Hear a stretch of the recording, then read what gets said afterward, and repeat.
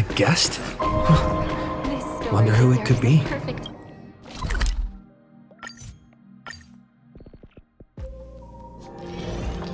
That's my proposal. There's no harm in giving it some thought.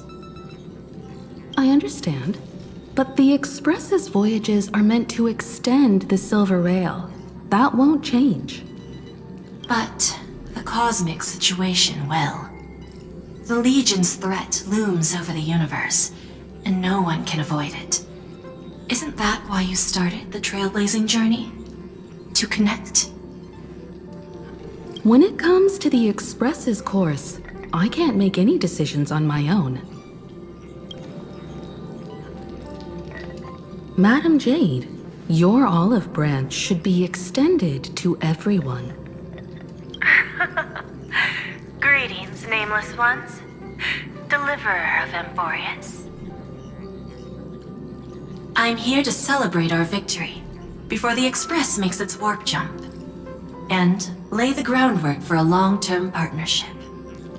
On behalf of the Strategic Investment Department, and in the name of Diamond, I hereby invite all of you to Astropolis to discuss our alliance. Defeating Iron Tomb is, of course, a feat worthy of being recorded in the history books. It's something that belongs to the cosmos, and even more so to the Nameless. But you and I both know this is just the beginning. To eliminate the threat of the destruction, all forces must still unite as one. To this end, the Preservation hopes to join hands with the Erudition and the Hunt to establish an anti-destruction alliance, bringing together all forces that can be rallied to the cause. I'm glad to see the Astral Express is on the list. You're being too modest. You're heroes who defeated a Lord Ravager, and therefore the most brilliant emblem on this banner. I believe the Trailblaze would make a strong candidate for leadership. I'm truly flattered. Consider our vote as a show of sincerity from the 10 Stonehearts. So, may I have the honor of expecting your presence?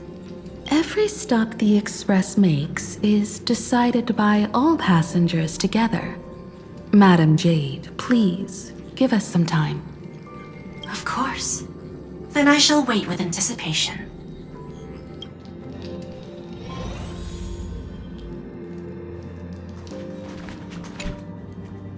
Getting to visit the Interastral Peace Entertainment headquarters and become the leaders of the Anti-Destruction Alliance? Come on, when has anything that good ever just fallen into someone's lap? Jade is a shrewd businesswoman. Her idea of a leader might not align with what we have in mind. What do you think? See, I told you he wouldn't agree either. This responsibility is too heavy to bear. Even if it makes sense, we must proceed with caution. Besides, it goes against our identity as free people of the Express. Once we accept, the nature of the Trailblaze would completely change. Anyway, we should politely decline for now.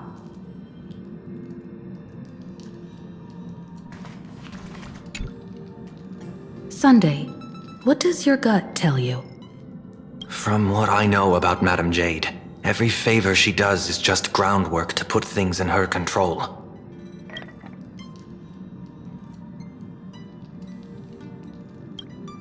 According to her, the IPC sees the Trailblaze as something to rally behind.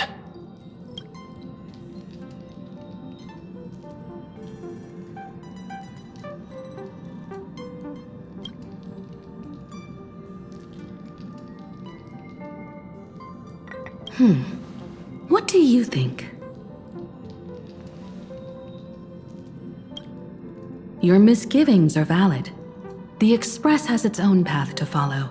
It's not the right time to be getting involved in political games.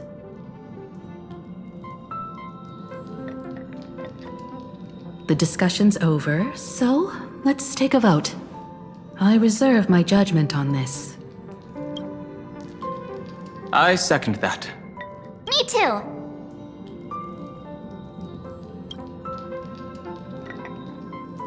I abstain.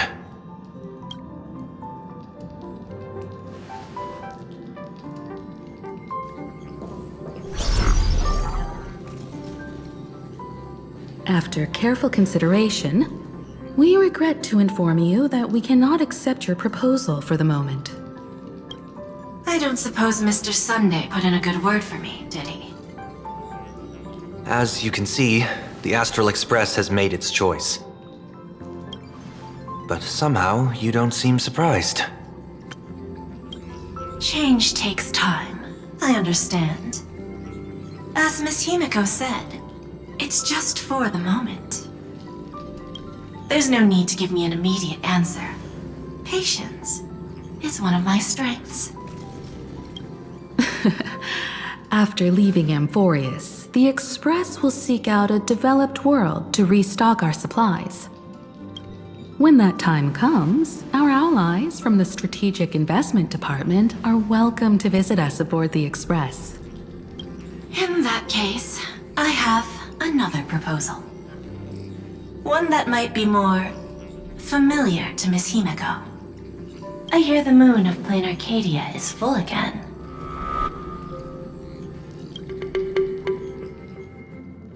I bet Miss Himeko would love to go home and see it, wouldn't you?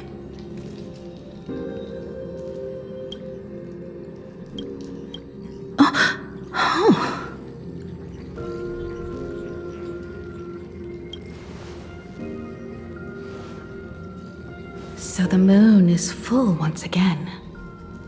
I wonder if all is well over there. Stable and prosperous as usual.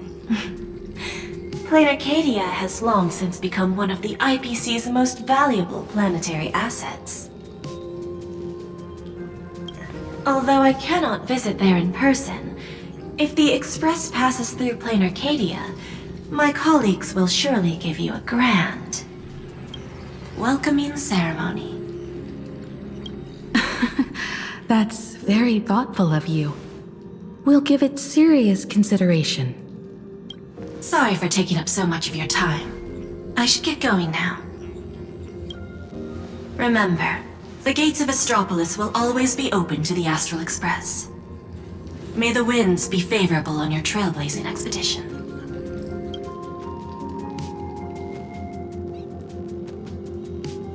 Arcadia?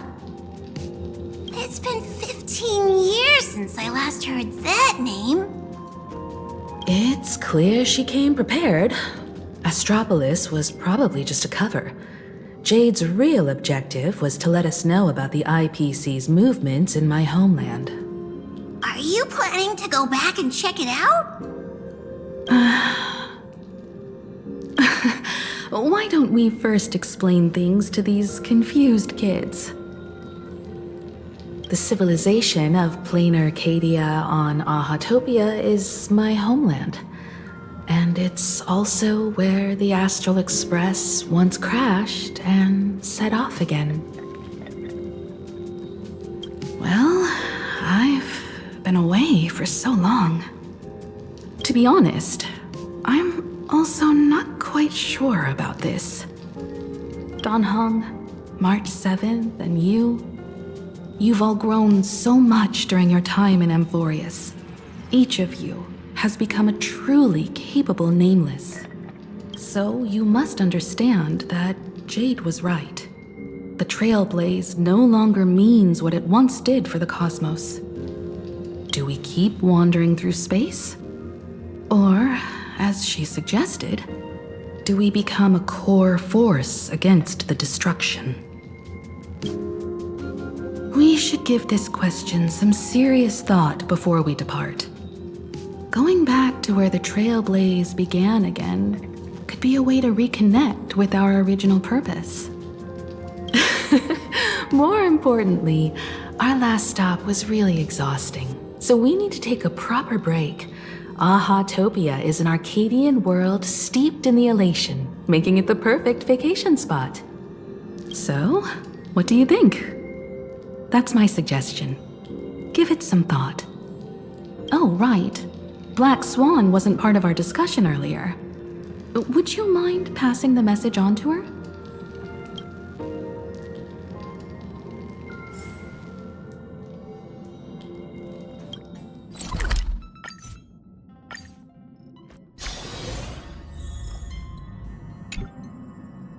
I heard you have some ideas about the next stop.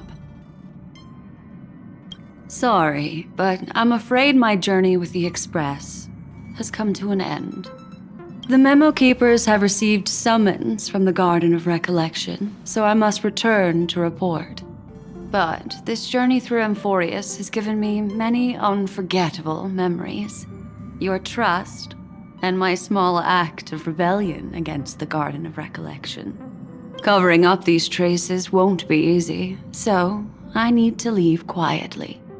Fortunately, a cremator has agreed to help me out, and she's waiting for me. Of course not. The time I've spent with all of you is a treasure I couldn't find anywhere else. When you miss me, gently call out to me in your thoughts. If needed, the lady slumbering within March 7th knows how to find me. If I need help from the Nameless, I will reach out to all of you. Please convey my apologies to everyone for not being able to say goodbye in person. Farewell, sleepyhead.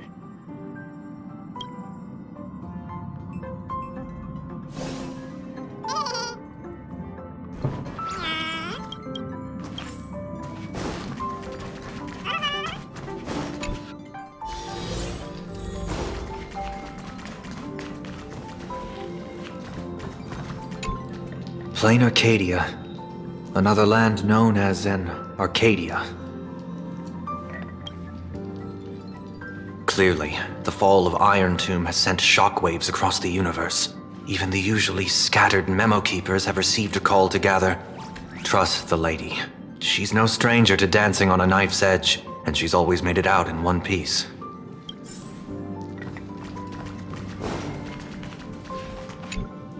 I wonder what interesting sights await us in plain Arcadia. What? She just left like that? Without even saying goodbye? Oh, I was thinking of throwing her a proper farewell party. Black Swan went against the laws of the Garden of Recollection to help us. I wonder if the Memo Keepers will give her a hard time at this gathering. Yeah, Pathstriders of Remembrance are all really resourceful. I hope her path ahead is smooth. Still thinking about the next stop? Is that so? If she chose to leave on her own, she must have good reasons for doing so. I hope the Garden of Recollection has no way of knowing what happened inside Amphorius.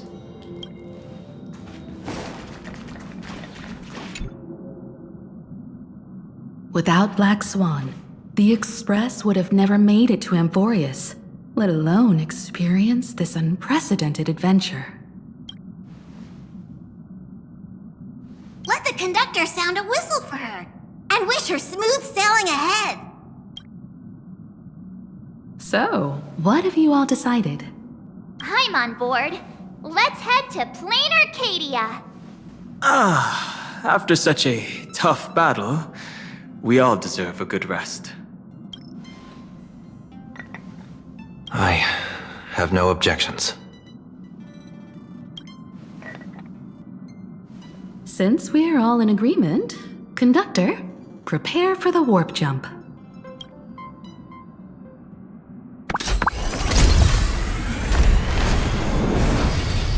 Attention passengers!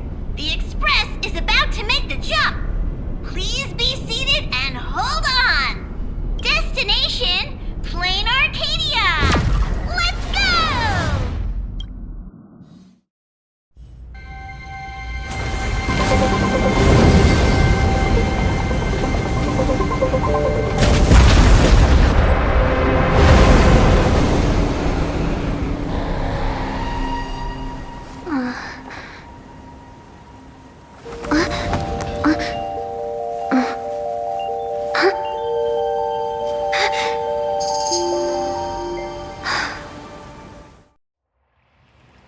I dreamed it again. What a ridiculous dream. Even more over the top than what that guy promised. Looks like the Express has once again taken the wrong route. There's nothing we can do about it. In the River of Time, if cause and effect can be kept apart for long, they're bound to have a terrifying reunion. Am I right, Observer? Watching us from behind countless veils. I've been rambling on since the show just started. You must be totally lost, aren't you? Then just forget all that nonsense I was spouting.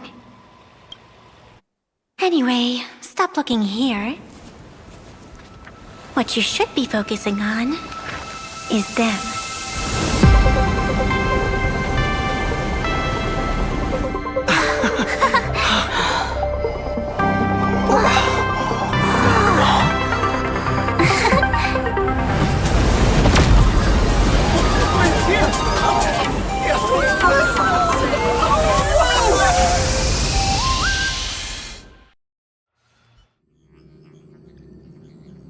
So we're not just stopping in low orbit this time, but making a direct landing?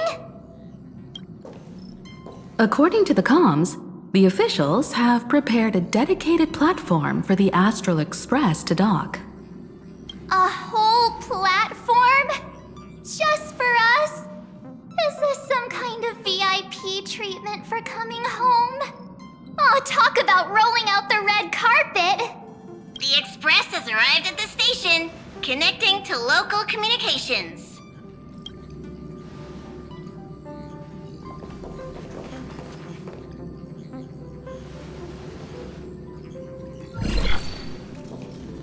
From what I see, the Astral Express is considered a legend across the cosmos.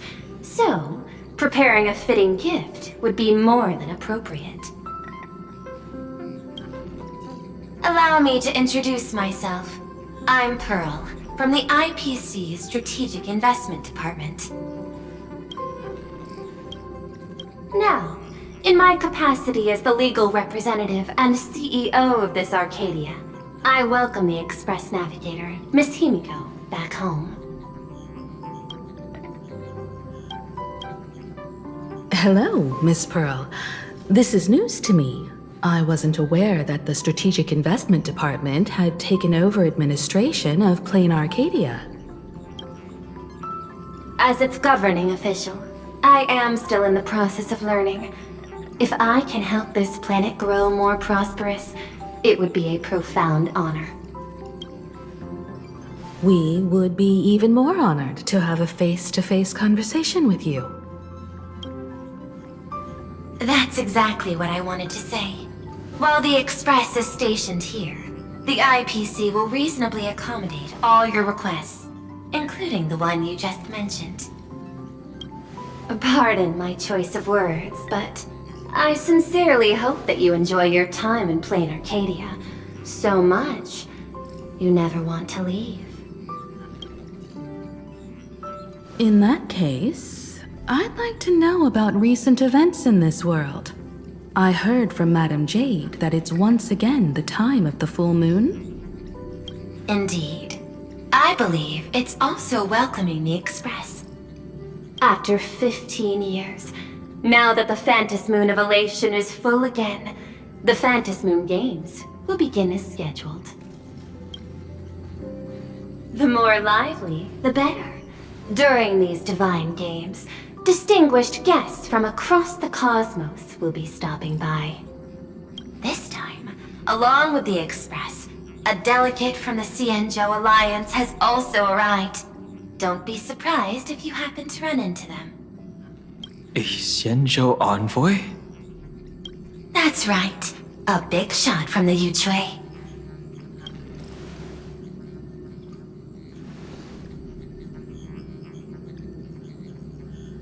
Since you've just arrived, I won't keep you any longer.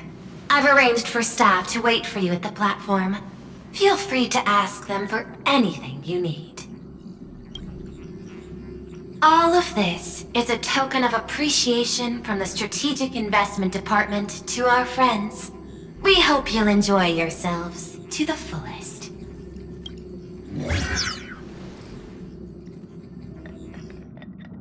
Madame Pearl's style is different from Aventurine's, but her methods are cut from the same cloth.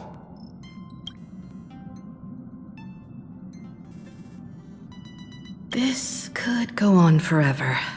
They're really pulling out all the stops to form this anti-destruction alliance. Looks like we need to pay them a visit.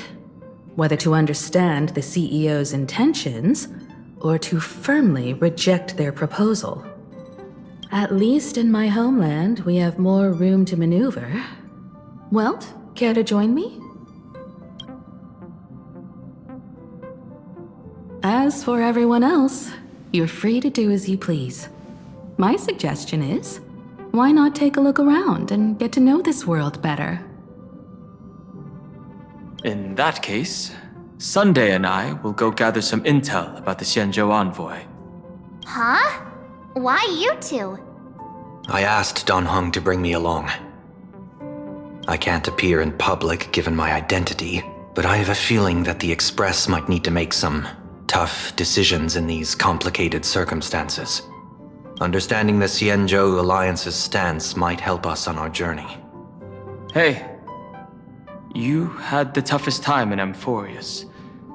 Since we're splitting up, why not make your mission take a break with March? I'm saying this from the bottom of my heart. I'm counting on you. Same goes for you, March. Now we'll look like two immature kids just loafing around. Pretty proud of yourself, huh? Don't worry, you two. Just make sure to come see me in the parlor car before you leave. I have a favor to ask of you both.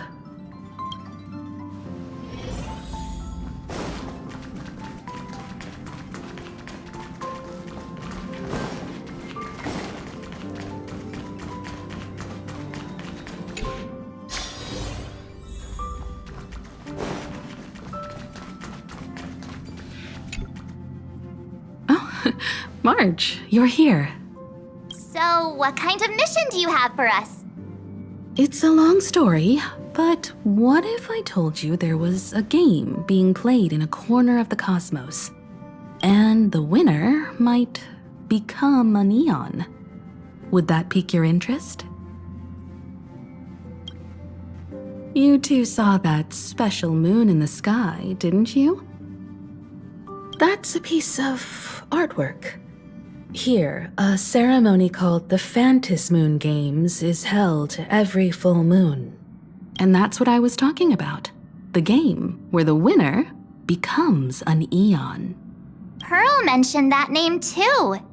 Just what kind of ceremony could be so mystical? Historically, the origin of the Phantasy Moon Games is tied to a group of mourning actors. Legend has it that they offered heartfelt stories to the moon, hoping for a chance to have an audience with an Eon.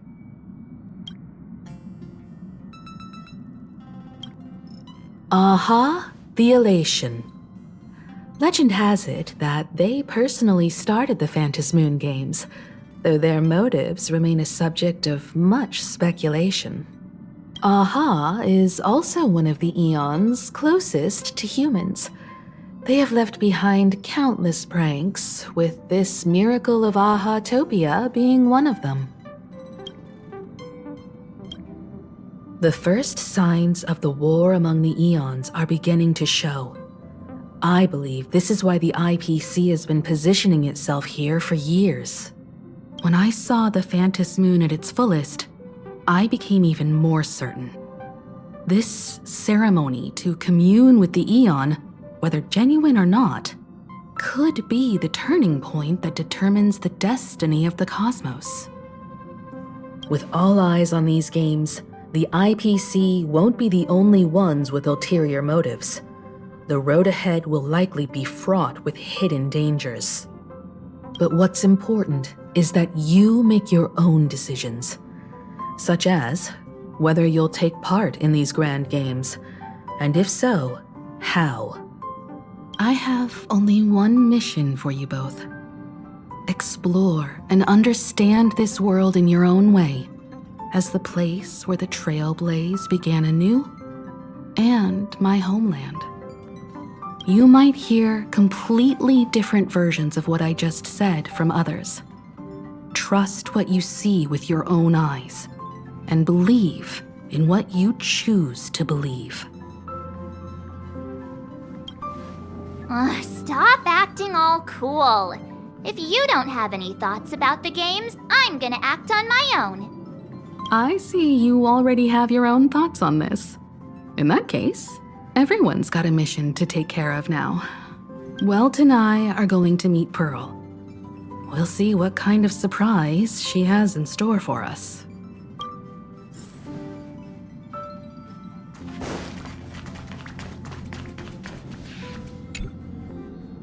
The Astral Express has arrived. Welcome. Now this is what I call a grand welcome. Let's get off the train. Oh, right. After a few trailblazing expeditions, I've totally figured it out. The first person we meet at every stop is somehow involved in some earth-shattering secret. So when the door opens, keep your eyes peeled.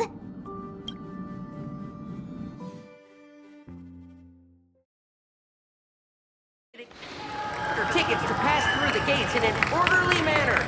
Please be mindful of your personal... In the name of erudition, traverse the cosmos. We meet again, deliverer from beyond the sky.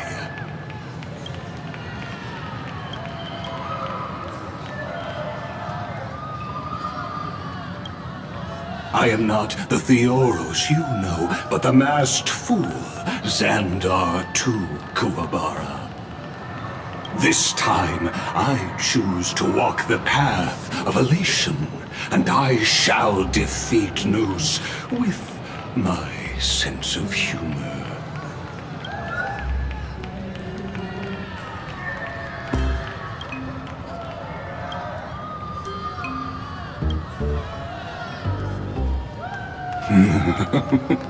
After all, I did say before... My latest dream is to join the Genius Society and play the role of a genius. Hey there, gray hair and darling March. Sparkle? It was you all along? Surprised? Well, this time I'm here as Planarcadia's cultural advisor, specially appointed to be the tour director for the Express crew. Correct! 10 points for the Astral Express. I know we had some minor entanglements in Paniconi, but you all had fun there, didn't you? Now, the Astral Express has become quite the hero. Her Excellency, the CEO, wanted to find someone who got along with you to show you around this place. So I took on that job. What kind of misunderstanding does she have about the phrase got along? Time's ticking away. Thankfully, there's no bomb here. So are you coming with me or what? Fine. But from now on, no more pretending to be someone else. Lame. Anyway, shall we get going?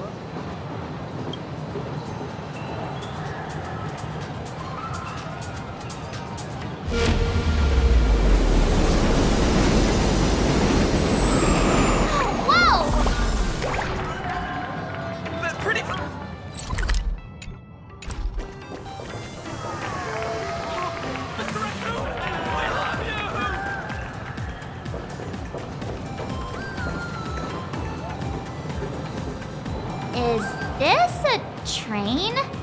Looking sharp. Thanks for the compliment. The train just spoke. Before us stands not just a train, but a strangeling. The term strangeling is so outdated. Times have changed, dear guests. Please refer to the Fekine Protection Act. We prefer to be called imaginary.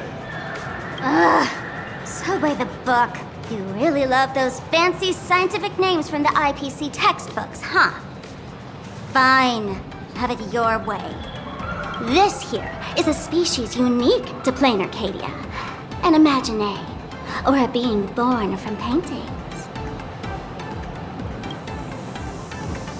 Once upon a time, the artists here discovered that by sketching creatures from their imagination and giving them names, they could bring their creations into reality. This belief in things yet to exist is called wish power, and it sustains the existence of imaginae. If you ask me, this power must be a blessing from the laughter. Oops, got sidetracked. This here is the Bulletworm Express, an imaginae in charge of transportation. You could say they're in the same line of work as you folks. Oh, so you two must be the Nameless from the Astral Express. The passengers in my stomach are always gossiping about you. When you get a chance, hop aboard and give me a try. Let's see who's faster, me or the Astral Express. Thanks. We'll definitely do that when we get the chance. But, man, who would have thought that the Express here is actually a living being? An imaginae. That's absolutely mind-blowing. Hello, everyone. Welcome to Duomension City. Holy smokes, there are cops at the station? Sparkle, don't tell me you're about to get arrested on the spot. Having heard about the Astral Express's visit, many citizens got up early just to catch a glimpse of the Nameless. If anyone acts out of line, please don't hesitate to call us. Oh, gray hair and darling March. You're real celebrities now. Next up, I'm gonna show you even more mind-blowing stuff, so try not to faint.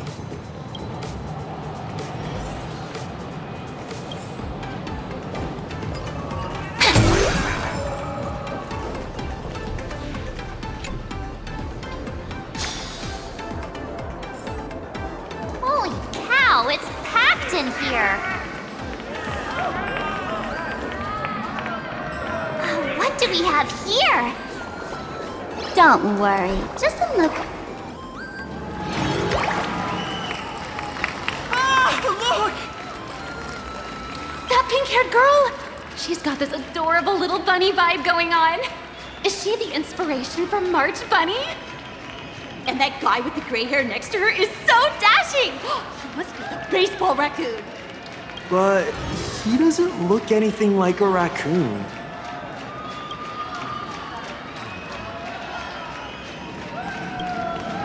Hey, you! Yes, you! Hurry up and say I'm cute! He spoke to us! By the laughter! This is the most amazing moment of my life! Wait, over here! Mr. Raccoon! Can I have your autograph, please? I would love to work! Please,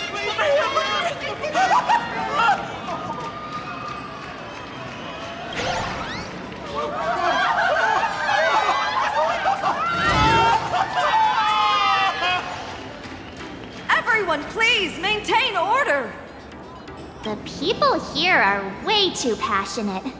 I've never experienced anything like this before. So, this is what having rabid fans feels like? Feels intoxicating to be the center of attention, doesn't it?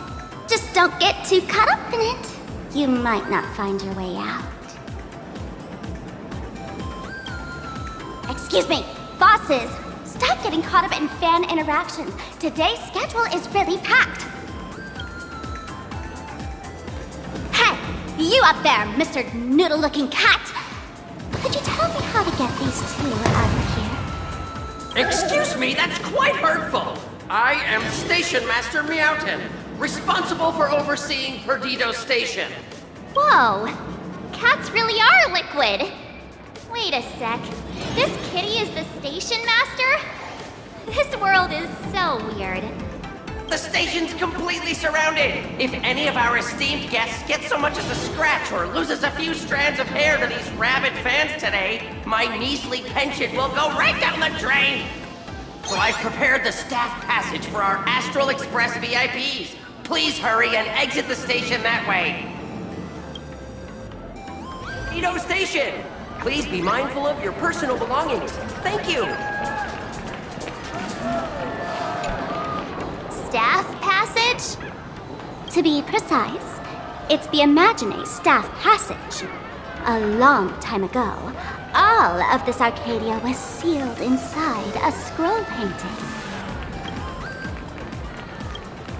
That's right. It's Planarcadia's must-see attraction. The portal entrance known as the Interplanar Jump. Though civilization has moved beyond the canvas, the world within the painting wasn't abandoned. Instead, it became part of life for both humans and strangelings. Come on, you two.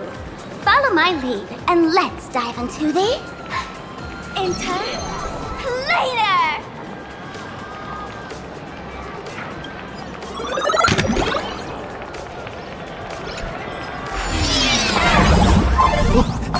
How did I turn into Pom Pom? Wait. On closer inspection, you don't look exactly like Pom Pom. Maybe this is what the Trailblaze looks like.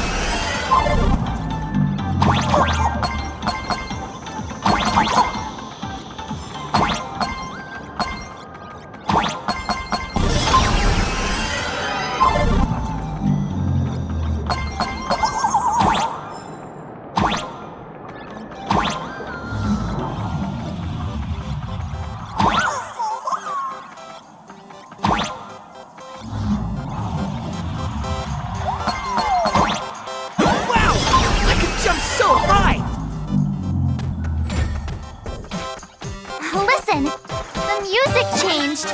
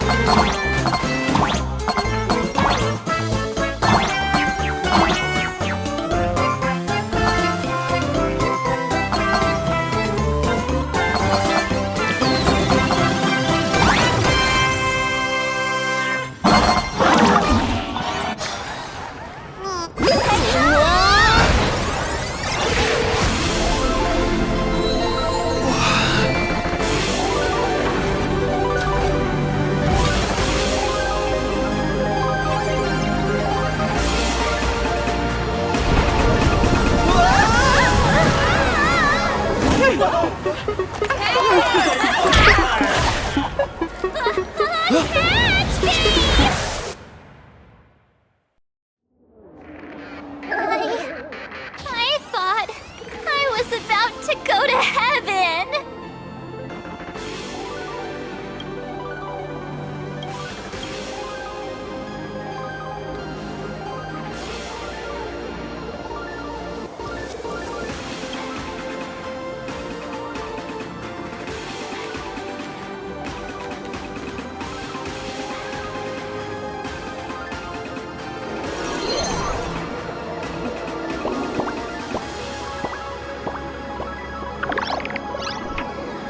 All these Imagine? That's right. This is Planarcadia, a world where strangelings roam freely and a paradise woven from elation and wild imagination. That perched on the tower is staring right at us. It's giving me the creeps. Oh, it doesn't usually eat people. Unless it spots pink hair. What's the matter with you? Jumping around and scaring people. That big fella is called a thunder coil. Don't worry. To him, we're just tiny ants on the ground. Not even enough to get stuck between his teeth. Thunder coil? With a name like that, shouldn't he be flying around making thunder and rain? Why is he just wrapped around that pillar without moving an inch? Times have changed. The IPC issued a decree requiring Imagine to integrate into civilized society. Legally, they have the same rights as humans, which means they have to work too.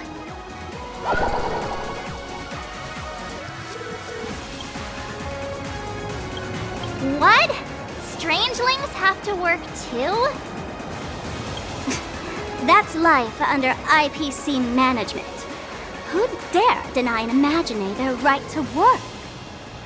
Now, the Thunder Coil amplifies TV tower signals, ensuring users worldwide can watch the station's broadcasts without interruption. Boring live streams, lame prank shows, and Oh, there's the big news about the Express arriving! Look! What's up with that billboard?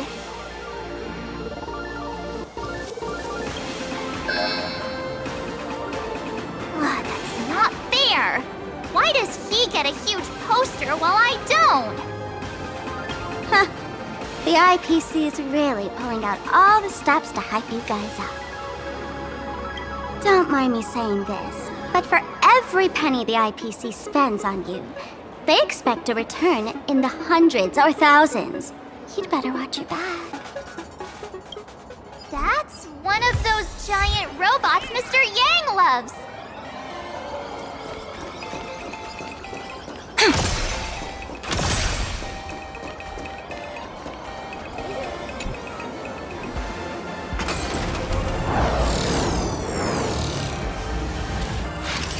What is that?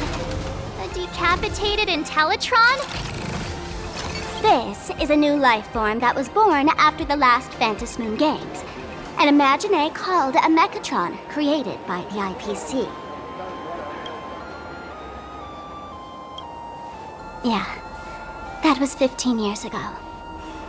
Wish power reaches its peak during the full moon, and so Imagine take this chance to multiply and thrive. Just like they say in documentaries, when spring arrives and nature awakens, it's mating season for the strangelings again. The novelty's probably worn off by now. Let's keep moving.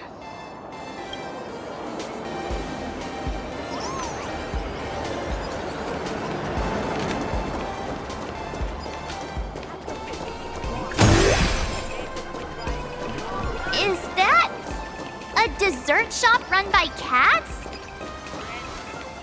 Dreamless Coffee is a chain store owned by Cat Imagine. The coffee and desserts here are absolutely delicious. Ugh, comparing it to Himeko's handcrafted liquid bombs would be a bit unfair to this place. Let me have a taste. Are you two travelers from outer space? Welcome to Planacardia. How's the situation in the cosmos these days?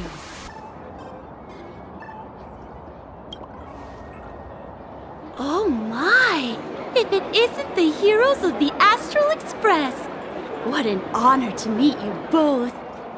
As Nameless, you must go on life and death adventures all the time, right? Would you like to keep smiling happily forever, no matter what adversity comes your way? Happy forever? Is that even possible?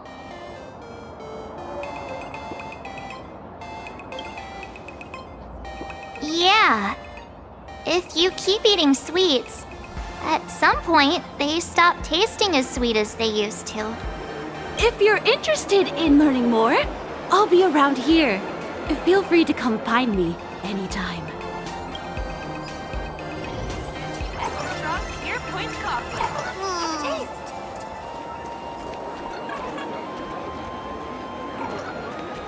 Oh, there's something on the traffic light. Should we check it out from the overpass? Oh, look! There's a comic book store! Understand anything? Make you feel my pain! Henry O'Malley.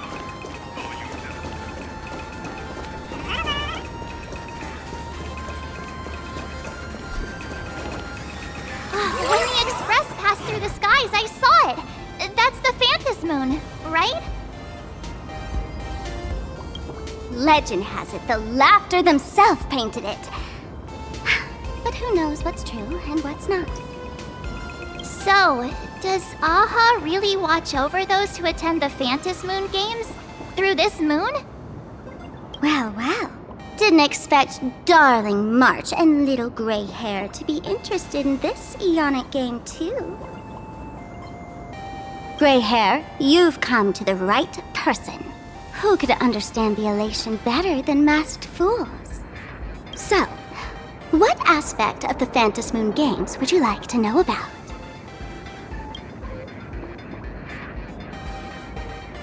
You must have heard the legend of the 8 morning actors who offered their stories to the moon in order to try to move Aha. The masks that were worn by these 8 people are the tickets to joining the games. Under the full Phantom Moon, choose one of the masks and become a supplicant. Then you can compete with the other 7 for the chance to meet the Aeon.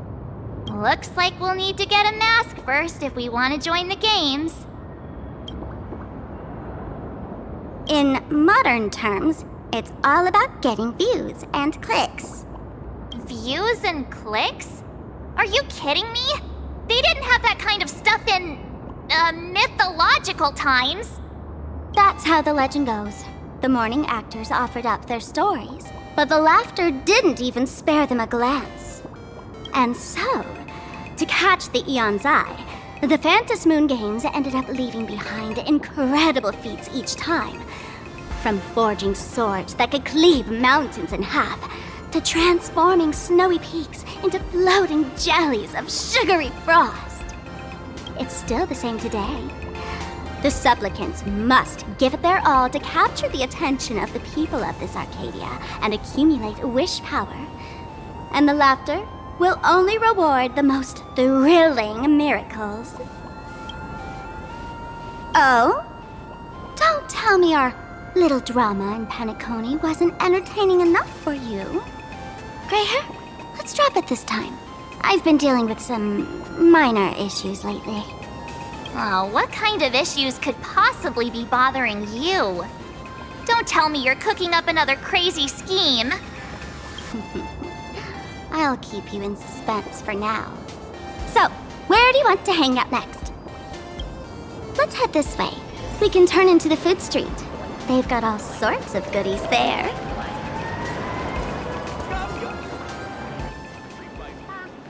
With flavor. Click, click.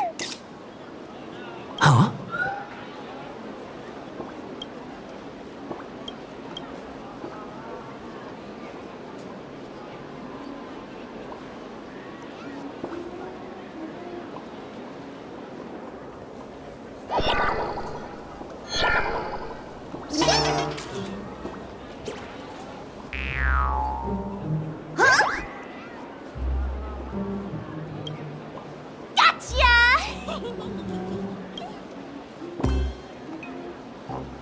I felt like someone was sneakily following us around for a while now.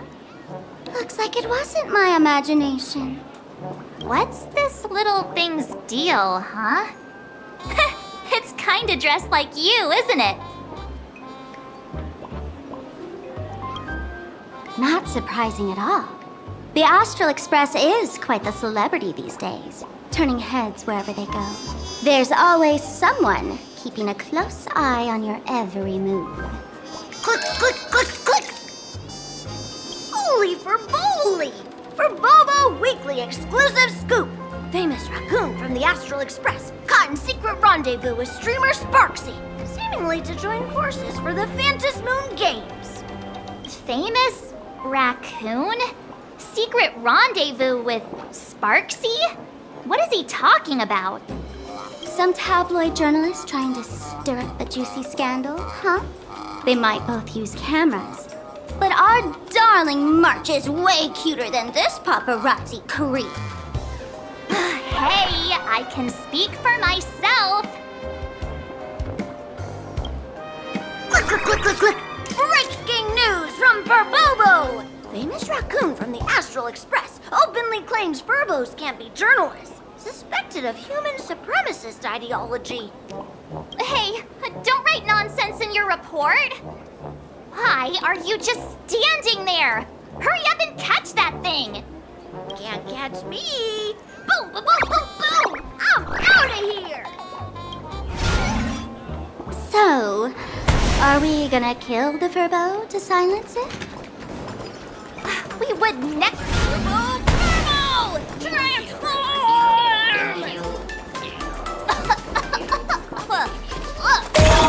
That little fella can.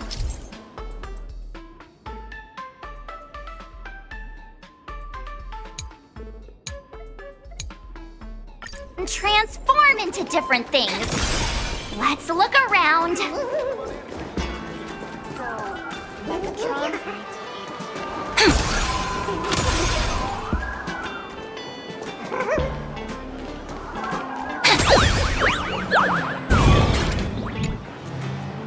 My boss! Holy verbally! Finally, gotcha.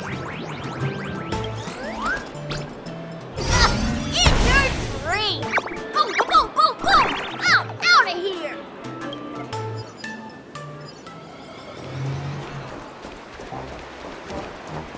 Thank you so much for your help. What's became of Comic-Con Collective? Finally cornered this troublemaker. Delete those sneaky photos and don't you dare write any of your made-up stories, or I'm gonna show you what's what. No escape now. I, for Bullitzer, may just be a humble tabloid journalist, but I'll never bow down to evil forces when it comes to defending freedom of the press. I'm on fire! Whoa, why did this guy suddenly get into a combat stance?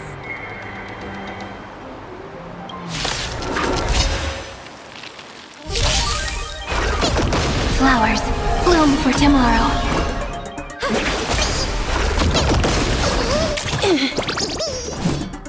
As you wish. Rise and shine. Together we can do any. Stars, shine for the heroes. Your time to shine.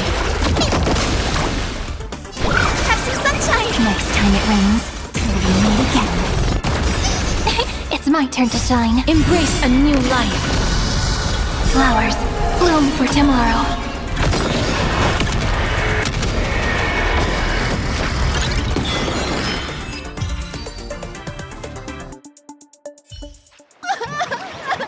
Please, don't hurt this poor working Furbo! Aren't you acting all tough just now? You've got some nerve, sneaking photos of Miss Sparkle and the Astral Express. I mistook you for someone else. I thought you were that famous streamer. As for the Express's Great Raccoon, we're all huge fans of the Great Raccoon. You see, I've even styled my whole outfit after your look. Now, let's talk about compensation. Adding up emotional distress, lost wages, nutrition fees, and whatnot. 1 million credits per person should do it. 1 million? President Nihilux has already been behind on behind on everyone's wages for months. If it weren't for the money, they'll risk their neck being a tabloid journalist, sneaking photos of the bigwigs on the Astral Express.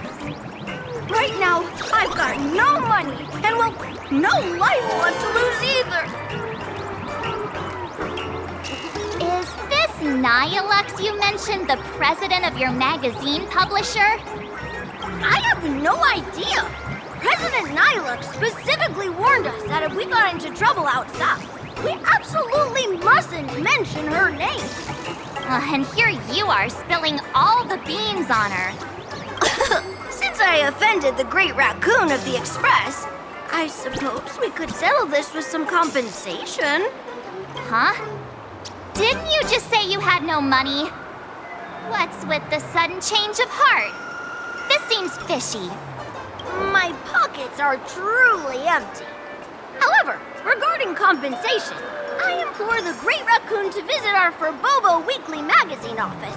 Here's my business card right here. It has the magazine's address and contact details. Rest assured, President Nihilux will definitely present compensation that'll satisfy the Great Raccoon. Please make sure to come claim your compensation. What's it? Ugh, darn it. It got away again. Make sure to come claim your compensation? I wonder if I can trust that Furbo's words. Money can't buy entertainment this good. Since that scheming little Furbo's extended an invitation, might as well go check it out. Right now in Planacardia, there are eyes following you everywhere, just like that Furbo. So, Sparkle, what's your angle in keeping tabs on us? My darling March, you still doubt me. What about you, gray hair? I knew it. You really are the best, gray hair. Wake up! Don't forget how she played us like fiddles back in Penacony. What you should be worried about right now isn't me or that tabloid journalist from earlier. Has the renowned Astral Express come to Planacardia as tourists on vacation? Or are you here for the Eon's game, eager to share their authority? For the local residents, you're already in the spotlight without doing anything. If you decide to join this game, you'd better stay on your toes. There are quite a few people looking to join the Phantom Moon Games and become a supplicant. In their eyes, the Astral Express is the perfect prey. Among the folks I know, there's one who might become your enemy. She's about to put on quite a show at the plaza up ahead. Want to go check it out together?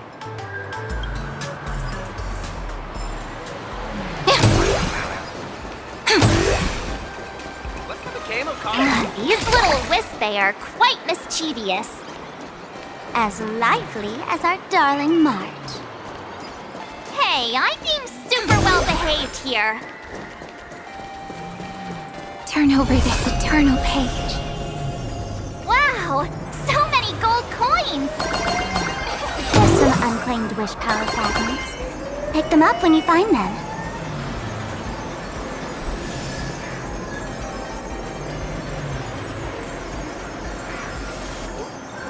The Elation is naturally the most venerated deity here.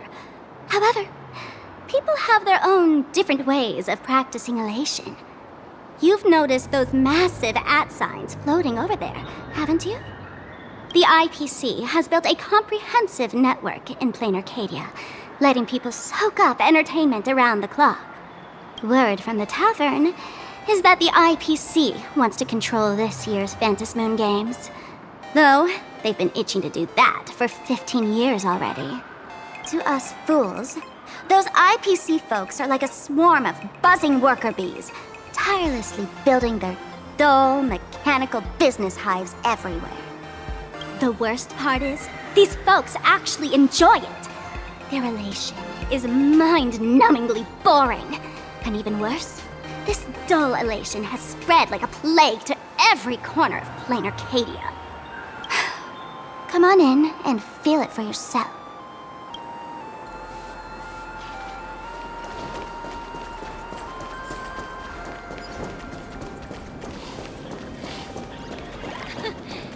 You aren't a dual-mention city local, are you?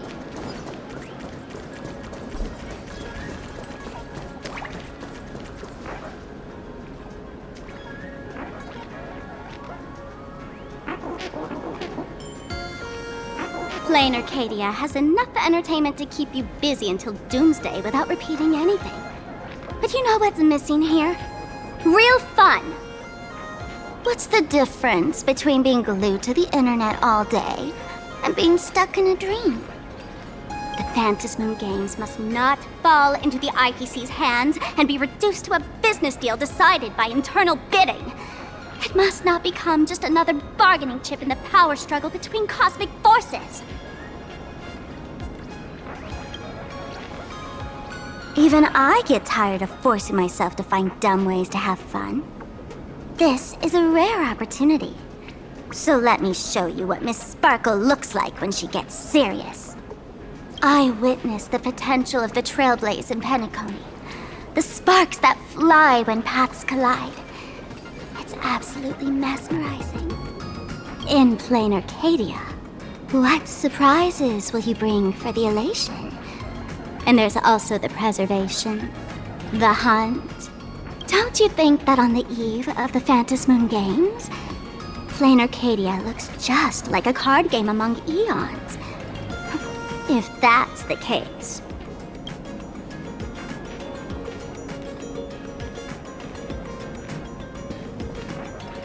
Friends, have you ever heard of Cosmicon Collective? What's that? It's the hottest trading card game in the world right now. Tons of people are playing it at the Tavern, too. The cards feature legendary figures from across the universe, along with their power levels. Just roll the dice and compare numbers to see who's stronger and who's weaker. Gray hair, care to play cards with me? Think of it as a rehearsal for the Phantasmoon Games, right here, at this tiny card table. If you beat me, I'll tell you the enemy's name. Maybe we can team up and take her on.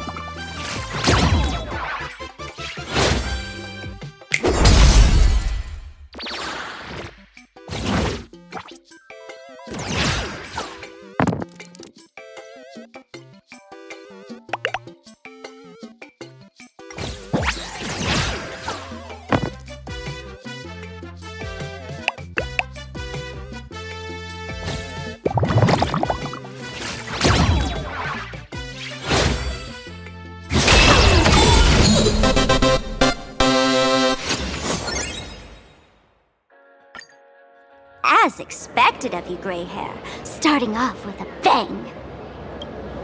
Since you won, this card is yours. If you want more cards, go chat with the card masters at the plaza. A streamer who's about to go live at the plaza. She calls herself Sparxie. That's right. She's your enemy. This streamer, just like you, has been seeking a chance to join the Phantasmoon Games. It won't be long before she shows up at the plaza. That little trouble you've gotten yourself into. It's her, isn't it? Darling March, I just can't escape your sixth sense, huh? She's our common enemy. If you need my help... Oh, there she is! That woman who stuffed me in the trash can! Ah, she's right there! Get her! Everything we leave behind in life has a way of coming back to us in unexpected ways. Now that the IPC guide is here, the Tavern guide will be on her way. So, you really weren't sent by the IPC to welcome us? Quality time together is always so short. Before I take my leave, allow me to give you a friendly hint. Remember this well. For all supplicants who join the Phantasmoon Games, whether they look up or down, the moon that humanity gazes upon in the sky is always the same Phantasmoon. Is this some kind of riddle? Remember this little riddle? You might need it when we meet again.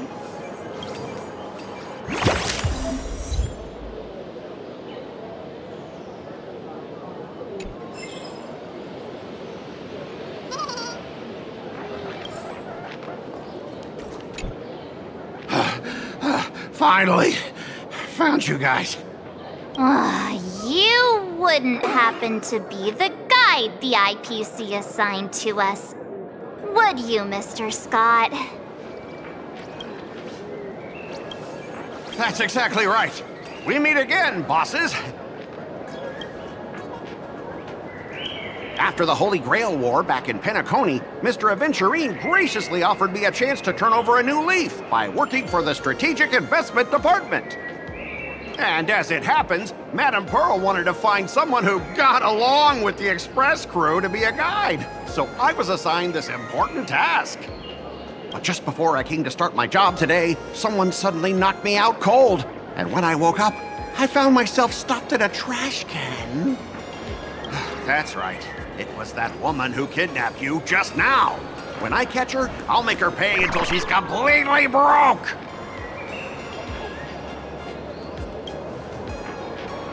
Sparkle is way more lovable than this one here. I knew it! You don't want to see my despicable face! I, Skott, totally understand your frustration. As long as you're safe and sound, that's all I care about. So, dear bosses, would you like to grab a bite to eat, keep playing around here, or perhaps enjoy my latest animal impersonation act, huh? Mr. Scott's dedication to his work is so intense. It's almost painful to watch.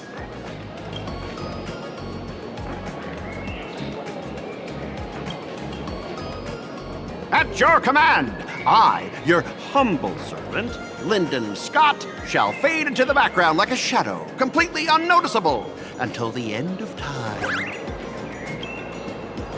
The annoying guy is finally gone. Let's head into the plaza and see what fun stuff they've got.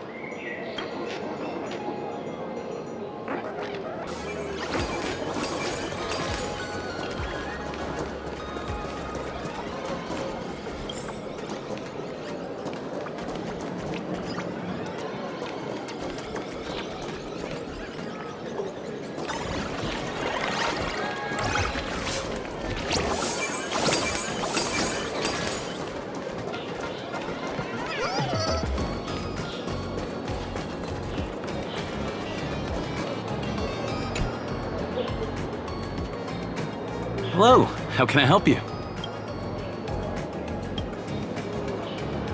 Huh? This one's just passing through. Buddy, you've got the wrong person. If you want to play cards, I'm your guy. Hit me up anytime you're in the mood for a game. Or, we can trade some cards.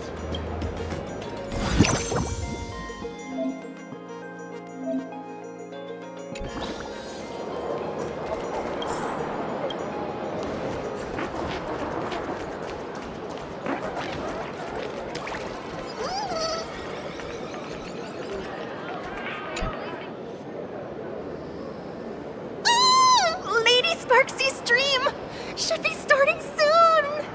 Sparxie? That Furbo from just now mentioned that name too. What's her relationship with Sparkle? Oh! There's someone who doesn't know the great Lady Sparxie? I smell a new fan in the making! Would you mind introducing this Miss Sparxie to us? I am so glad I get to introduce Lady Sparxie to those who don't know her.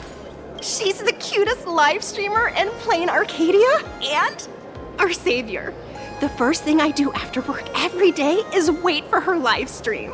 She's about to start streaming right here in this plaza. Stay with us, and we can all enjoy her performance together.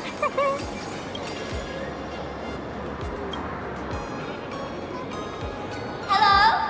Hello?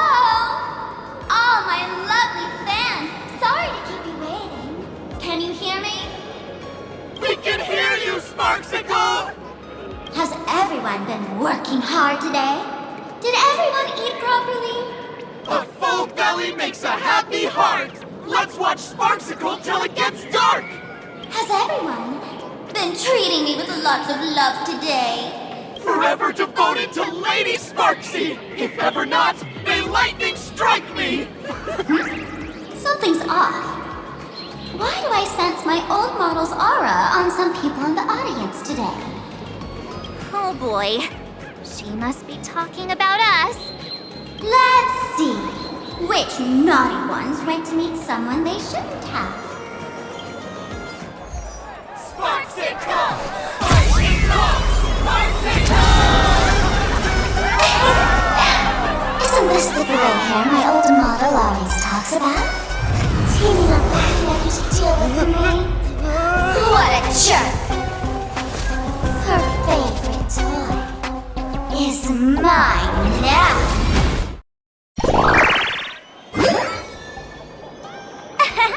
Let Sparxicle give you a proper makeover. My outfit changed?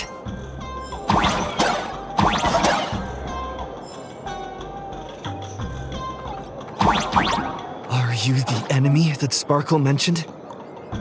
What exactly is your relationship with Sparkle?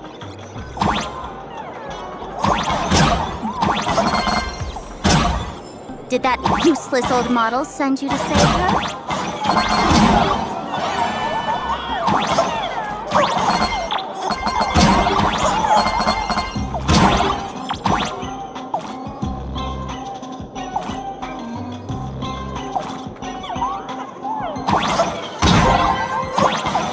Oh, is she hoping that you join the Fantasmoon Games?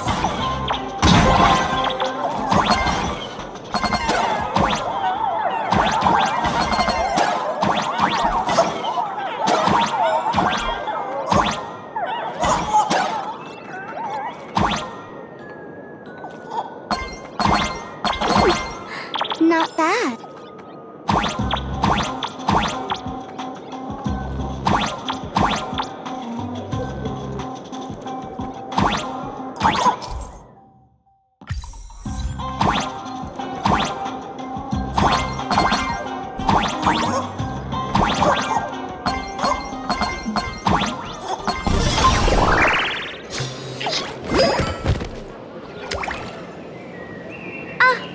My little pets managed to escape from their electronic cage. Looks like I'll have to use the power of love to catch you and bring you back. My dear, lovely fans, those two bullies want to hurt me. Please, everyone, protect your beloved Sparxicle, won't you? Get those baddies! Get those baddies! Get those baddies! Hey! We mean no harm! Can't we just talk this out? No harm. Talk this out! Isn't that exactly what the IPC loved to say when they took over Planacardia? You're all cut from the same cloth. You want to control the game that the laughter left for this world, just like the IPC, don't you? The ceremony left by the Master of Elation must not be defiled by the likes of you and turned into some boring, pathetic, dull, tedious, profit-driven social mixer. You've got us all wrong! Bringing the fun back to the Phantom Moon Games, that's the Masked Fool's unequivocal duty. My dearest, cutest fans, let's get this party started! In the name of Sparxie, we hereby declare you are guilty! Arrest them immediately! Arrest them immediately! Do your thing, Sparxie! We'll crush all the haters for you! Oh, darn it! She's rallying her fans to attack us! Rise and shine.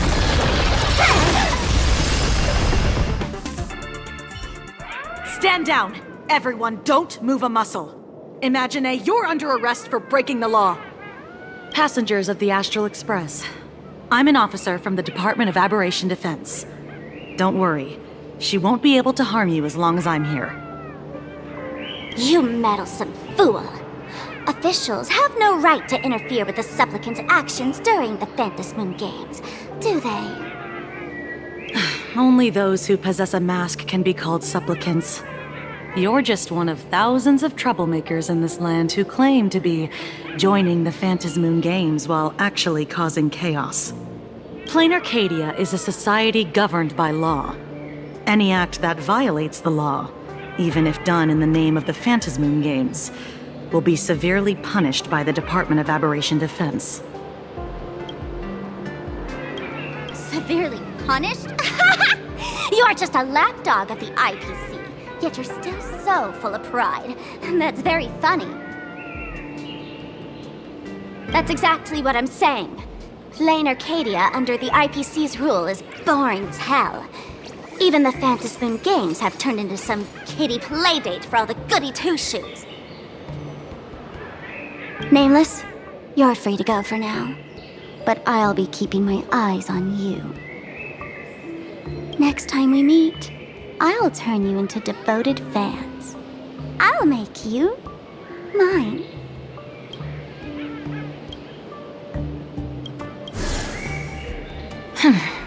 Escaped, huh? Excuse me. I'd like to have a word with you two.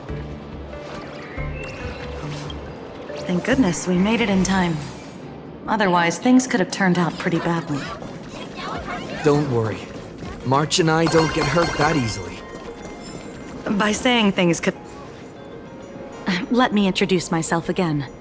I'm Kuchiba, an officer from the Department of Aberration Defense. We don't need to introduce ourselves, do we? Miss Kuchiba, you probably know who we are. Of course. The newspapers, TV channels, they've all been reporting on you nonstop.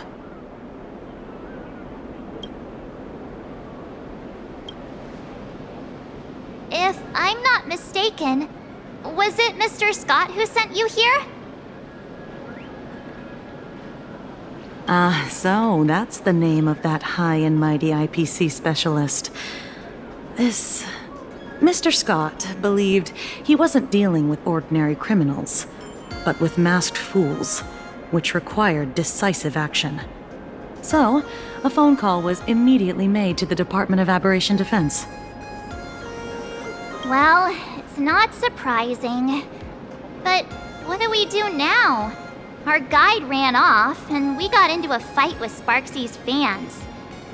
I guess our shopping plans for today are down the drain. Should we give Himeko a call and fill her in on what's going on? I guess you're right.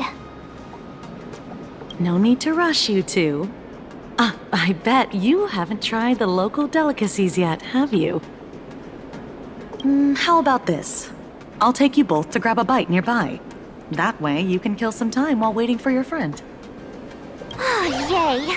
My stomach's been growling like crazy!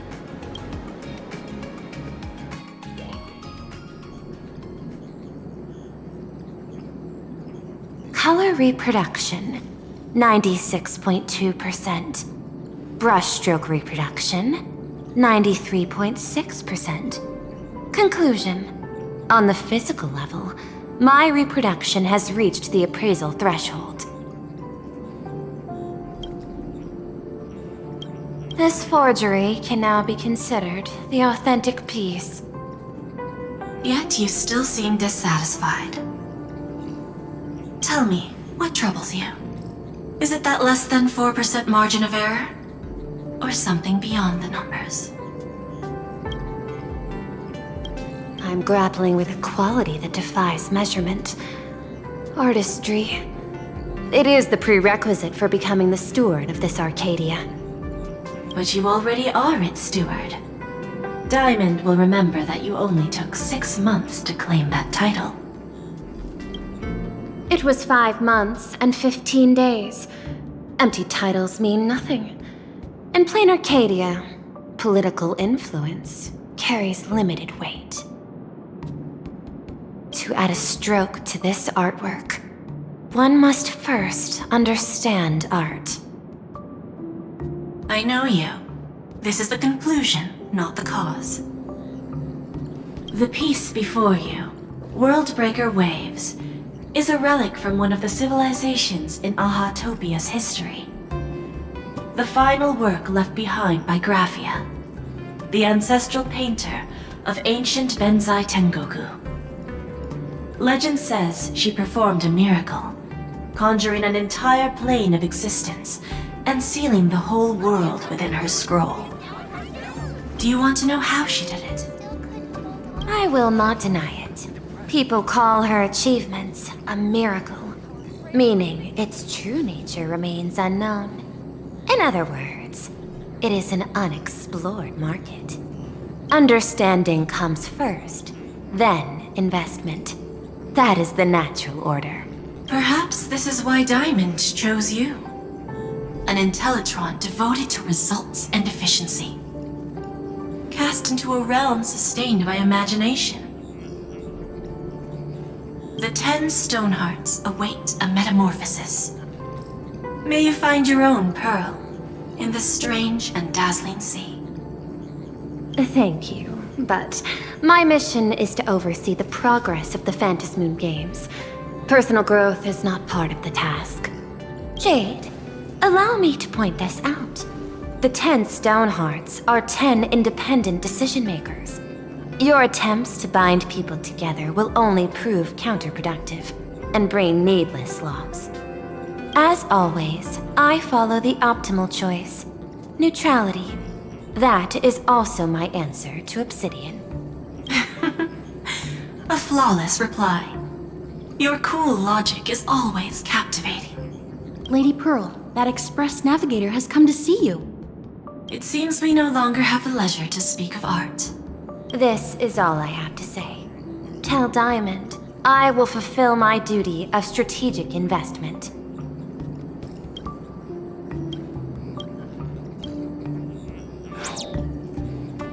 Send the guests in.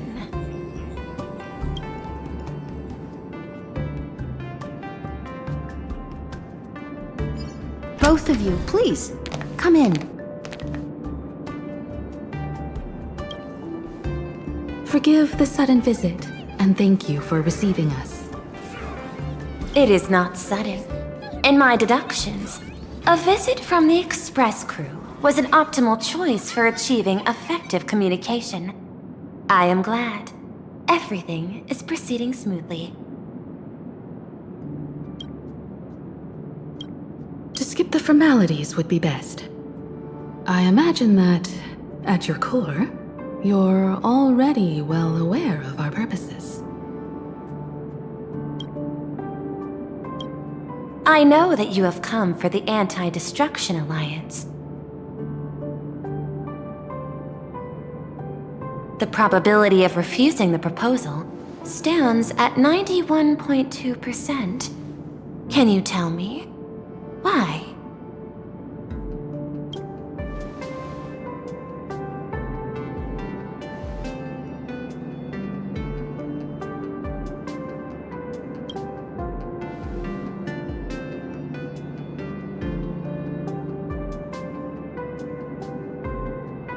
That is a reasonable concern. Allow me to present data that is often overlooked. In the past 2 eras, 1,263 planets have joined the pan-cosmic trade system, and 63% of them have preserved their native civilizations. This is the result of the Strategic Investment Department's work. Planacardia is one such world. On this land, the preservation and the elation coexist in harmony. That remains open to debate. I recognize that throughout this war against the destruction, every participant may experience moments of doubt or retreat, but based on extrapolations, we believe by following the route of the Trailblaze and building upon the framework of the preservation, we shall gather the manpower of the harmony, the computational strength of the erudition, and the military might of the hunt. The threat of the destruction will ultimately be eliminated. Hesitation breeds instability, and instability makes us vulnerable. And our enemies will exploit every crack to break us apart. Your point is valid, but allow me to note one error. That number, 91.2%, is inaccurate. Then, is the probability of rejection 100% in your eyes? No, it is 0%. Interestingly, the difference between 0 and 1 is also only a matter of perspective. We did not come to refuse the notion. On the contrary, the Astral Express seeks to work with you.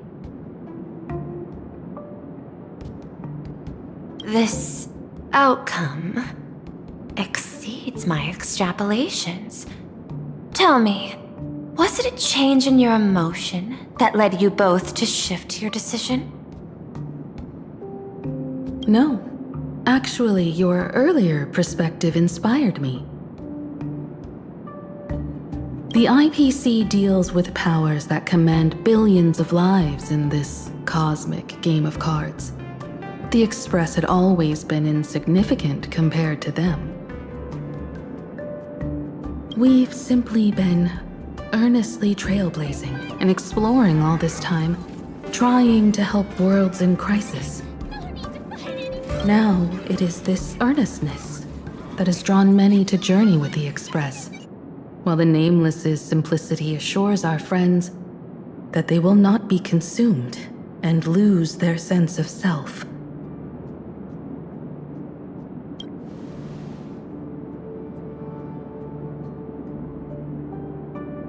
That is why we came to you, Miss Pearl. Please set aside your role as one of the 10 Stonehearts and imagine this possibility. To fight against the destruction, there is no need for an alliance.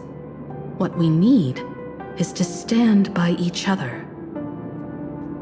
The IPC may not stand as an ally of the Express, nor might the Strategic Investment Department. But you can. Work with the harmony, calculate alongside the erudition, help aim the arrows of the hunt, and build the steadfast shield of the preservation. Then, what part does the Trailblaze wish to play in all this? We shall become the sail. The ship's sail? That sounds no different from my former proposal.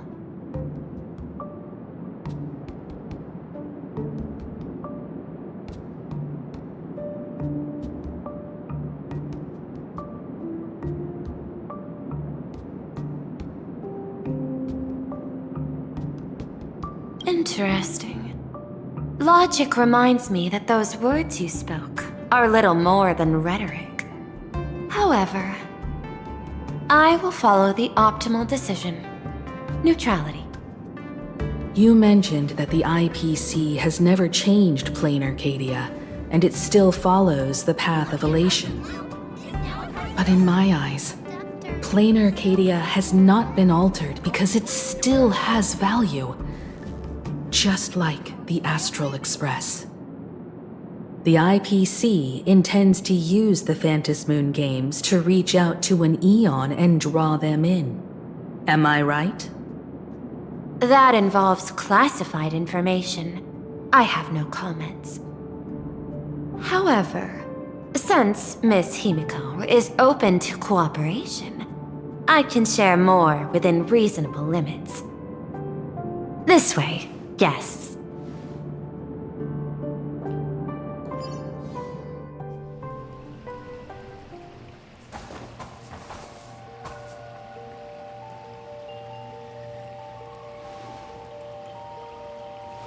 A place in the world in canvas, called the Phantasm Moon Courtyard.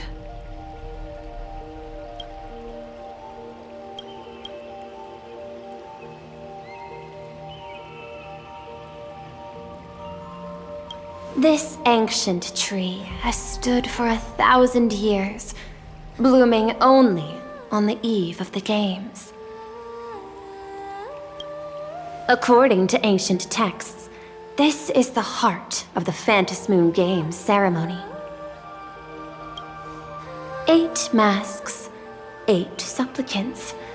When people don the ancient masks in the near future, the altar will also reveal the mask's forms. Then, the games shall begin. I've been told, Miss Himeko, that Graphia's blood courses through your veins. The messenger of the hunt is here as well at this moment. This ceremony, to compete for the elation, is but a reflection of cosmic politics. In that case, why not use the result of the Phantasm Moon Games to decide whether the Express will become a sail or a banner? We'll consider your proposal. However, to take part in the games, one must have a mask of elation. I assume the IPC has prepared for that. As of now, the number of masks I possess is 3. With more time, I could obtain even more.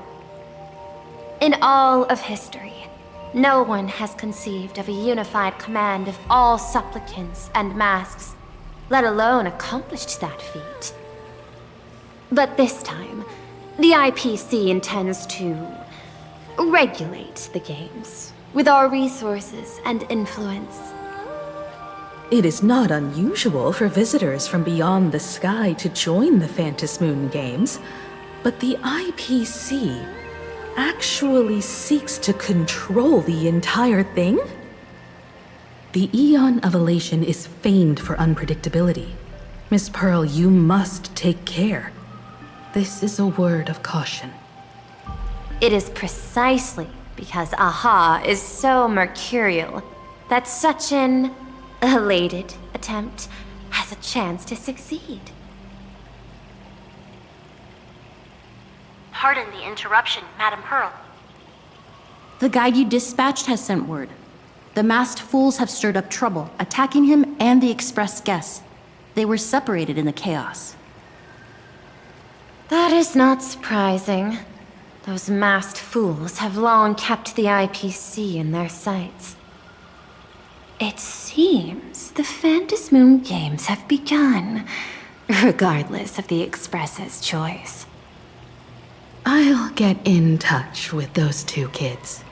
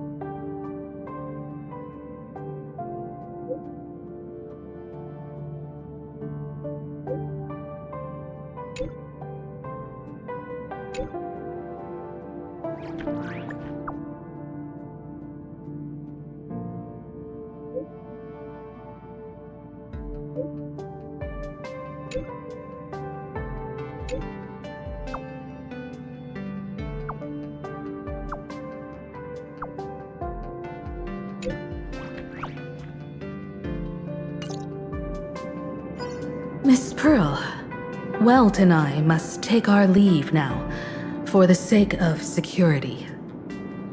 Are you both leaving already? I had another plan in mind. To speak with Miss Himeko about the art history of ancient Benzai Tengoku. Especially your ancestors' final work, Worldbreaker Waves, and her unparalleled mastery of imagenesis art.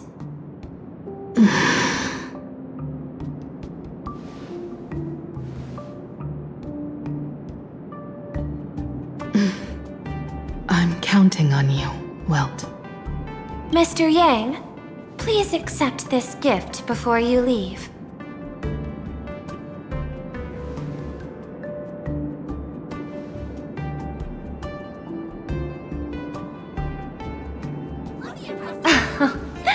You misunderstand.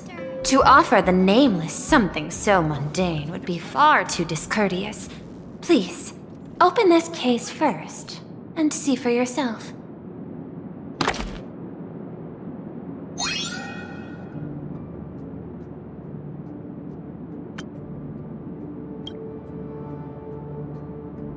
I am aware.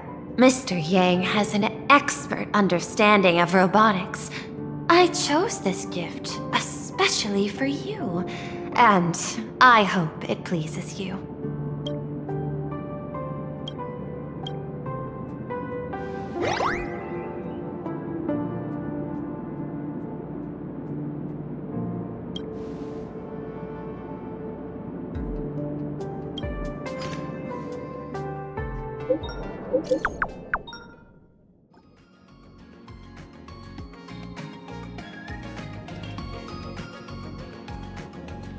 Graphia Academy? What kind of place is that? It is a school that trains artists, and it's quite well known in this world. We need to wait for someone there? Do you know the way, Miss Kuchiba? Allow me to guide you both and ensure your safety along the way.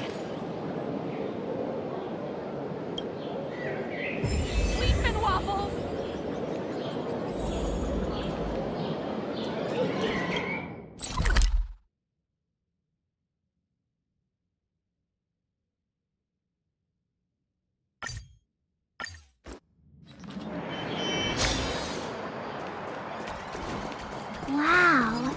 This path to school, lined with falling blossoms? It's such a youthful feeling.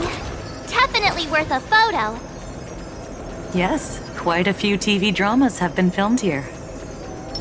I imagine it is perfect for...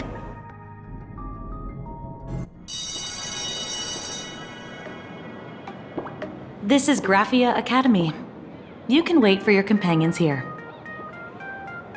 Oh, and to prevent further surprises, I have already informed your guide of your situation. Here is my contact info. If you encounter any problems during the Phantasmoon Games, you may reach me at any time. Thank much, Miss Kuchiba. Sorry for the trouble. We're here. Let's check in with Mr. Yang first and see where he is.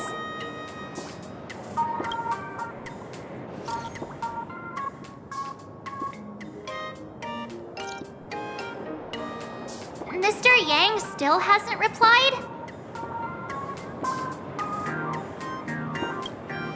Shall we find a place with better reception? How about heading inside the school to take a look?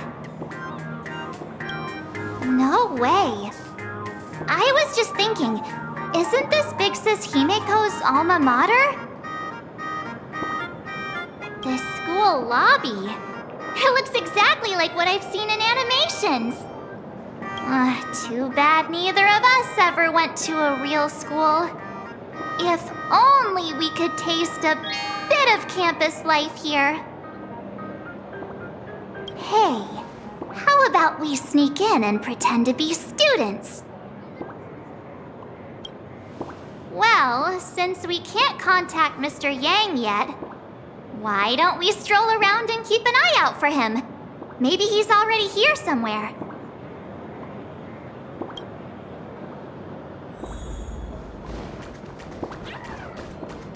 I heard Sparxie has some big news to announce. Come here, quick! Look at this wave. It's so spectacular. It won't suddenly come crashing down and drench us, will it? Wait, this is painted too? The painter's name is even stated next to it. Graphia. Who's that?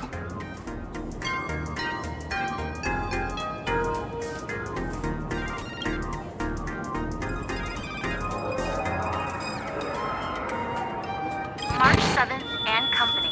Your transfer procedures have been completed. Please proceed to the Dean's office immediately.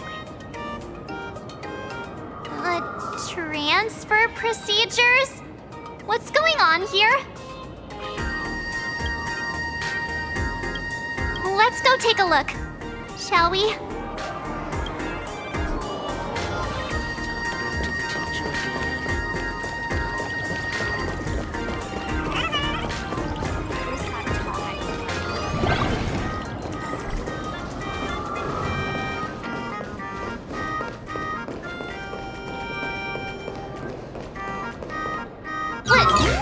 What the heck? Why is Skott here? What year are you two in? Senior, and not even bowing, how rude! Wait, you. Why do you two look so familiar, It feels like someone sent me here to find you. Now I know it's definitely the real Skott. Where did we get teleported to?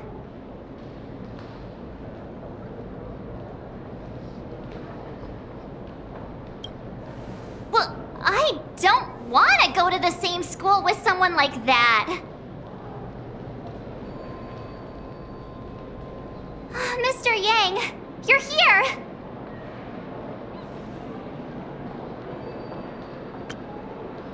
That was Skott. Where did he go? Wait. Why did you just call us students?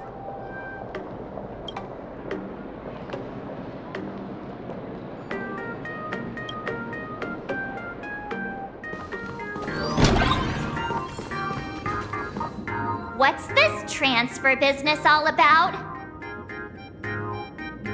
Well, starting from today, you two are officially transferring to this academy to begin your brand new school life. Sparxie? Yoo-hoo! My good classmates, we meet again. What are you doing here? What news on the net could possibly escape the all-knowing digital fairy Sparxicle?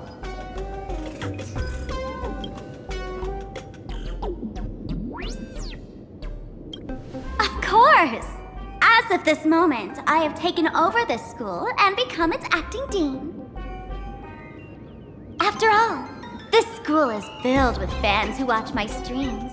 A little cognitive adjustment is all it takes to make plenty of them do whatever I want.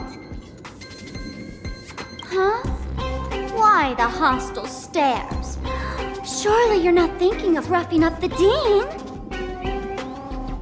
All right, relax. How about forgetting the Phantasmoon games for now? Instead, throw yourselves into a carefree, cozy, romantic, and enthusiastic school life! Oh no!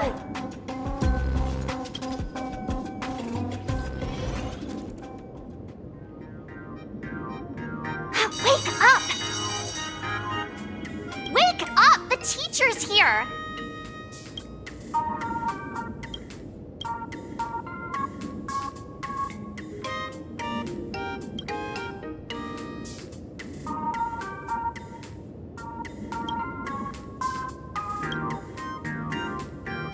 Stop sleeping.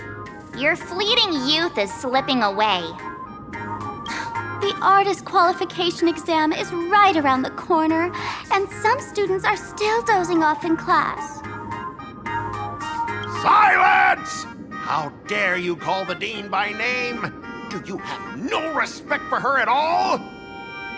Before you stands an online streamer, a singer-songwriter, a trendsetter of internet culture, a rising star in education, and the masked fool among masked fools.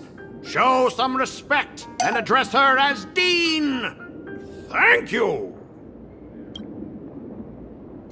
It's fine, Skott. Thank you for standing up for the teacher. Such strong willpower. No wonder that outdated model wanted you in the Phantasmoon games. Too bad you crossed paths with me. Soon you will be just like these students. All of you will be turned into my little toys. Students, today is campus cleanup day, so help Dean Sparxie find that thing. Search places like the archive room from top to bottom. And teachers are all required to pitch in as well. If anyone spots that truant teacher, be sure to tell me. I will reward obedient students handsomely. Okay. If not for Miss Sparxie, I would have beaten you to a pulp right now.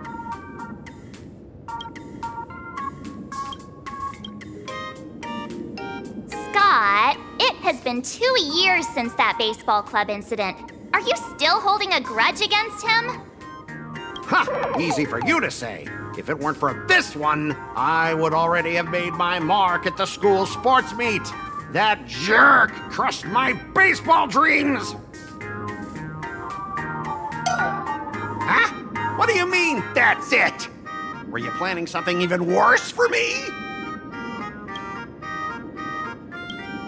Just last week, when I was about to confess my feelings, you folded my love letter into a paper airplane and sent it flying into the toilet! And when I tried to fish it out, the girls in class completely misunderstood me! Listen up! I'm here to challenge you to a duel! After school today, I will be waiting on the rooftop. Do you dare to come? You two! Out of my way! I'm done with class! School? Students? What in the world is going on here? My dear classmate, you're acting kinda strange today. Is it because graduation's near?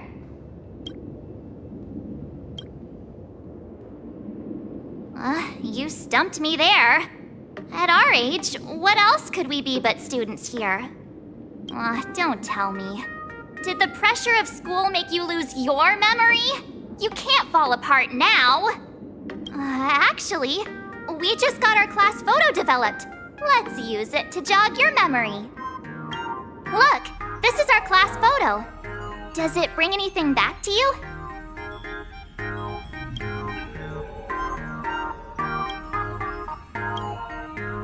me! I mean the other one. That girl with pink hair and long ears? Who was that again? Is she really someone in our class? Or just some random outsider sneaking in? Anyway, let me introduce the people everyone knows. See this guy? That's Skott, the one who argued with you earlier. He's a spoiled brat who flaunts his family's money. You were both aces in the baseball club 2 years ago, but he lost a bet with you and had to bark like a dog. That drew the attention of some strays that chased him down, so he twisted his ankle while running and missed the school sports meet. Do you remember that? Look! The dean is in this photo too, and so is Mr. Yang, our homeroom and history teacher. Yeah. I think that's right.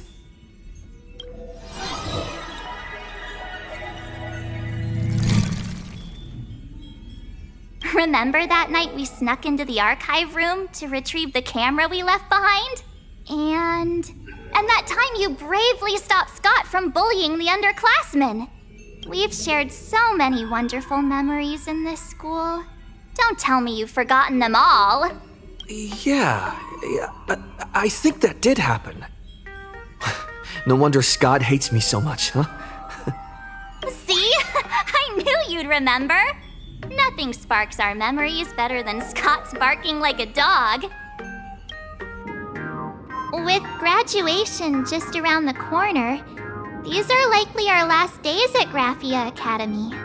My classmate. Is there anything left you still wish to do here on campus?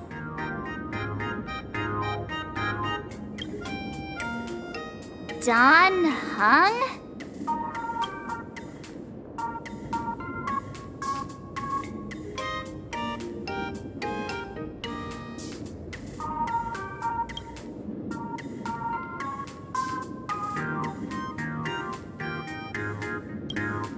Anyway, even though our time at school is running out, we still have the chance to do something now, don't we?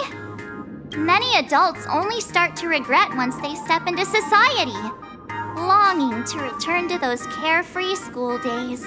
But time does not go backwards, and life gives no second chances. How does the saying go? Youth is fleeting, and time waits for no one. So, let's seize the fleeting moments of elation before they slip away. Let's spend these last days of youth together.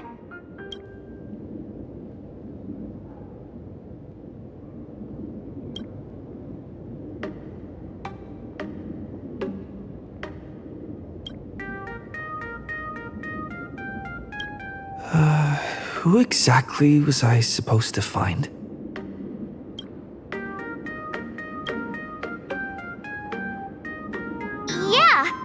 Waste your youth with me. If we don't waste it now, it'll be too late. I have so many things I want to do. Where should I start? Should I head to class? Deal with Skott? Just wander around?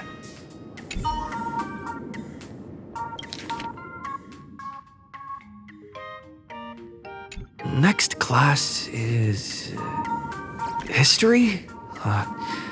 Should I go? Or check out...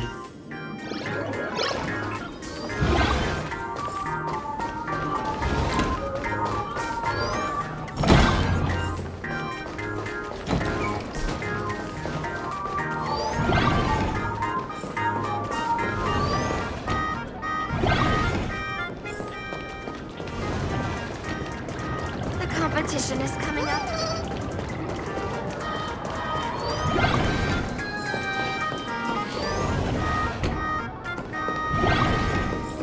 Skott said he wants to duel me on the rooftop. Why not take the side path up and see if there's an ambush?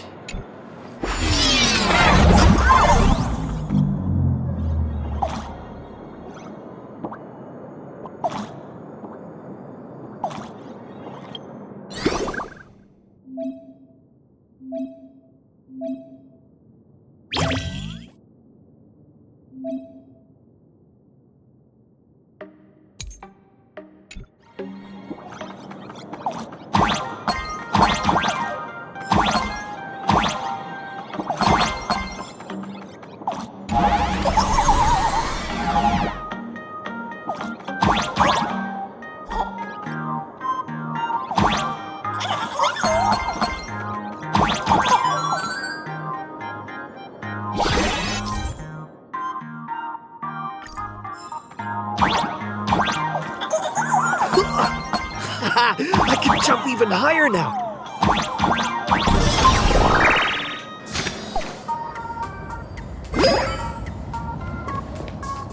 I've explained it to you so many times already. They're jealous of me, jealous of my passion for you, blazing as bright as the sun. So he set me up on purpose, making me into what you girls call the maniac of the swirling waters. You have to believe me, Lakshmi. I'm innocent.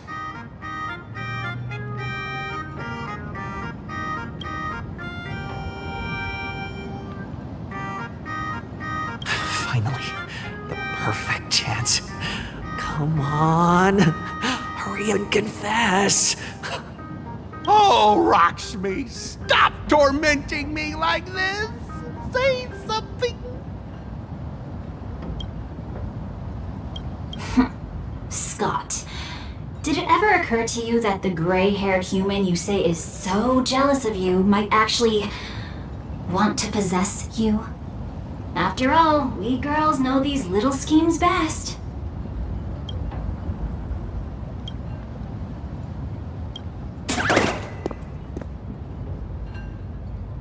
Ah! Someone else hiding in the shadows! Lakshmi? Why did you say someone else? And you, Ash Hair, every single time! Why do you have to completely ruin all the important moments of my life? Skott, weren't you the one who called me to the rooftop? For a duel? Huh? Skott, did you deliberately get this gray-haired human to come here just to spite me?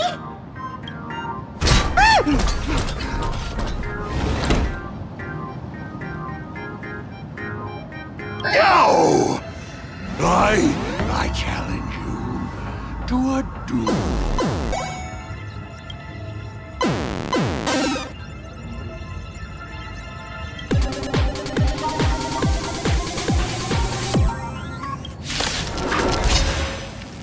I cannot rest until I teach an idiot like you a lesson! All of you! Charge!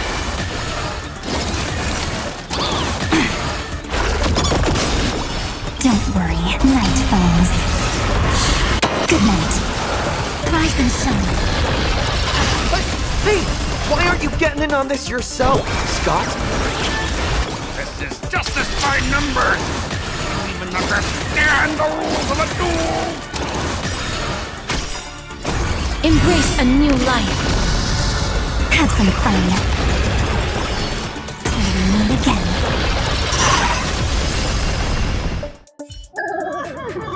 All right, enough! Please, I'm begging you, brah. It's over!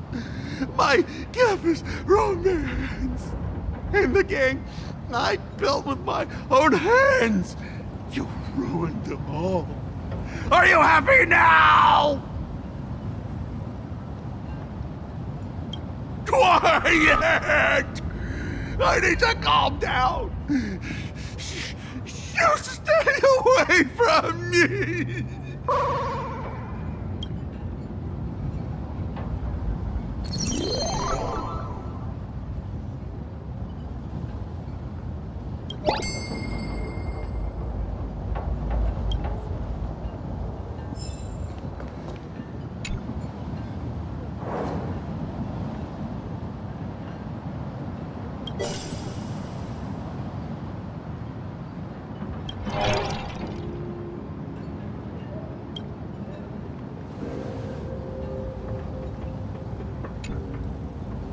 That's Skott. No, wait. I remember now. We found Mr. Yang in the dean's office, but Sparxie suddenly popped out. We were actually here to find Miss Dolly. But why did we come to see Miss Dolly in the first place? Yeah. What exactly did we come here for? Remember how Sparxie kept ordering students to rummage through every corner of the school? Students, today is campus cleanup day, so help Dean Sparxie find that thing. Search places like the archive room from top to bottom. Maybe we should check out the archive room she mentioned.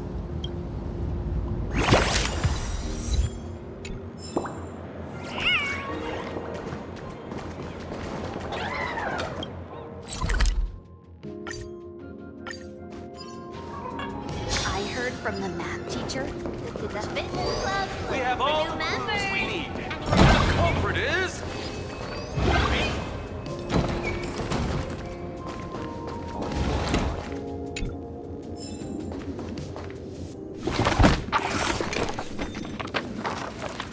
Oh, did the dean send you here?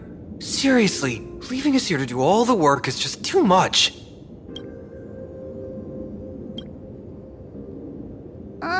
Do you know which teacher is Miss Dolly? How should I put this? She is such a unique woman. Super unique. Once you meet her, you will never forget what she looks like. Whoa. How beautiful is this Miss Dolly? Huh? Beauty and Miss Dolly have nothing to do with each other. If you have any group photos or faculty event pictures, I can point her out to you. But seriously, are you going to help me with this work or not? March, didn't you show me a group photo earlier? I have a class photo right here. But it only shows 2 teachers. Seriously? There are 3 teachers in this photo. Isn't Miss Dolly right here? Wait, that's Miss Dolly? She's a charm doll? Probably the teacher who's worked the longest out of the entire staff. Wait, don't tell me you've never taken her Imagenesis class. I finally remember it. Himeko told us we must find Miss Dolly and take the mask back from her. Darn it. That wretched Sparxie had us running in circles. March, what happened to your power of the remembrance? How could you be led around so easily? It must be because I'm so passionate about learning. That's why I fell into the illusion so fast. Wait, you didn't notice it either, did you? 2 years of studying were nothing but an illusion. At most, we've only been trapped here for 2 hours. It's not too late to act now. Now that we know what Miss Dolly looks like, it's time for me to step up. Miss Dolly has vanished. Either she's been captured, or she's actively hiding from Sparxie. All we need to do is find her. I'll show Sparxie how the power of the remembrance should really be used. It'll just cost us some film. Even though Miss Dolly is in hiding, we can still capture her lingering memories. Follow the trail of these memo sprites.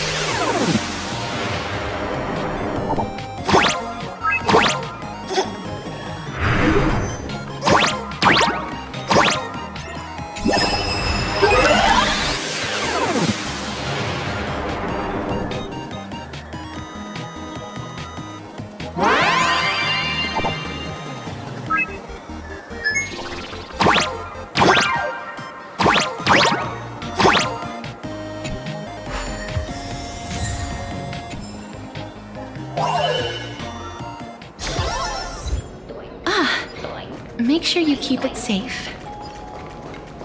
We're getting real close. There's a fragment of Miss Dolly's memory here.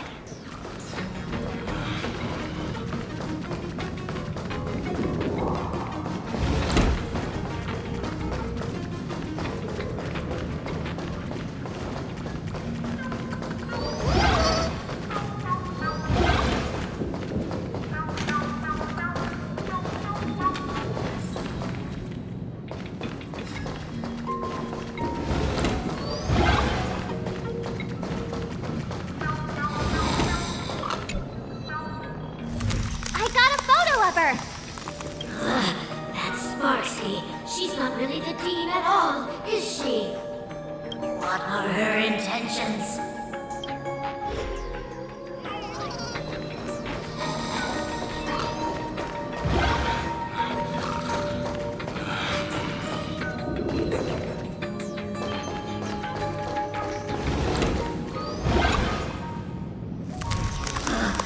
She is searching for me. I must stay hidden. Seal off the Imagenesis classroom. Can't let her find me. Found it. Let's go. We have to get the mask before Sparxie does. The door to this classroom... it's locked, just as I thought. Better look for another.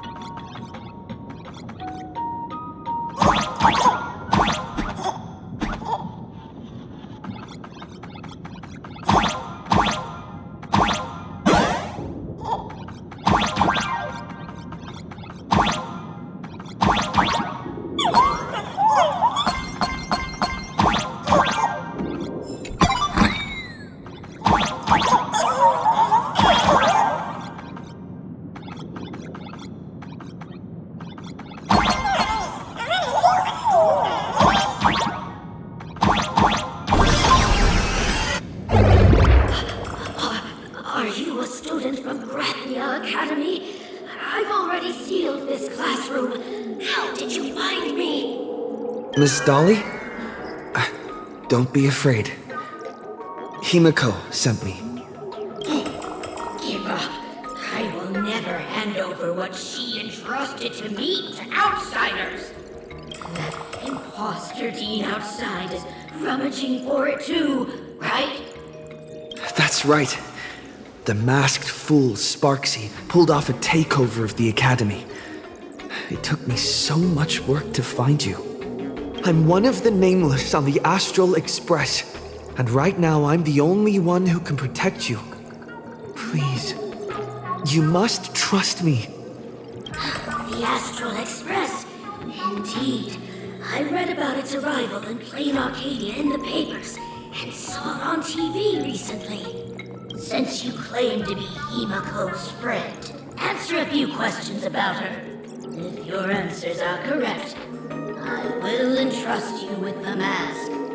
I'm ready for this. Fire away. What kind of coffee is Himeko best at brewing? Oh, wait a second. How could you ask such a question? Don't you know her coffee is absolutely undrinkable? Looks like you've suffered from it yourself. Then here's the second question. What kind of people does Himeko hate the most? A real chatterbox with a silver tongue. Word is, she even managed to kick a nameless off the Express because of that. I may not know much about her time on the Express, but that does sound just like the bossy vibe she had back in school. Very well, I can almost trust you. The final question. Himeko experienced the greatest regret of her life during her time at this school. What was that? Oh, who knows? Could it be about that time she got a stylish short haircut to keep up with the trends? She actually told you that story. It seems you really are her friend.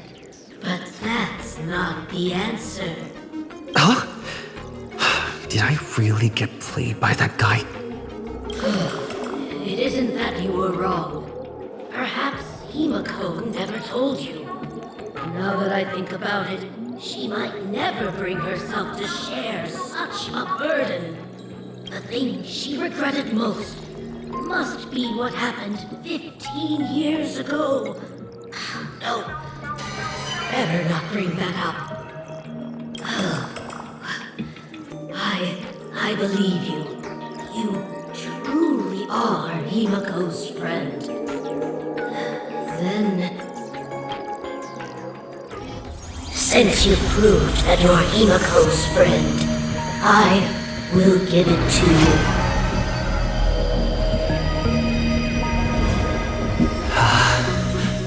Wait, if you're right next to me, then who's this? Thank you, Ms. Dolly.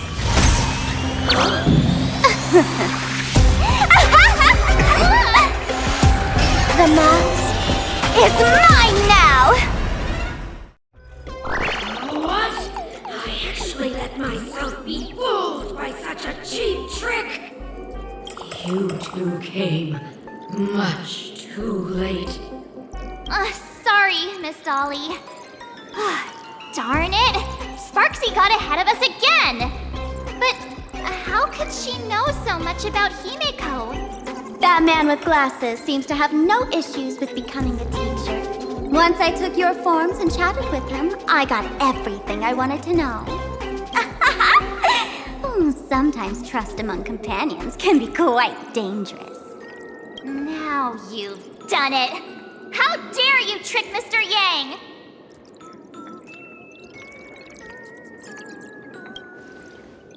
Swapping avatars is as easy as slipping on a shirt for a streamer. Most people only care about appearances anyways. Isn't that right, Nameless? You have really made me angry. She can't run away anyway. So, why don't we take the mask from her by force? Woohoo! Congratulations! You figured out my weakness. The mask of elation that has been worn is like a clipped movie ticket. It only belongs to the one who used it first during the Phantasmoon Games. Seems you're completely unaware of such simple common sense. How sad. What? Astral Express out! Ha-ha! The only one worthy of joining the games is the adorable Sparxicle. Now then, it is time to treat my fans. You two will stay and witness my Sparxicon that I've carefully prepared, right? Oh my, how defiant. No wonder you are the toy favored by my old model. It's okay. I will erase the last residues of resistance and hostility in your hearts and turn you into my loyal fans! My dear fans, time to prepare! Carry out these two noisy haters for now. I have more important work to attend to.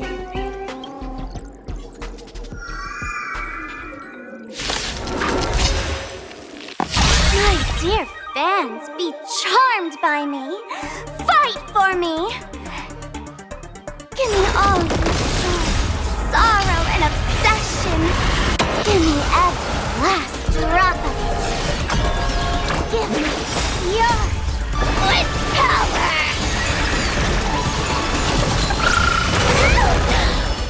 Turn again. All these hands, they're far too strong. If this continues... Wait. Who are you? Rise and shine. Embrace a new life.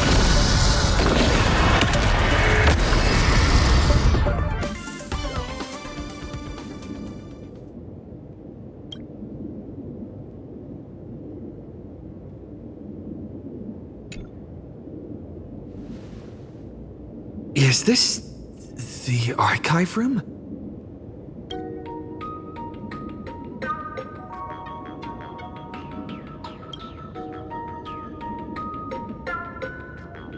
Hey there, my sweetest fans! The mission of finding the mask and Miss Dolly has been a complete success. But just moments ago, a gray-haired, black-hearted hater slipped into the academy, plotting something dreadful against Sparxicle. I am so scared. You won't stand by and let the adorable Sparxicle be hurt, right? Where could he be hiding in the school? Please, let's root out this villain together. Everyone, let us drag that intruder out.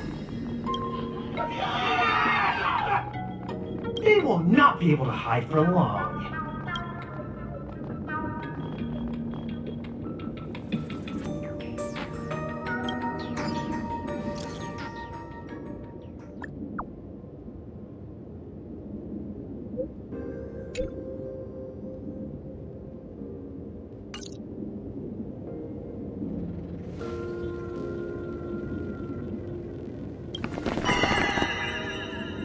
Hiding won't save you. We will drag you out soon enough. Have you reached the end of your rope?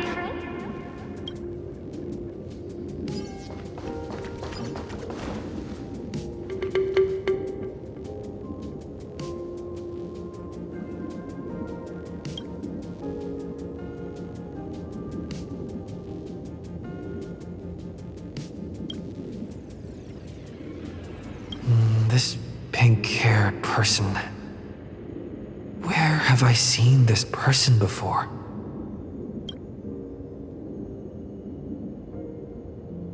Is that right? No, that can't be. Right? I remember now! She's the fox girl in the class photo. So you actually managed to remember. Seems like this is what they call in comics a fateful encounter. You stumble into a bit of trouble and I will happen to show up here. Hey, come a little closer, will you? Come closer. Even closer. Don't be so scared. I don't mind. Oh, shoot! I think I'm stuck inside. Give me a hand.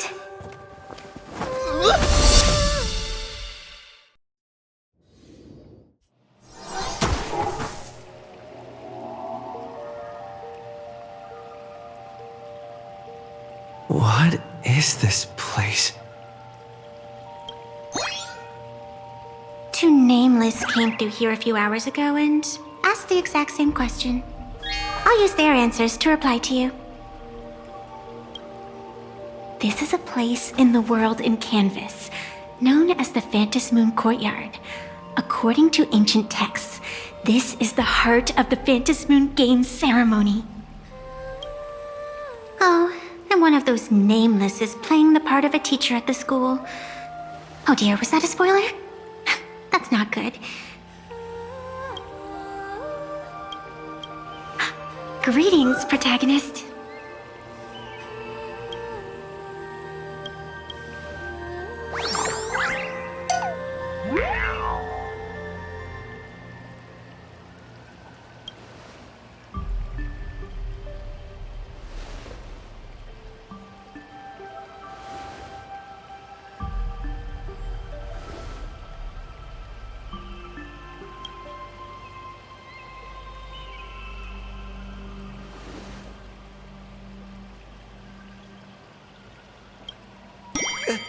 Just call me the Nameless.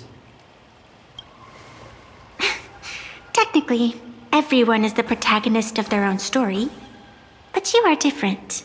You are the protagonist of the Fluffy Across the Blue, aren't you? Galactic baseball raccoon? You do not really look like a raccoon. I forgot to introduce myself. You can call me Evanescia. Great seeing you.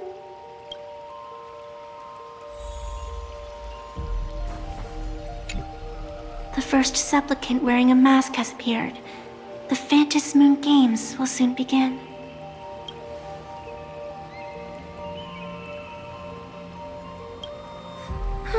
A bit of experience. Just like someone who has read enough comics can get superpowered battles and schoolyard romances without any instructions. Do not be afraid. Just think of me as part of the audience. Like a reader following comics and cartoons. Do you seriously mean you've never read it? The comic that has taken this world by storm? It is inspired by the adventures of the Astral Express, telling the tale of cute little animals riding a train across the cosmos. Fluffy Across the Blue.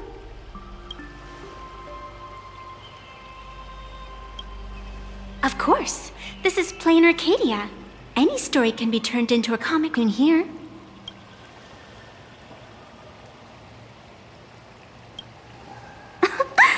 You are such a curious one. You were fleeing for your life a moment ago, yet now you can talk so casually about such nonsense. Is that really what matters right now? Still, that sense of ease. It is entertaining. Since you managed to amuse me for a moment, I will grant you a little aid. So, what would you like? You want to escape? The match has not even begun, and you have already lost your initiative. The enemy had both taken your qualification to join and your friends. Is to leave in such disgrace truly what you want? I can see it in your eyes, Mr. Raccoon. You will not accept defeat.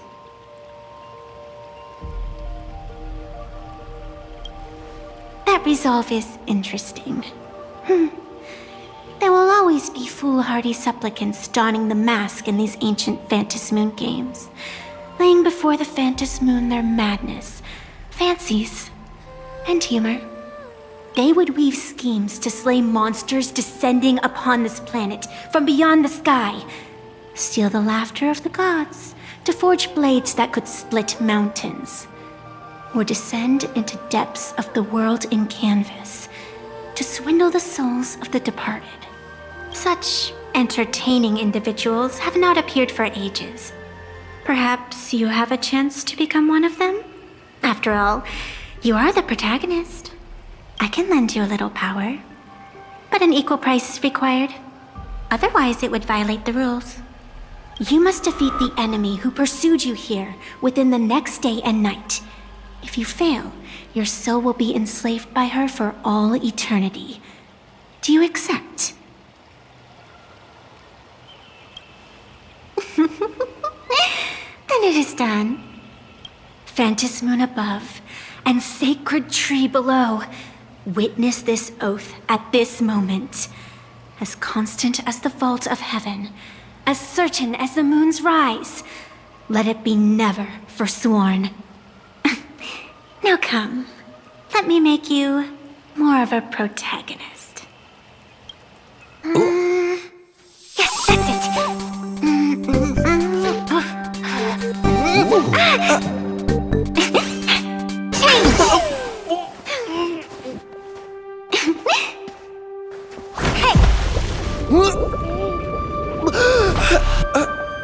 Where's this?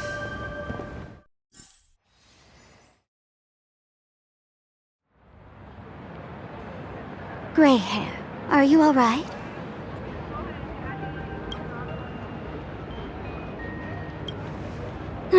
Can't say I am surprised. It sounds exactly like something I would dream of. and something she would carry out the moment she awoke. Still, it ain't too bad compared to the horrors that unfolded in previous Phantasmoon games. At least you still have friends willing to stand by you, right?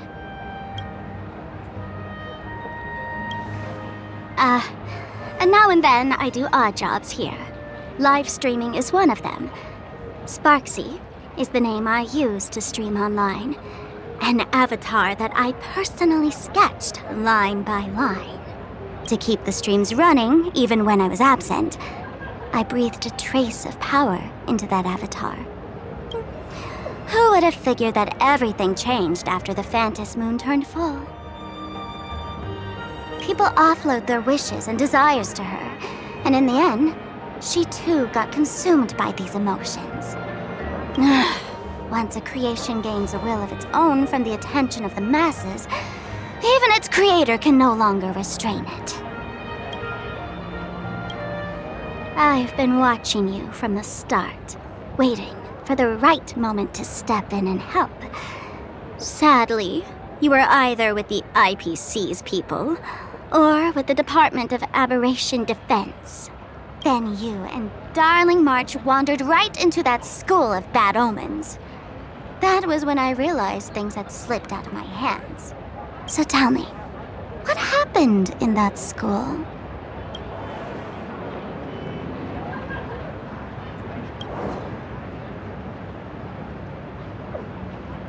Is this the Mask of Elation that grants entry into the Phantasmoon games?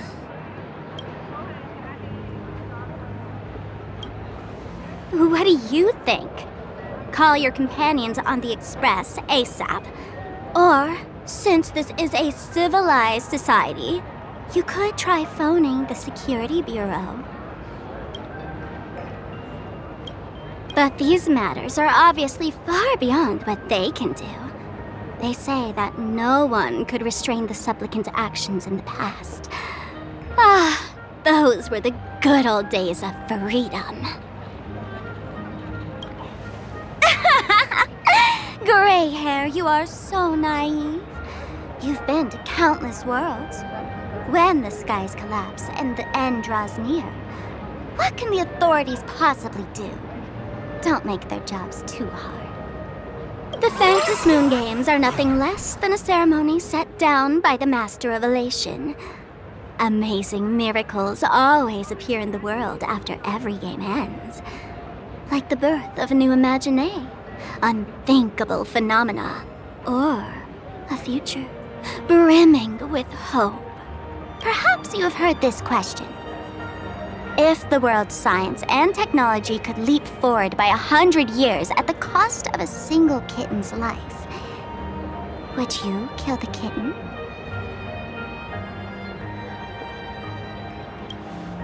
Natural disasters, traffic accidents, sudden illnesses. The number of deaths from such causes in this world could fill a small city every day. The Phantasmoon games are just erasing one school from the map. Isn't that much better? You probably want to ask whether the worth of human lives can truly be calculated in that way in this ceremony, where we surrender that cost to purchase the future. No one knows.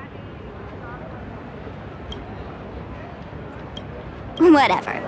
This is not the time to debate over ethics. Gray hair. Are you gonna save Darling March and Mr. Yang or not?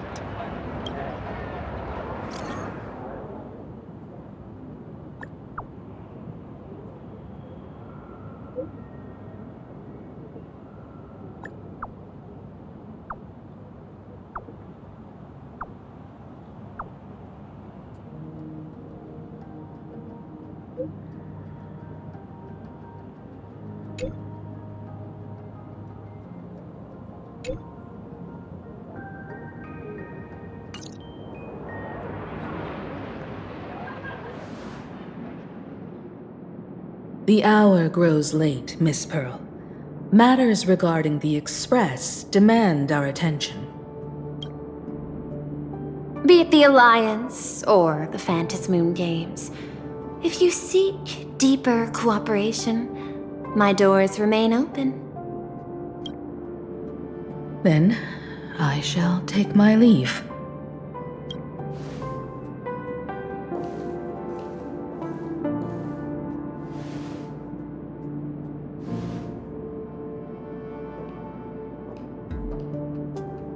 How intricate human social interaction models are. My extrapolations still cannot account for the full strategy tree of the Astral Express. Master, General Yao Guang of the Xianzhou Yu Chui is here to see you. Shall we have her wait? No. The Xianzhou will also become a key ally. Only through enough contact and emulation can we hope to comprehend their methods and strategies.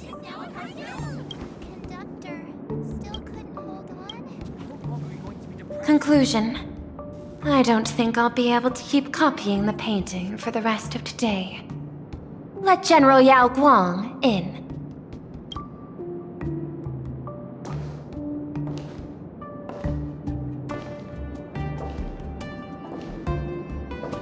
I am the Honorary Dean of the Omniscience Sapientia Academe, Master of the Decalight Reflection Barrier, bearer of the Xianzhou's intangible cultural heritage, the Sparrow-shaped Fist, and the Seer Strategist, General Yao Guang.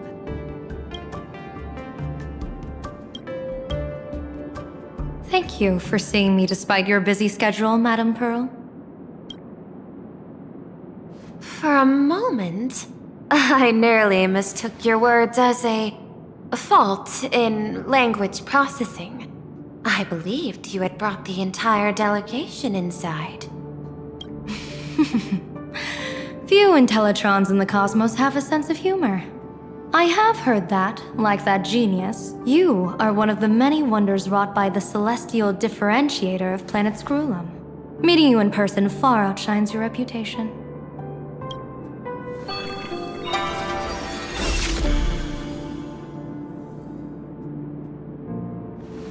Madame Pearl, seeing how you have a calculating look, and with your heart pristine and your outer form so dazzling, I could not help but cast a divination for you. The hexagram lies between fire and heaven, demonstrating a bountiful harvest with your fortunes lying at the zenith or even beyond.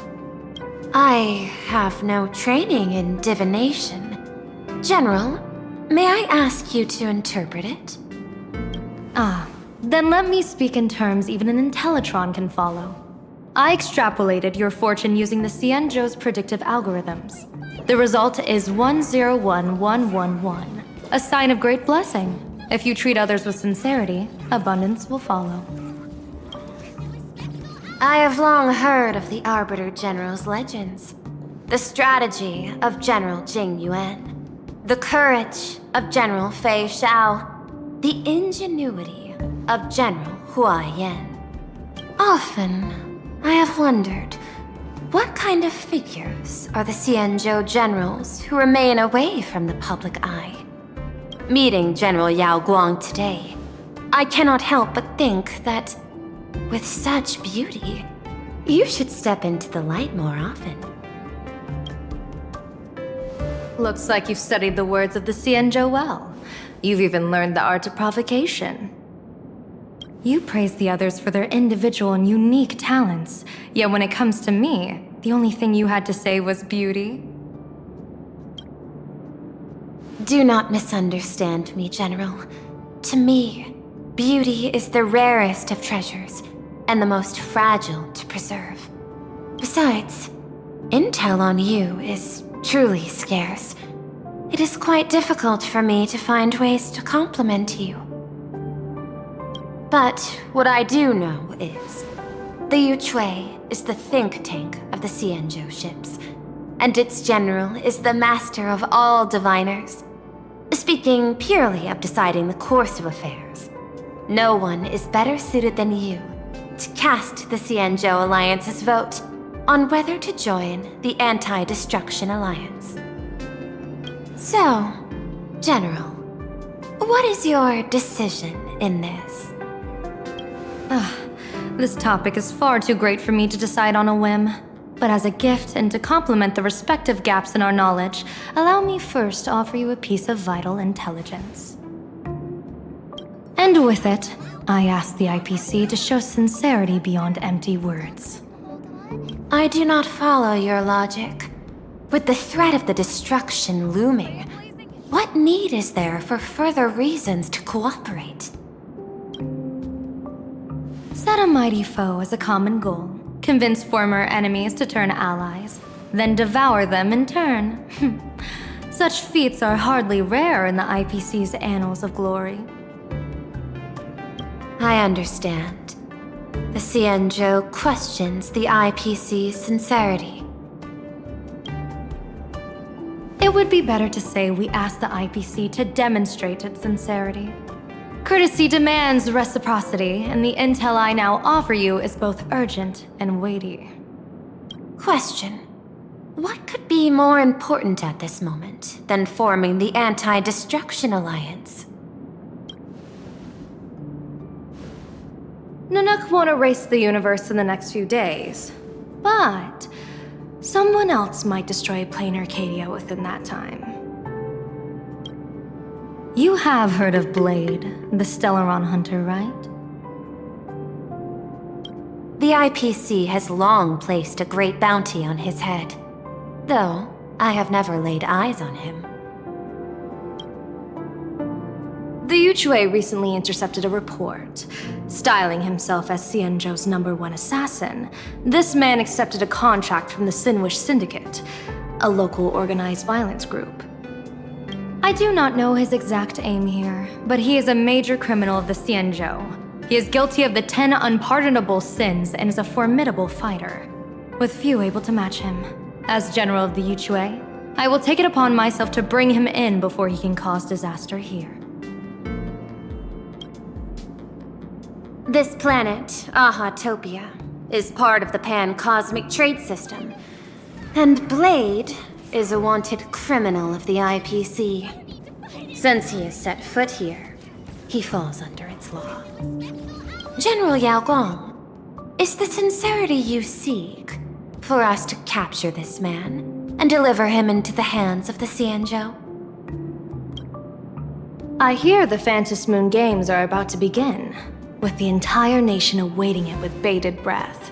I imagine you will also find it hard to extract yourself from the festivities. If this cursed man were to quietly depart on his own at this time, would that not be a perfect outcome for all? This is my understanding. You wish for the right to act freely within plain Arcadia. Apart from this cooperation, what better proof of sincerity could there be before we join forces against the destruction?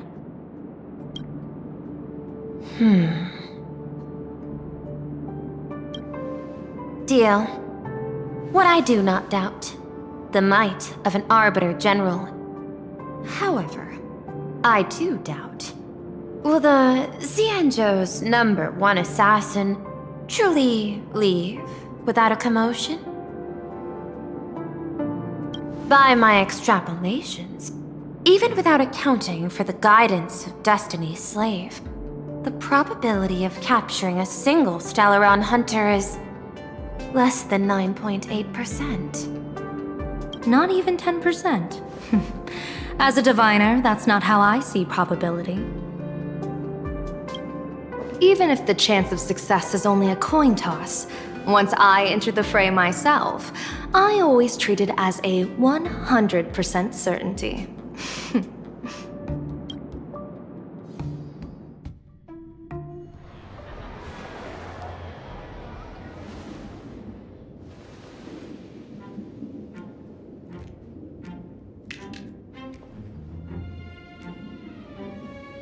Is that even a question? 100%. Of course. In other words, there will be no survivors. Anyone who recognizes my face, I will not let them off even if they hide at the ends of the world. I was willing to make an exception when I was hired by your gang's leader, but I see you folks are not interested in accepting my goodwill. Not that I don't trust you, but you know the rules of the trade. You hire someone to do a job, you gotta see what they're made of first. People say that the Lords of Hell are easy to deal with, but their underlings are the real trouble. If a group's underlings don't know their place, even their masters may not be safe. So, since the mighty Synwish Syndicate gang actually had the guts to hire the Xianzhou's #1 assassin, I guess you are also ready for destruction.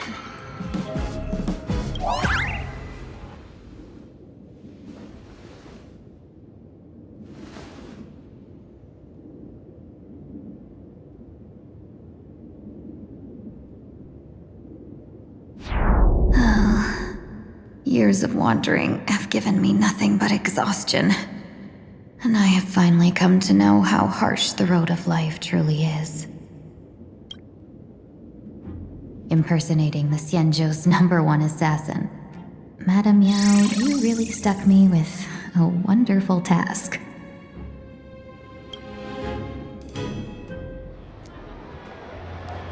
Please take great care during this mission, Miss Tingyun. If any misfortune should befall you, I would have no way to answer to your Helmmaster Yukong. You worry too much, Madame Yao. When I pledged my resolve to Madame Yukong and departed for the Yuchui, I had already steeled myself for the worst. But, may I ask, does this task of misfortune really have to fall upon me? I cast a divination today. This task lacks the fire element.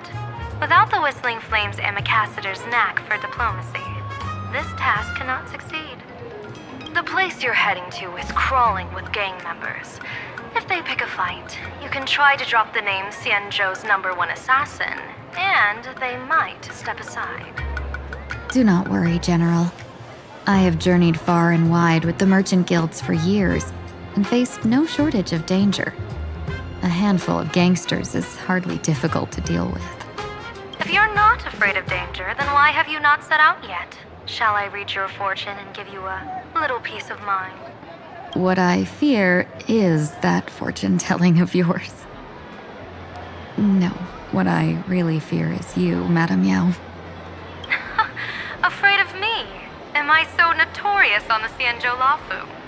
I've heard many tales about you. After the Battle of the Fanghu, you willingly surrendered your command token and became a general in name only, with neither troops nor soldiers. They also say that the seer strategist, for the sake of a tiny chance at victory, stood by as her mentor went to a noble death, treated the countless lives of dead verdant knights as nothing more than numbers consumed in her divinations, and even doomed an arbiter general. Are you afraid that I, the cold-blooded diviner, might send you to your doom here in plain Arcadia? Bold words for a little fox. It's just a bit of my curiosity about you, General. I hoped you could clear up a few of my doubts. Seems like I wasn't wrong about you. Few can face a Xianzhou general with such composure and dignity. No wonder you can make such a bold statement. The gods use humans as pawns in their cosmic game, sacrificing countless innocent souls. Have you ever thought about making them pay? They say you survived a Lord Ravager's deadly clutches thanks to luck, but I believe it was your unbreakable resilience that carried you through. You flatter me, Madame Yao. One must glean some wisdom to be worthy of enduring such a life-and-death ordeal. If we surpass the gods only in cruelty and heartlessness, then that would be our complete failure, in my eyes. Excellent. I couldn't agree more. Miss Tingyun, you've passed the interview. Ever since I escaped death, I swore never again to be a pawn for heartless chess players. And Madame Yao, you've passed my test too. I know you're not interested in empty talk, so let's get down to business. Miss Tingyun, our Yuchue business delegations are treated much better than what you get on the La Fu when they set out on official missions. They get 5 meals a day. General, I really don't have such a large appetite. For the duration of the delegation's mission, you'll receive 6 times the usual allowance, and all expenses will be fully reimbursed. Such a generous offer. To be honest, that makes me even more nervous. Head to Dovebrook District, locate the Synwish Syndicate contact, use the passphrase you gave me to establish contact, and do not reveal my true name. If there's nothing more to it, is this task really worth 6 times the pay? You're the kind of talent worthy of such a reward. After all, we diviners are no different from you merchants. Even when we hit a dead end, we still have to bargain and carve out the faintest chance. Merchants strive for profitable opportunities, while diviners reach for a sliver of luck. Looks like my mission bears significant weight in Madame Yao's reading of fate. In that case, I shall depart. When in doubt, open the 3 strategy pouches I entrusted to you. Inside are tactics I divined, certain to break any deadlock and aid your journey. Go, Xianzhou's #1 assassin. Time to get down to business. Where could the Synwish Syndicate be hiding?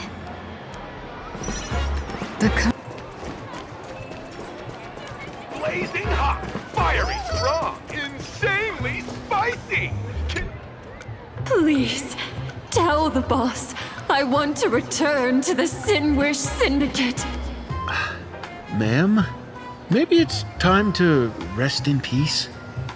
Don't you remember dying during that mission a few weeks ago?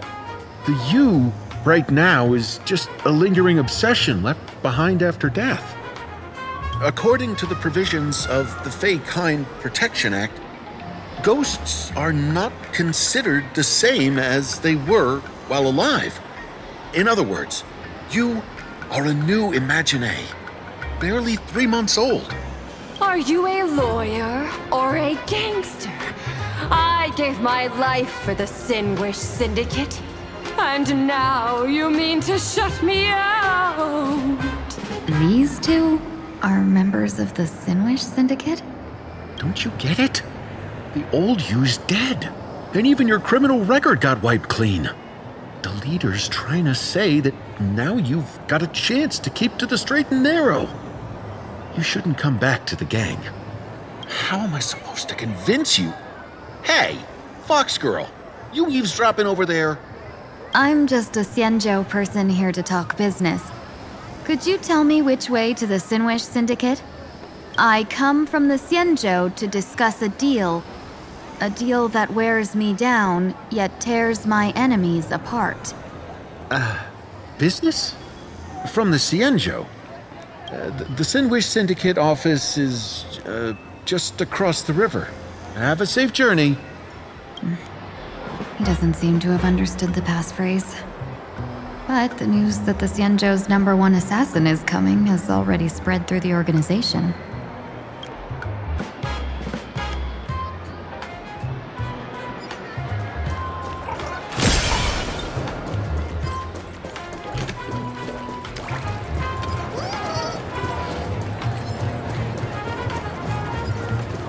Those people over there. Are they also members of the Synwish Syndicate? Bro, how much longer do we have to wait? What, are your legs giving out? Idiot. The boss told us to wait here as a show of respect. Now behave yourselves! Could that big guy be the contact from the Synwish Syndicate? Hey, you fox over there. You've been staring at us long enough. Got something to say? May I ask, is this the Synwish Syndicate's turf up ahead? Yeah, so what? I should act tough and say less than what I want to say. Since this is the Synwish Syndicate's turf ahead, not only am I going in, you will invite me in with respect. What did you say? You're here to stir up trouble, aren't you? I come from the Xianzhou to discuss a deal. A deal that wears me down, yet tears my enemies apart. You're the guest our boss invited? Hold on. I nearly fell for that. Looking all delicate. How could you possibly be the Xianzhou's #1 assassin? Spill it! How did you know the passphrase? Why don't you take off your sunglasses and let me see if you still have your eyes? The Xianzhou's #1 assassin is nothing more than a nickname coined by the common folk. I have always considered myself a merchant. A merchant? Isn't a hired killer the oldest trade in the world? By the way, Mr. Imagine, do you know why they call me #1? You never miss a shot? Not quite. I kill in bulk. The way to keep business going is to offer a little extra. If they pay for one person to be silenced, I throw in 2 more. With that hot temper of yours, always picking fights, you've probably given your boss plenty of headaches. I doubt the boss would mind if I took you as a bonus kill. You punk! How dare you disrespect the underboss! Shut up, all of you! The boss's orders come first. My name is Skott. Sorry about my underling's rudeness earlier.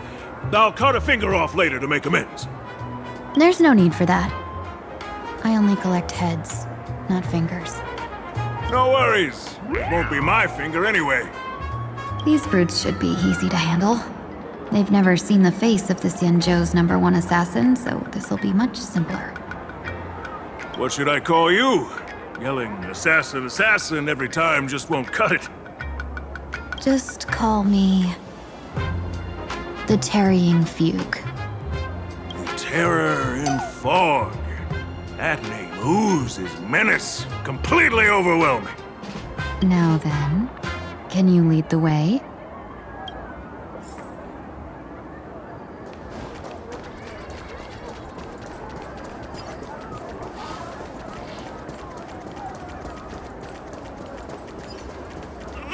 That's the Synwish Syndicate headquarters across the river. Quite impressive, don't you think? Please, follow me. Is this the passage in the painting? Of course. The Synwish Syndicate has it under our command for now.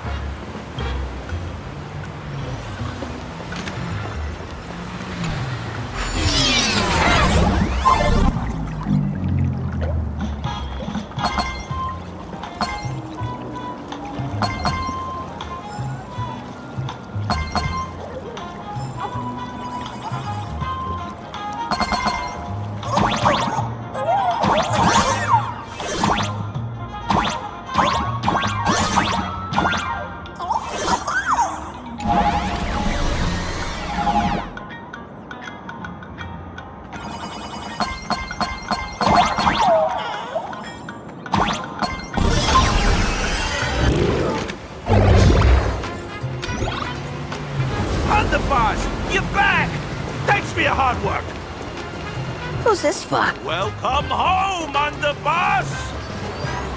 Is this the one the boss brought in?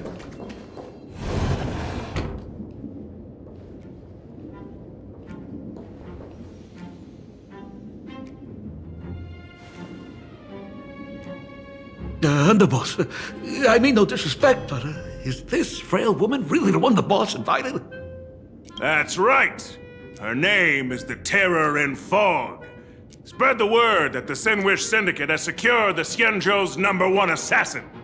Underboss, beat me if you want, but I gotta say, are you serious? Are we really counting on this delicate woman for the Phantasmoon Moon Games? The Phantasmoon Games. Is that why they hired a Stellaron hunter to do their bidding? These Phantasmoon Games are a once-in-a-lifetime chance for the Synwish Syndicate to rise. This woman doesn't look like she has what it takes, and we're trusting her. If she blows it, how are we supposed to save face? Underboss, we haven't been duped, have we? If word gets out, the other gangs will laugh us out of town. All of you, shut up! Useless. Lady Terran Fog would wipe the floor with you even if you all came at once. Since you doubt her, why not let Lady Terran Fog show you a few moves? Lady Terran Fog, what do you say? I can find you a few sparring partners. No need to hold back.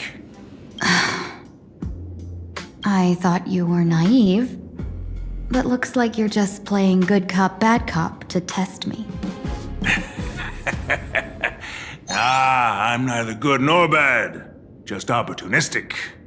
Still playing dumb, huh? Boss of the Synwish Syndicate. Your people wouldn't be doing this on their own. I know you can hear me. I came for business. Making friends would be a fine bonus. But if not, that's fine with me. If you still want this deal, cut the tricks. A real expert is something else. You speak with such overwhelming presence, though we barely understand a word. Come on, show us a move. We fight and bleed every day, and that's the only way we'll be convinced. Oh no. These brutes are not interested in a win-win situation at all. When in doubt, open the 3 strategy pouches I entrusted to you. Inside are tactics I divined, certain to break any deadlock and aid your journey. Looks like it's time. Huh? Just keep alive and open the 2nd strategy pouch once you're done. What kind of strategy is this? There's barely anything helpful in here. Looks like Lady Terran Fog isn't impressed with your skills. Out of my way! When I was young, I dreamed of becoming a musician. But fate had other plans, and I was dragged into a world of violence. But even then, I never let go of my love for music and rhythm. Even in battle, I kept honing my singing and instrumental skills. And that's how I forged my one-of-a-kind fighting style. They call me the Roaring Costide! Oh, Cribs! The underboss is getting serious! Lady Terran Fog, I humbly challenge you. Show the Synwish Syndicate the assassination skills you're so proud of.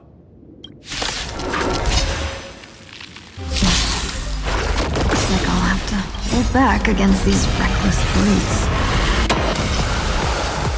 Flowers, bloom for tomorrow. Please open up. Fill me with things. All energized. Dispel the gloom.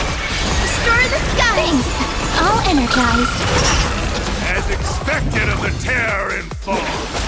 Such incredible strength! The power of the destruction within me. It's still hard to control. Madam Yao, done everything in my power to keep them alive, as you said. Nothing can hold me left! Till we meet again. I don't want to take your life. Back down while you still can. A true warrior of the Synwish Syndicate fears no death. Don't underestimate my resolve. Underboss, bad news. 2 more weird dudes just showed up. Cut your bull. I can see for myself. Never thought visiting an ally would mean crashing into a local gang's hall. Oh. This will take some explaining. What a twist of fate. But for us to reunite with an old friend here? So be it. You two, stand down. Listen well. This will be an honorable duel. A duel? You dare duel a Xianzhou? Xianzhou's #1 assassin? And you still dare to act so brazen? Huh?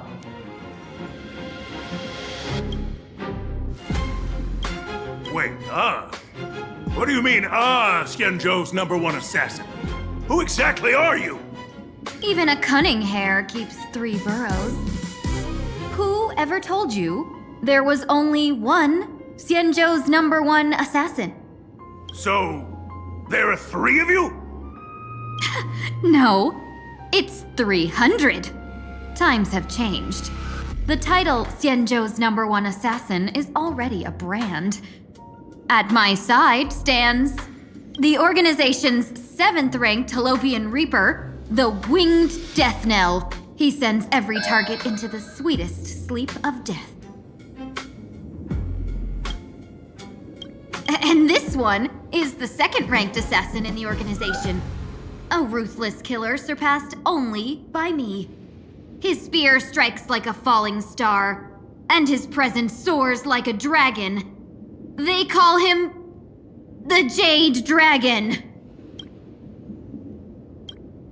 Then you are... You can call me Whistling Flame Fox.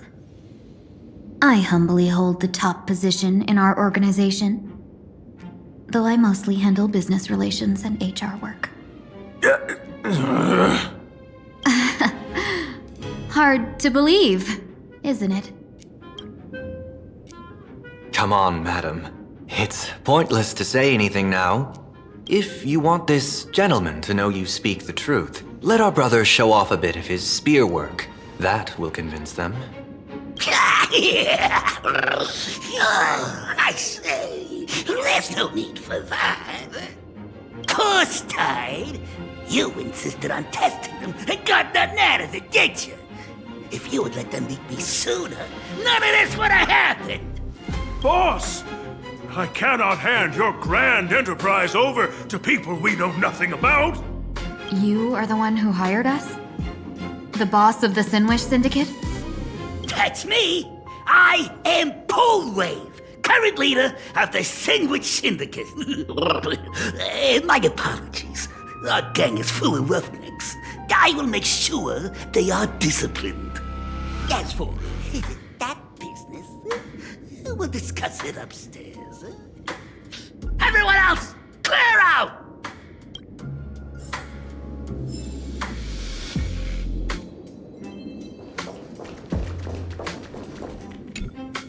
Long time no see, Lady Tingyun. It's been a while since we last met in Penacony. I am truly grateful for your quick thinking. To avoid revealing too much, I made up false names and titles for you two just now. If you were offended, then I beg your forgiveness. This place is a hotbed of trouble. What brings you two here? When Sunday and I contacted the Xianzhou delegation, they asked for our help. They claimed someone from their group had lost their way here in a foreign land and was captured by a local gang, and they wanted us to help. It was clear there was more to the story, but we came anyway. Who would have thought? It turned out to be true. Lost? Captured? There must be some misunderstanding. Alas, this rumor was likely a destiny arranged by Madame Yao. Did you just say Madame Yao? Do you mean the seer strategist from the Xianzhou Yutue? I happened to hear of her back in Penacony too. They say she is the diviner general, one who lives in seclusion. Did the Alliance send her this time? Lady Tingyun, you stepped into such danger yourself. Do you have a vital mission? You two are no strangers, so I will speak plainly. She's the one who sent me here on this mission. The Synwish Syndicate invited the notorious Xianzhou's #1 assassin with the intention of hiring this person to participate in the Phantom Moon Games. But the delegation's intelligence revealed that the person was none other than the Stellaron hunter, Blade. Him? I assumed the title to come here to uncover why the Stellaron hunters are involved and how he will enter the game. So, how's it going so far? By sheer twists of fate, everything has gone smoothly so far. But as for what comes next, I still don't know anything either. Still, Madame Yao entrusted me with 3 pouches before I departed. Each said to hold a stratagem. Well, let us call them stratagems for now. And at this moment, it is time to open the second. A strategy pouch? So you revealed my identity after all. No worries, I've sent you some backup. Use them however you like. Open the 3rd pouch only after you've met the Synwish Syndicate's boss. No wonder they also call Madame Yao the Crosstalk General. The what, General? It says the 2 of you will help me clear the way, so I can safely meet the Synwish Syndicate's boss. What do you say? This place is perilous. Of course, we will accompany you, Miss Tingyun. As for the Stellaron Hunters, I too find them intriguing. Dan Heng, will you help me gather a bit more information? Of course. Thank you, Sunday.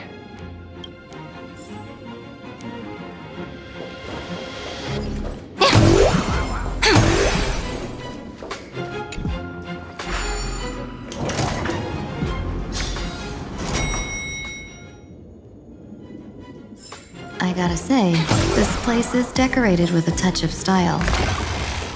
The gang does not always flaunt brute force. Before I even realized, the scenery of Dovebrook became unrecognizable. Back then, who would have imagined iron hulks running wild on the streets? Let alone us gang members being treated like vermin. You didn't call us here just to reminisce, did you? Of course not. Please forgive Corstide's rude little test.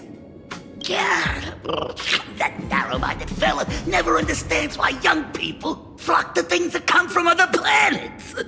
Like Mechatrons, masked heroes, and the Astral Express. What he does not see is that while cosmic novelties are more enticing, big shots that hail from the cosmos are even more fearsome. Wouldn't you agree? You're a clever one, so there's no point in keeping up this charade. We're not Xianzhou's #1 assassins. You knew that already, didn't you? Yeah, I might not live as long as those Xianzhou folks, but I've got a decent eye for sizing people up. You may not be the #1 assassins, right? But your skills surpass even such assassins. So I don't care who you are. I pay good money for a sharp blade. But I don't give a fig about its brand. And where do you intend to use this blade? On the Synwish Syndicate. What? No, don't get me wrong. I'm not looking for bloodshed. Instead, I intend to perform surgery on the Synwish Syndicate. Look here. Through certain connections, I secured this mass correlation. The entry pass to the Aeonic game. Some covet this treasure, while others fear it as a curse. Now, you claim the name of Xianzhou's #1 assassins, huh? So surely you came for this. You want the god's reward, don't you? You are our employer. Therefore, the festival's prize should rightfully be yours. What do you want from the Aeon, Mr. Polwave? The Aeon? I harbor no such an unrealistic desire. I'll leave this prize for you to claim as your reward. I'm happy enough to share in a bit of your glory. Whether you win or lose, all I ask is that when the press comes a-knocking, you say this. You were sponsored by the Synwish Syndicate of Dovebrook. That is enough for me. So this is a sponsorship deal? The Synwish Syndicate only wants fame? Since we are not truly in your employ, are you not afraid we might break our promise and ignore your request? If you truly cared nothing for what I asked, why even raise the question, huh? As I said before, I may not have the long life of the Shenzhou people, but I do know how to judge people. One more question from me, please.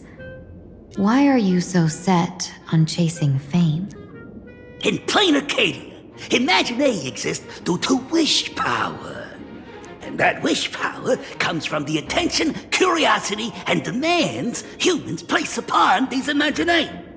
The Synwish Syndicate was founded to provide for those Imaginae who were ignored, had no wish power, and were not needed by humanity. Unfortunately, ever since that seashell woman rose to power, our path of blood and violence had run its course. That's why I want the Synwish Syndicate to take on a new form. One that will draw more attention than ever before.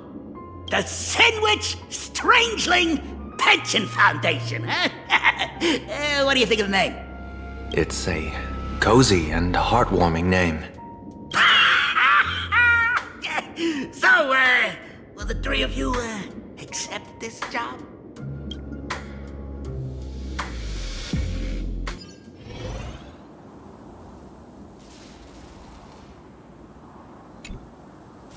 Mr. Polwave's goal is surprisingly grounded. A gang leader won't survive this long by relying on bodyguards. It's about having a sharp instinct for survival. He wants to launder his gang clean, but that will not be easy. In my view, the underboss may not see eye to eye with his boss. My thanks to you both. With your protection, I managed to leave without harm. Yet, we carried off the mask meant for the so-called Xianzhou's #1 assassin. When I think of it that way, this mask feels thorny in my hands. That man. He seeks to enter the Phantom Moon Games. What does he plan to do? Whatever his purpose, this matter is grave. I'm afraid I must take my leave for now and report to General Yao Guang before making any decisions. No need for that. I've been waiting here for you all for some time. Madam Yao, you came in person? Well, you see, I must admit I passed false information to the two behind you, sending them on a wild goose chase. I should personally ask for their forgiveness. As for why I am here, Miss Tingyun, you still have not opened the third pouch, have you? That's true. Whatever they give you, just take it all and bring them to me. What kind of after-the-fact strategy is this? General, had you spoken plainly, Sunday and I would never have refused you. Why did you lie to us and claim that someone was lost and captured? I didn't lie. If not for the appearance of the former Videodora High Elder and the runaway master of Penacony, Miss Tingyun would still be trapped in those brutes' endless probing. Her being lost and captured was exactly the future I divined. I also foresaw bloodshed awaiting the Synwish Syndicate. Had it come true, it would have been because Miss Tingyun failed to restrain her strength during the clash. Yet, with you two here, the gangsters' lives were spared. You even foresaw the anomaly with my body. Sometimes even when fate is foreseen, it cannot be changed. Fortunately, things did not come to the worst. As for Mr. Sunday, I've heard so much about you. With my 1,000 feathered eyes, I had the privilege of watching the broadcast of your entire god-ascending feat in Penacony from far away. Truly magnificent. Let's not speak of that misstep anymore, General. Rather, we have brought back the mask, as you asked. How do you intend to use it? Surely not just to hold it and block the Stellaron Hunter's entry. That was the plan, but from one cost spring 100 outcomes. Now that the mask is in my hands, there are many possibilities. What do you say about using it to lure Blade here and strike him down together? Or perhaps I could wear the mask myself and personally compete in the Phantom Moon Games. That'd be interesting. Each mask used is gone for good. The Stellaron hunters will be left with a real headache. That'd be truly killing two birds with one stone. Madam Yao, this is deadly business. It's no laughing matter. Deadly? Miss Tingyun, that is exactly why I am here. Not to put Blade in his grave, that is. His ties to the Xianzhou have long since frayed. There was no need for me to snatch someone else's assignment and come here only for his sake. Snatch someone else's assignment? So the Xianzhou envoy was supposed to be someone else? To be frank, this journey to Planacardia was meant for Jingyuan, the divine foresight. The Lawfu Cloud Knights recently returned from the great battle against Iron Tomb, and the honor should have been his. Yet, before his departure, I cast several divinations on all parties involved and received this result.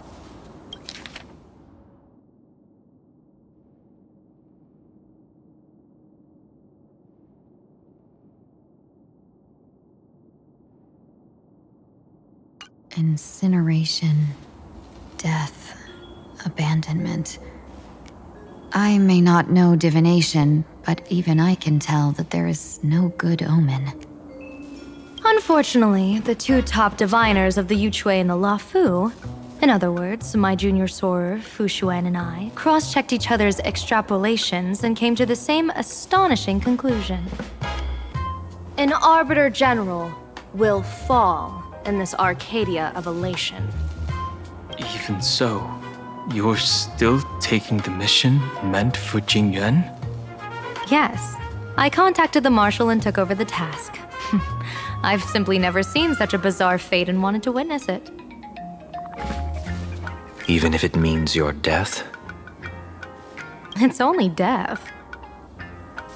If I can die in these Phantom Moon Games to achieve a moment of godhood, then my death won't have sullied the Xianzhou's honor. Miss Tingyun, hand me the mask.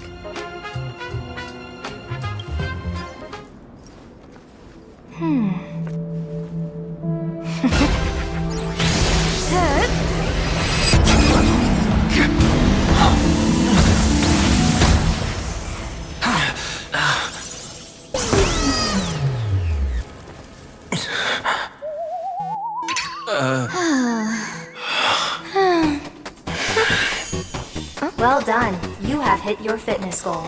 Another active and fulfilling day. Sorry, Sunday. My body instinctively sensed danger. Once the mask for joining the Phantom Moon Games is worn, it binds tightly to the supplicant and manifests the shape of the wearer's soul. I read something like this in the Views of the Universe from a Star Skiff. It's confirmed now. This mask is indeed genuine. Congratulations, Mr. Sunday. You're now a supplicant in the Aeonic game. What exactly are you trying to do, Seer Strategist? Twice now you've acted without warning. Do you mean to make an enemy out of the Astral Express? Dan Heng, let me take care of this. Sunday, are you planning to fight? Don't worry, I'm no match for this general.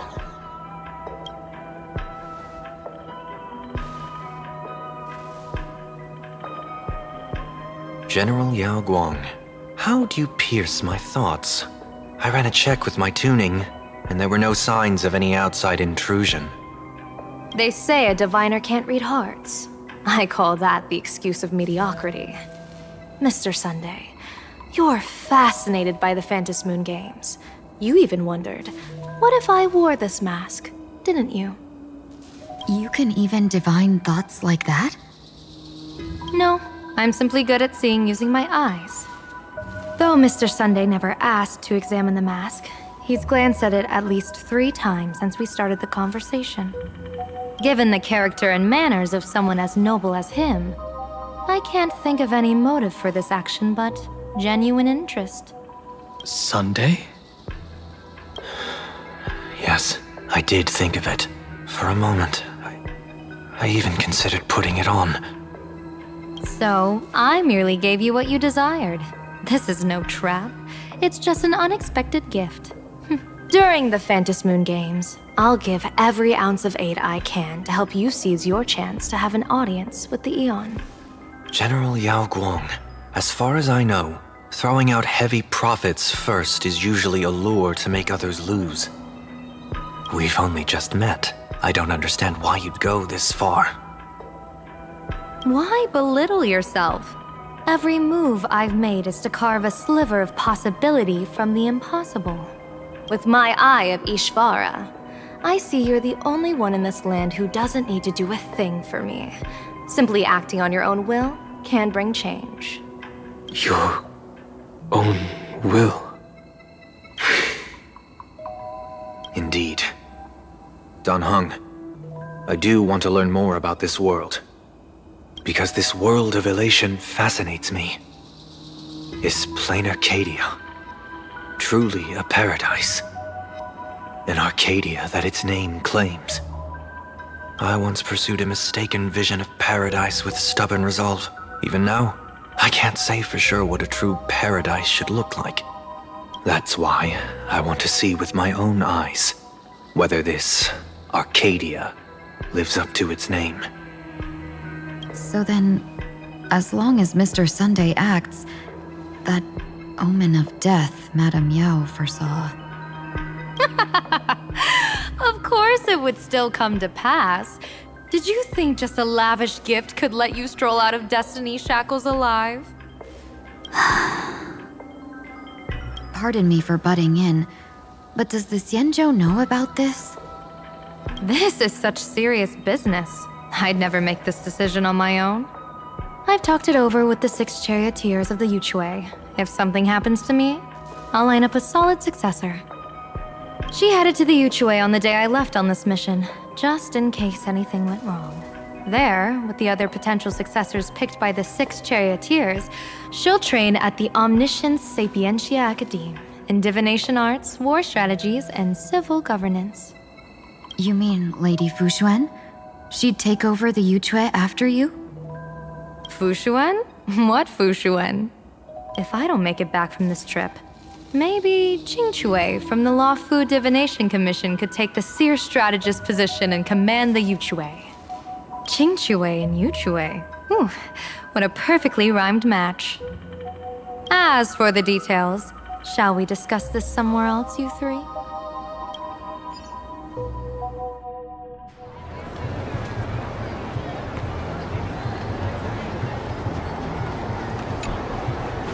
Map says the Ashen Detective Agency should be right here.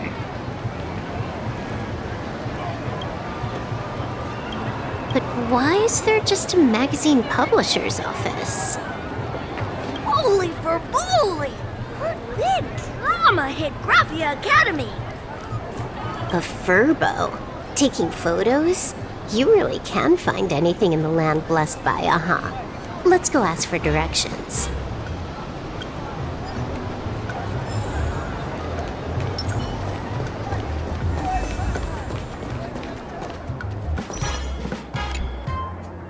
Hey, little furbo. Know if there's an Ashen Detective Agency nearby? Beats me! But if I find 10,000 credits on the ground, I might recall the spot. 10,000 for directions? Fine. Job first. Oh, wow. Looks like 10,000 credits from my account just hopped to end up in yours for no reason. Now, spill. Whoa! generous, miss. The place you're looking for is upstairs. That detective's renting my boss's space for his agency. But he's zonked out in the day, and his doors are locked at night. No clue how he earns any money. Maybe he's a vampire? So they're closed? Then how do I meet this ashen detective? Beats me. But if I find 50,000 credits on the ground, I might recall that too. You stinky furbo, begging for a smack, scamming our guest! Time to go!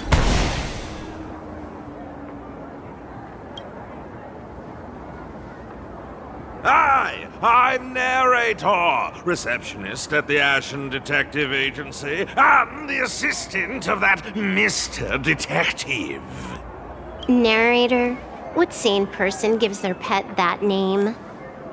That would be the dude upstairs. By the way, that mangy furbo didn't fleece you, right? It did. A full 10,000. Do you want me to catch that sneaky furbo for you and get your money back? Nah, save your breath. Got it fixed. Money's back in my account, plus the last 26.5 credits from that guy's account balance. Oh, not bad, Punklordian hacker. You seem pretty knowledgeable. So, would you mind showing me the way? This way, please, Ms. Hacker. Sorry, but you will have to take a side path. The landlord of this magazine office fled to dodge his debts, and creditors have been storming in one after another. In the end, it's... So, there's even a shooting button. That's interesting.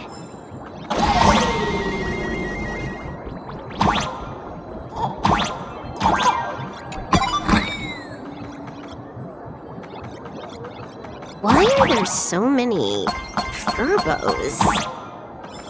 They're all employees of this magazine company.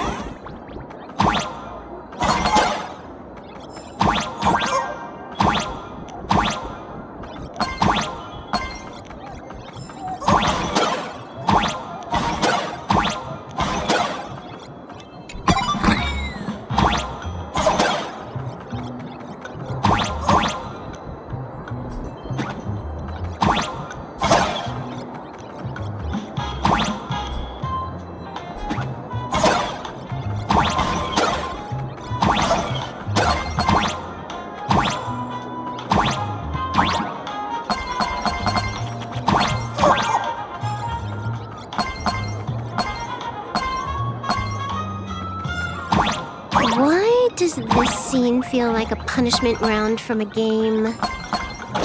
Office survival's way more brutal than any game.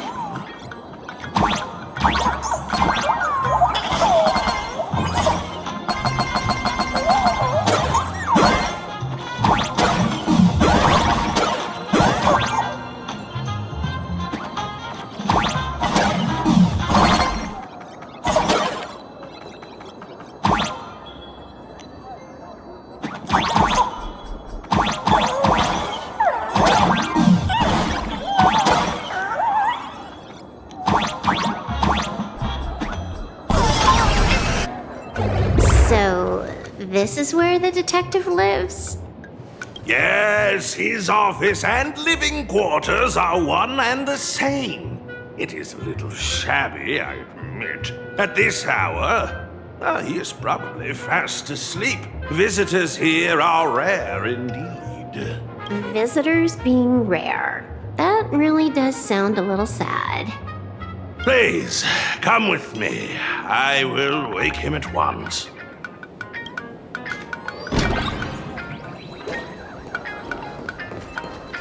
Time to get up, Mr. Ashveil.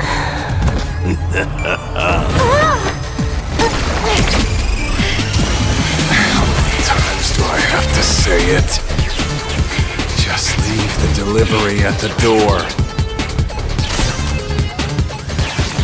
To disturb my sleep?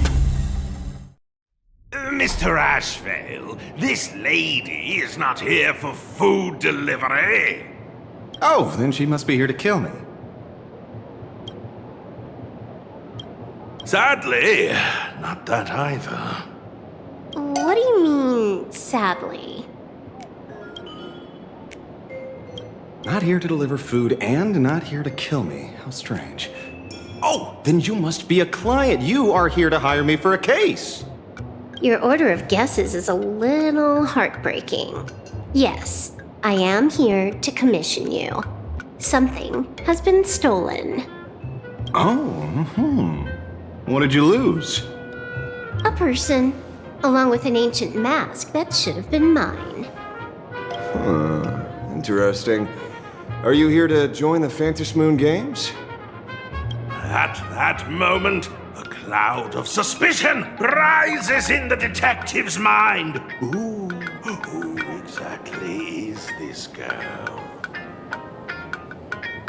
Mr. N, stop the voiceover when we're talking business. Oh, stop! You pay me 900 credits an hour plus 2 bananas just for this, don't you? Yes, but at least throw me a few clues while you work. Between a detective and their assistant, at least one of them should know a thing or two about deduction, right? A name flashed through the otherwise empty mind of the detective. This unremarkable-looking girl was, in fact, one of the top 10 most wanted terrorists on the IPC's bounty list, a Stellaron hunter. Kafka! It's Silverwolf! She's Silverwolf! Mr. Ashveil, did you get your head caught in the fridge door or something? I feel like I need to wipe my personal data again. One of the Interastral Peace Corporation's most wanted fugitives with the highest bounties comes to commission a broke detective. Ooh. I have seen plenty of stories like this. So, the next thing would be me getting dragged into a massive conspiracy and forced to run for my life, right? Drop the paranoia. I came to you because I hacked into the Security Bureau's criminal record system. What I found was shocking. In all those bizarre police cases, you were hired again and again. The curious case of the Harmony Sect Communion, the mystery of the Ghost Bullet Worm Express, the serial ghost resurrection incident, the super non-serial locked room murders at Kooky House, you helped solve them all. You may not be the most famous, but you're probably the most capable detective around here, right? Is nothing private anymore. Whatever, tell me, how did you lose your mask? Today was supposed to be our meeting with the Synwish Syndicate. All right, now let's talk about the commission fee. Excuse me, I haven't even finished my sentence yet. A true great detective can know a case without ever leaving the room. While he sleeps, I gather the intel. We already have the basics about today's fiasco with the Synwish Syndicate, and those 3 Cienjo #1 assassins who scammed the mask. Can you handle it? Money is not a problem. Do you take dirty money? Sorry, no dirty money. And please do not withdraw your payment plus the account balance after paying. Oh, then how about this? This is the IPC's turf, right? Turn me in for the bounty.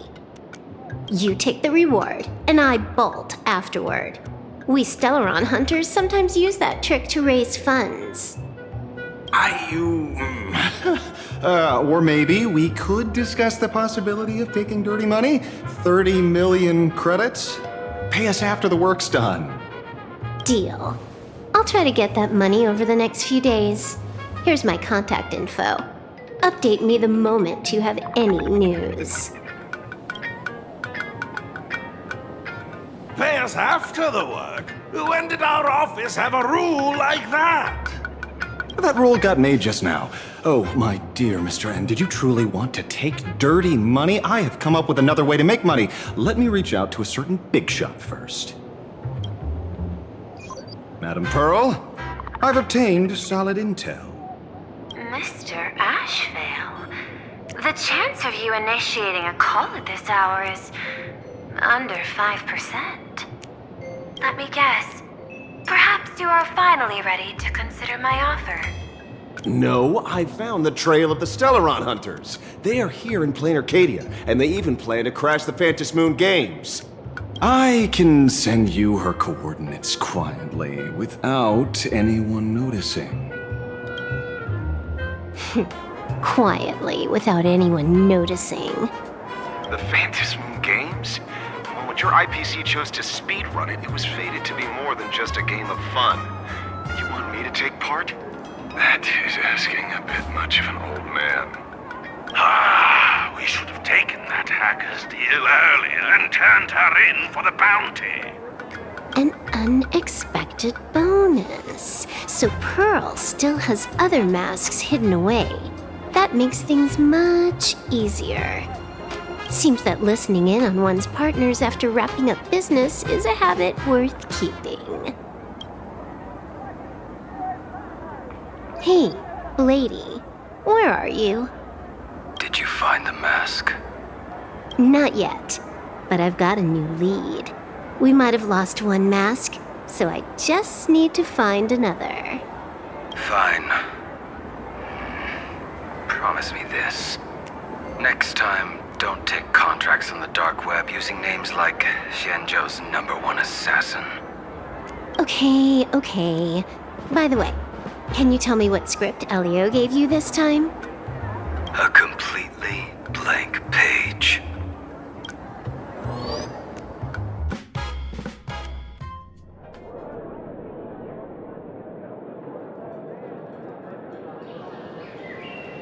So, what you're saying is that this Miss Sparxie, who was originally just a virtual avatar, has now crossed into reality and taken an entire school's staff and students hostage. I get it. So it's just a typical case of the idiogenerative imagine phenomenon. Outworld visitors might find this kind of thing strange, but it's not exactly rare around here. Certain historical eras had imagine popping up non-stop like mushrooms after a shower. Things are different now, but if you're not careful, you might still find characters from popular comics suddenly show up in the flesh. Heading out? Where to? Oh, you mean going to Graphia Academy to arrest this illegal imagine? We can't. I just received notice from the Department of Aberration Defense. The first supplicant of these Phantom Moon Games has revealed herself, and she's none other than Miss Sparxie, the one you mentioned. Although you're honored guests of the Astral Express, you seem completely unfamiliar with the laws and customs of this world. During the Phantom Moon Games, we do not traditionally interfere with supplicants' actions. That's their privilege. In other words, since she's a supplicant, we security officers can't do anything unless she causes actual harm.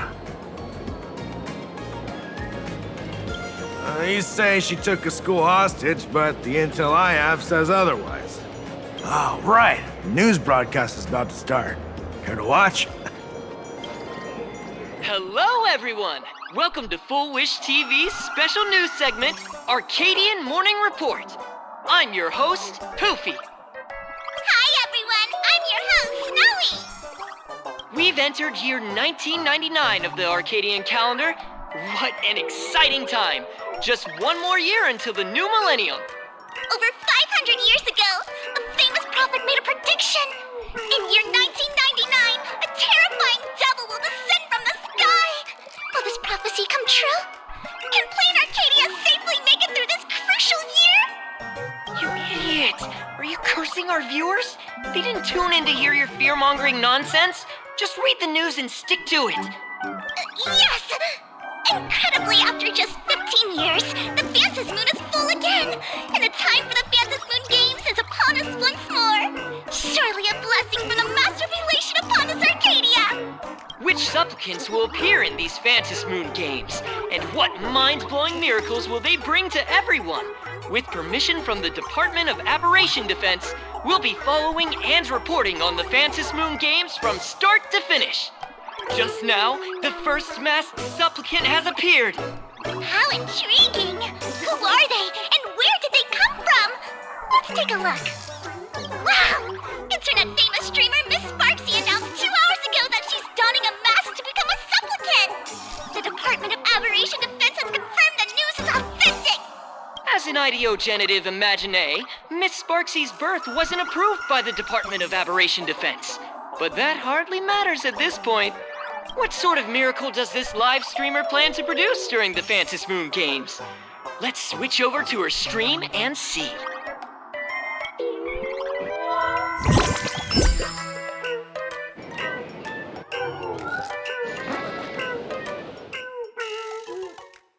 Yoo-hoo! And we're back from the commercial break. A big thank you to Love Insurance for being the title sponsor of today's Sparkstacular Arcadian Adventures livestream. 1 person, 1,000 faces. 1,000 faces, 1 person. Who will Sparxicle become today? Ta-da! Time for the big reveal! Everyone, follow along with Bean Sparxie of Graphia Academy as we check out how our new transfer student is settling in. March! Say hi to the camera. Sparxie! Don't you dare mess with me! I, March, am not someone you can easily push around! I'll have you know I'm the disciple of General Jingyuan of the Luofu and General Huayan of the Xiuming. I've undergone rigorous Xianzhou sword training. Others might fear you, but I sure don't. My, March seems quite worked up. Is it because she's a bit nervous about her first live interview? All right then. Now, let me interview my colleague, Mr. Yang.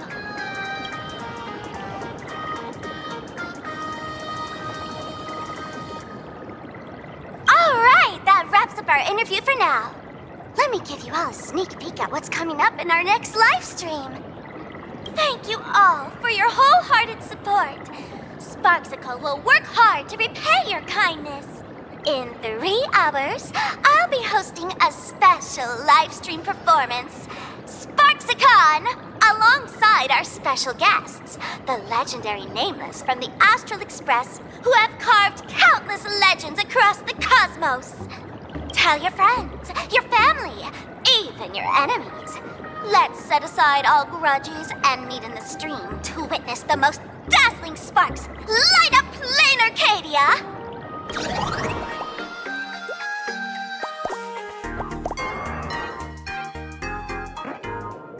Now, see, Miss Sparxie was just doing a program with your friend. It's fine, really.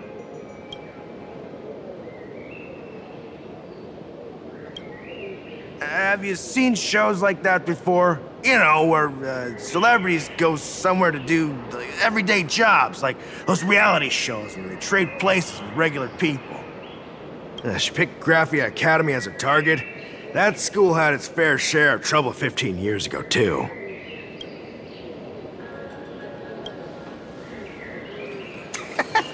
So these are the Nameless of the Astral Express? That's hilarious! I heard they're supposed to be great heroes who saved other worlds, but look at them now! Switching to comedy in a heartbeat.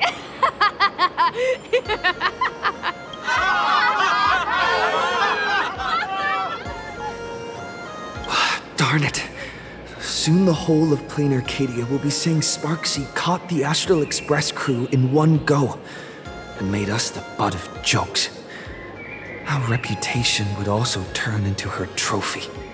Oh, right. Please keep this Phantom Moon Games emergency response guide safe. Some sections in it might come in handy.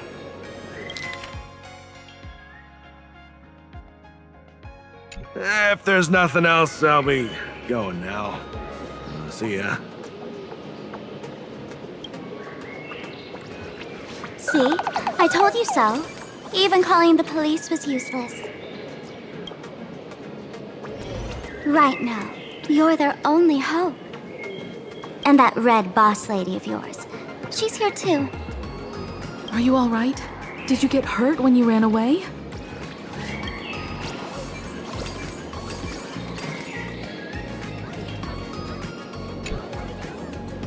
So, March and Welt are both trapped in Graphia Academy now? And that girl called Sparxie took the mask, too. No, it's not your fault.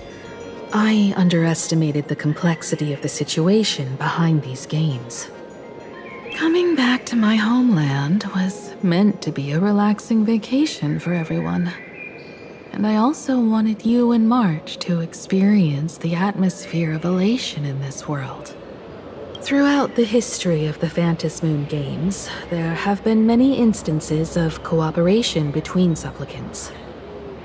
But this time, forces from across the cosmos have turned this into their own high-stakes poker table. Rather than honoring the elation, these players are far more eager to savor victory for themselves, itching to knock everyone else out of the game. Sparxie is one such troublemaker.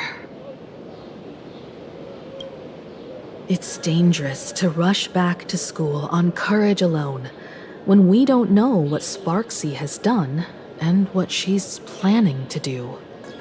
For every supplicant, there are 3 key acts that must be completed once the Phantom Moon games begin. The roll call, the miracle, and the promotion. Sparxie has completed the roll call. She took the mask and declared her entry into the games, drawing everyone's attention to the news that the first supplicant has appeared. Next, she must strive to make a miracle happen. Bear the people's wishes and answer with a great feat. If I'm not mistaken, Sparxie is waiting for us to walk right into her trap. For her, there couldn't be a better opponent than the Astral Express for this first battle between supplicants. What could be more earth-shattering than defeating a renowned cosmic hero on a battlefield of her own meticulous design? So here's the question, Sparkle. Based on what you know about this imposter, what's her real agenda for joining the games? Simply toying with and defeating the Express crew alone won't be enough. What kind of world-shaking miracle is she after? Sure, she's a fake. But she's still a fake of Miss Sparkle. Guessing won't get us far. If you ask me, we should check out the tavern. Might find some leads there. The Masked Fool's headquarters. The World's End Tavern. That's right. How could we pull off something this insane without Miss Sparkle's prized collection I've been hoarding all these years? That imposter must have known this well. Before this operation, she definitely went to the tavern, using my name. Most fools can't tell the difference between me and that imposter. Or maybe they just don't care. But if we can find out who I talked to and which treasures I stole from my collection of items, we'll naturally figure out what that imposter is up to.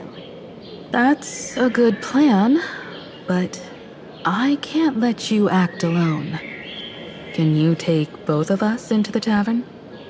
Take this business card. The address of the tavern is printed on it. However, you'll have to find your own way to the tavern. That's been the rule since it was established, and there's nothing I can do about it.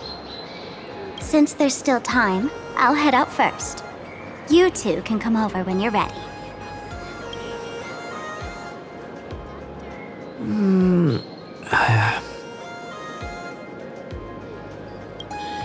I'd say she needs us more than we need her. Relax. To step into the elation's right, what you need the most is ease. Don't dance to your enemy's tune. Find your own rhythm. Now it's our turn to set the steps.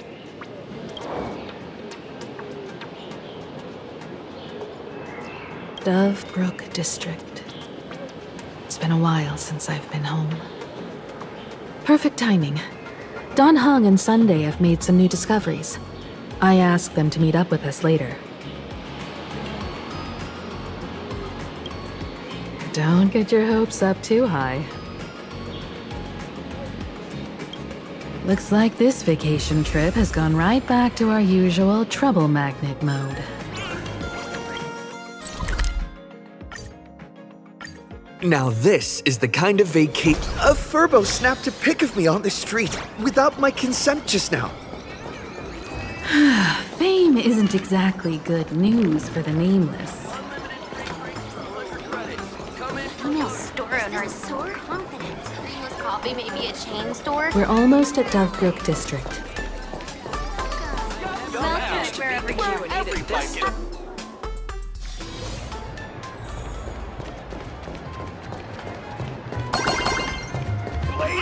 Quite a bustling district.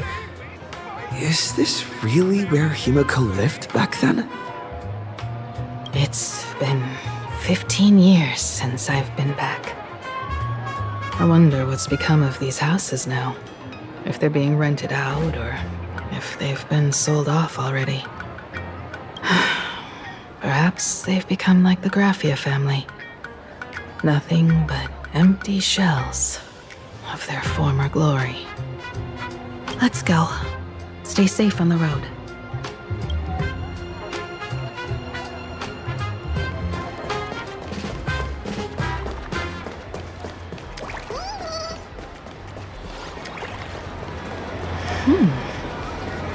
This place seems to have changed a lot. Holy... Rest assured, I haven't forgotten a single thing about the compensation. This Furbo was actually waiting outside the magazine's office just to make amends? Furbo absurdo. And you are?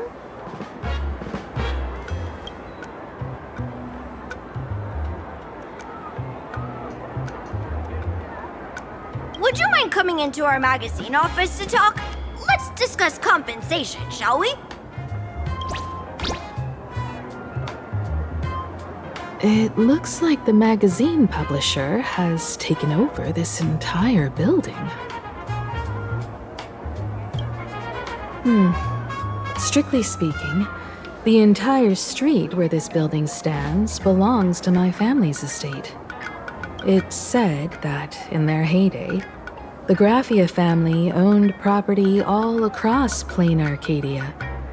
But by my generation, very little was left. When my journey reaches its end, will anyone in this world be able to inherit anything from me? Silly child. What nonsense are you talking about? Come, let's go inside the magazine office and see what this little Furbo is up to.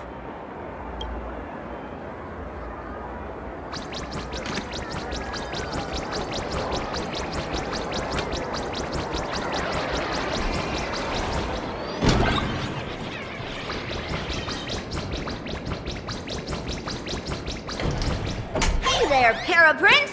I brought quite an impressive creditor to visit you. Beep beep. Debt collector signal detected. I'm out of here. Don't run! It's the Great Raccoon from the Astral Express! Furbos and raccoons. We're all one big family. Beep boop. Family or not, you're all just here to collect debts, aren't you?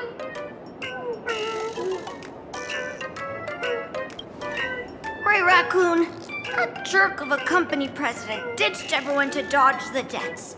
We brothers haven't gotten paid in months. As you can see from our sorry state, even if you sold us all for Furbo Hot Pot, you wouldn't get much money back. But I've got a plan. We can work together for some mutual Raccoon Furbo benefits. After all, Furbobo Weekly does have quite a readership. Right now, the hottest news in all of Planacardia is the arrival of the Astral Express. Once you become the company president, Great Raccoon, Furbobo Weekly can go full throttle for you, becoming the Express's exclusive media outlet, churning out a string of hot scoops. In no time, Bobo Weekly will be the #1 gossip magazine. We won't have to worry about our salaries, and Great Raccoon won't have to worry about compensation! No way! As your devoted fans, me and my bros sincerely want to compensate you handsomely for your emotional distress. A magazine publisher? Now that is interesting. What do you think? These Furbos may be crafty and full of tricks, but they can definitely help us out. A media outlet working for you, and a network of informants who can run around everywhere? Having a logistics team like that during the Phantasmoon Games would come with many perks. And best of all, they're free. Being a company president is actually super easy. Just follow me.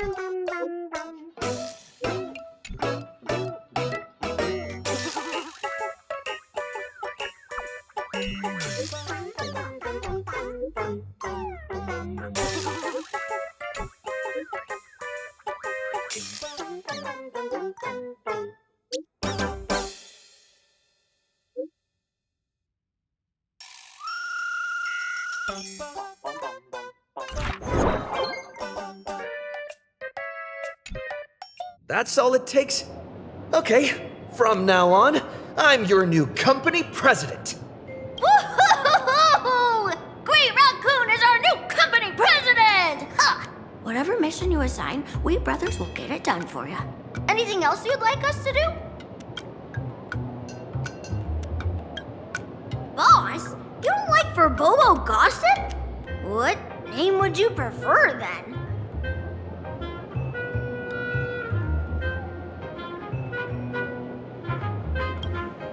Oh, that's quite a unique name! Are you sure?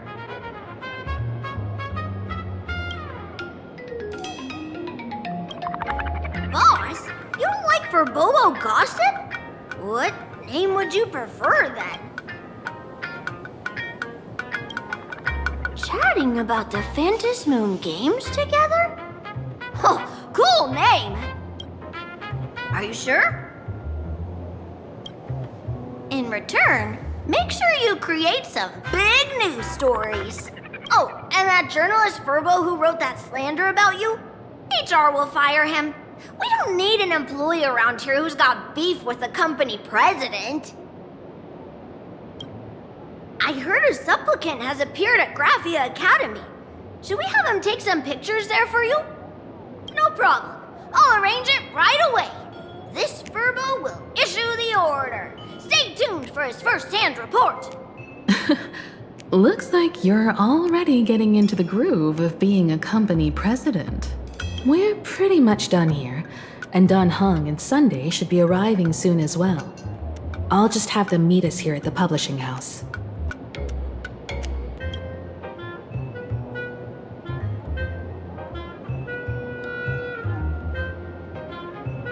Miss Himeko, we're here. Slower than expected, huh? Looks like you had quite a harvest. That's, difficult to say. Miss Himeko. And Benefactor is here too.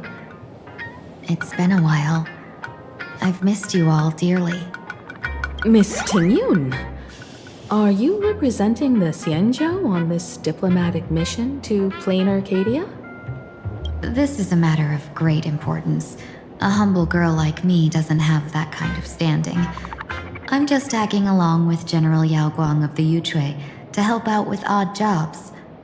I happened to run into these two on the way. The seer strategist. What happened on this journey? Sorry, there was a bit of a hiccup. I accidentally put on a mask of elation. Now I'm a supplicant in the Phantom Moon Games. Well, that's quite unexpected. I know the Express has been seeking to join the Phantom Moon Games, and I've been quite curious about that. Sorry. Did I make things more complicated than they needed to be? No need to apologize, Sunday. You are a companion of the Trailblaze. No nameless would ever stop a companion from finding their own path. Many thanks.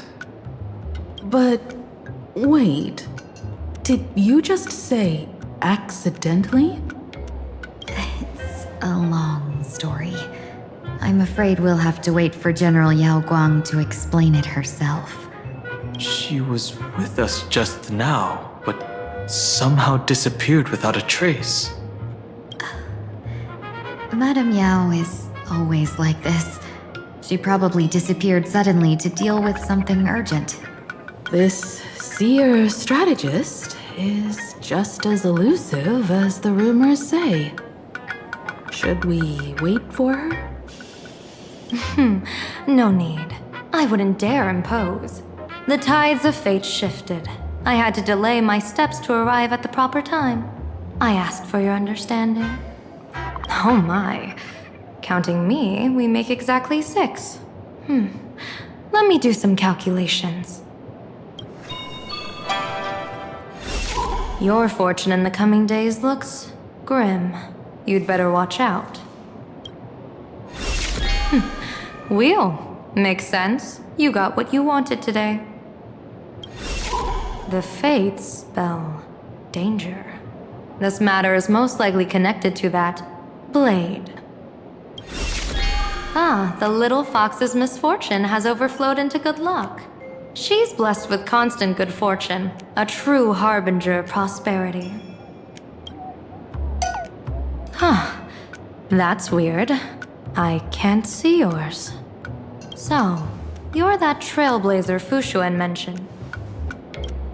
Your reputation precedes you, seer strategist. I'm Himeko, navigator of the Astral Express. Whatever's on your mind, you can discuss it with me. My sincerest apologies.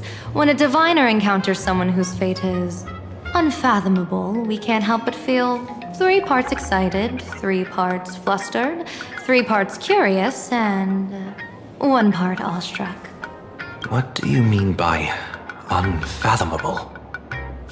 My eye of Ishvara can scan the aura of fortune surrounding each of you, manifesting as weal or woe signs above your foreheads.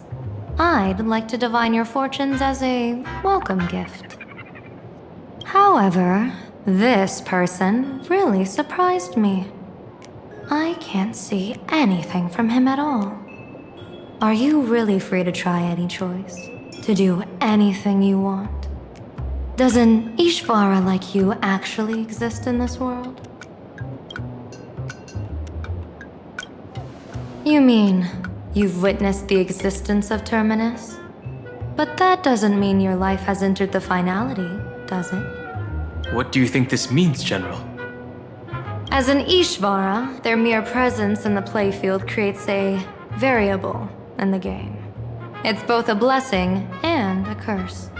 As I said before, the weal and woe of us 6 align with the 6 lines of divination. If he represents woe, then the hexagram falls to water, where dangers lurk above and below, spelling doom. If he brings wheel, then the hexagram shifts between wind and water, presenting a great opportunity to strike. Auspicious. So, the fate of our journey in Planacardia rests on his decision.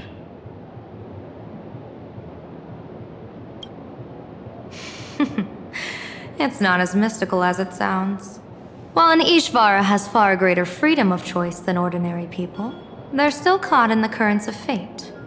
I just want to remind you to choose wisely. Back to business.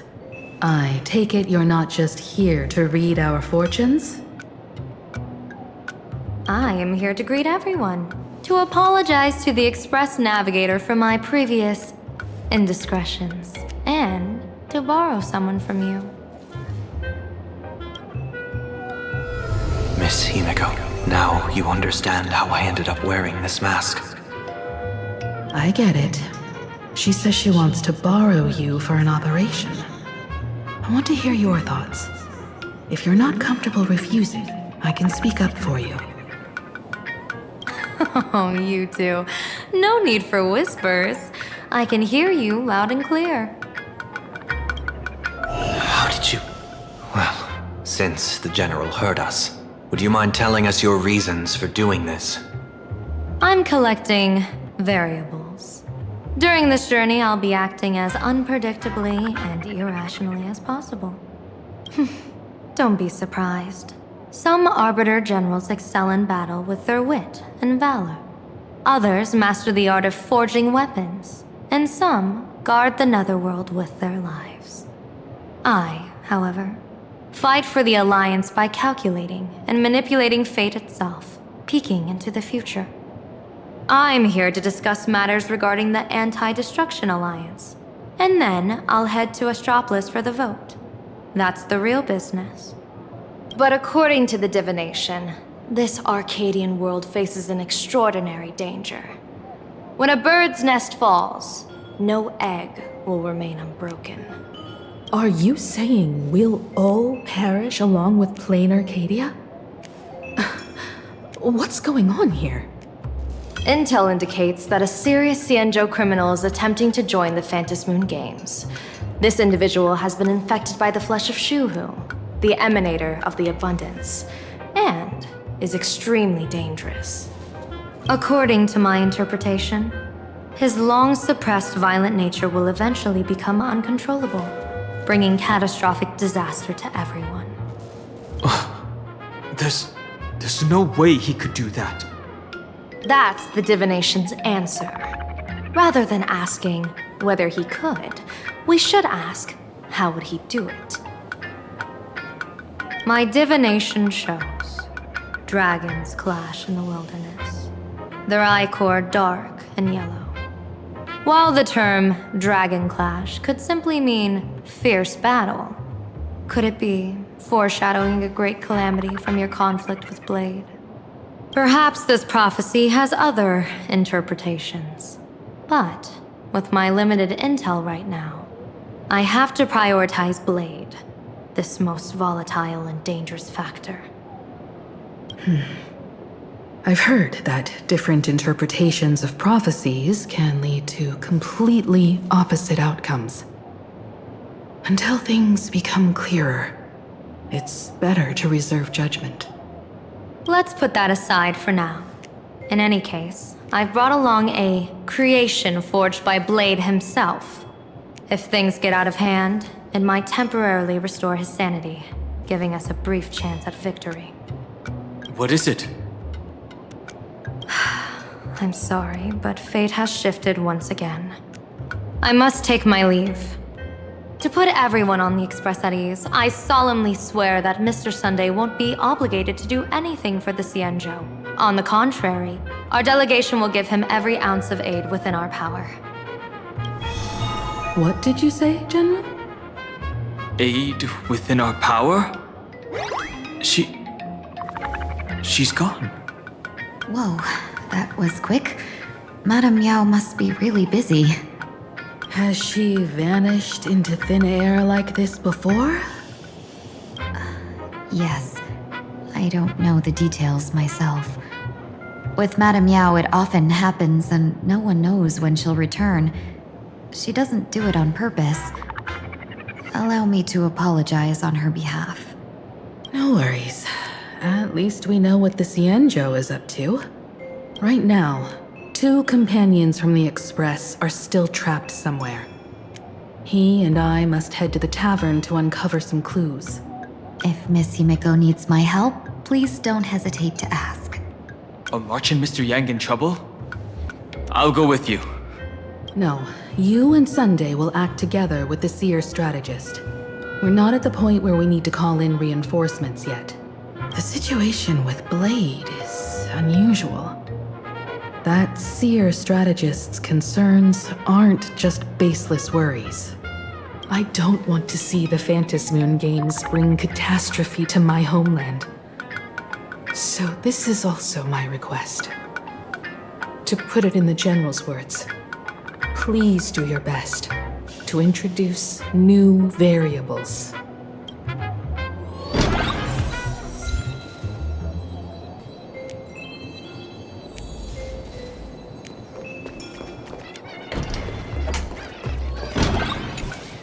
The IPC, Masked Fools, a Xianzhou General, the Stellaron Hunters, and the Nameless. Some came for the Alliance. Some for the Eon's game. Whatever their reasons, a storm is brewing in the skies over this world. But at least we got some good news. Sunday has joined the Phantasmoon Games. He can help us in our showdown against Sparxie. Let's rendezvous with Sparkle at the tavern. We must uncover why Sparxie entered the Phantasmoon Games, and what sort of Sparxicon she's got planned for Graphia Academy.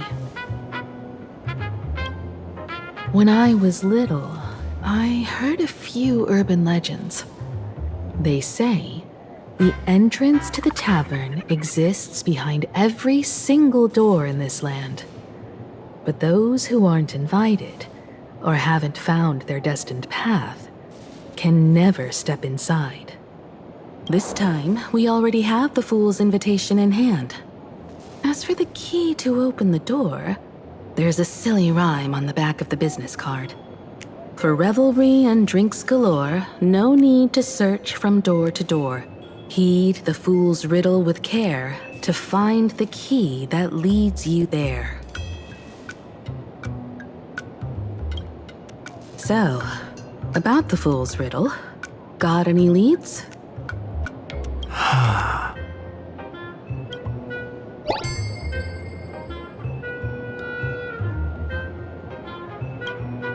Whether they look up or down, the moon that humanity gazes upon in the sky is always the same Phantasmoon.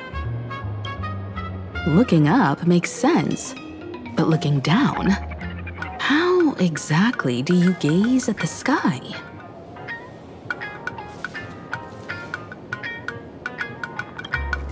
Oh, it seems fate ties you to the tavern. I get it now. The answer is Dovebrook.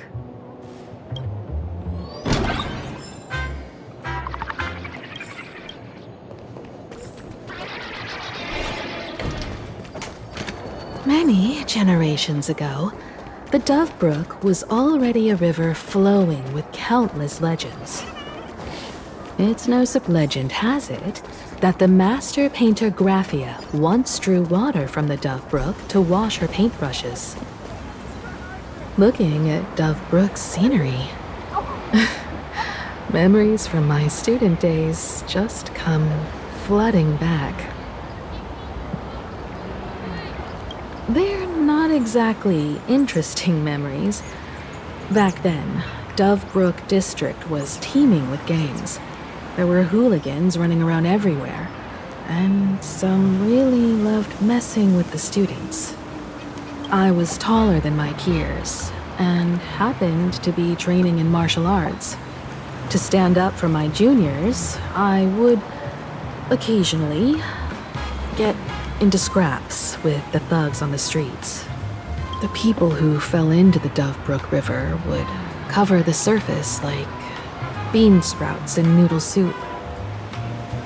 It all feels like it was just yesterday. Sometimes the thugs fell in. Other times, I took the plunge myself. Back then, I was a bundle of restless energy. The teachers always said I was like a wind-up toy that never stopped banging its drums and cymbals, stirring up a commotion wherever I went. In the blink of an eye, 15 years have passed.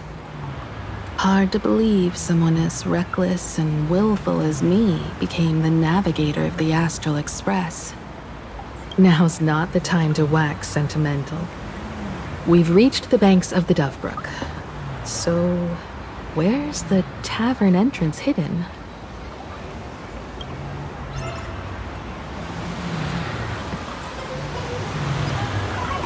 That's advice on the street.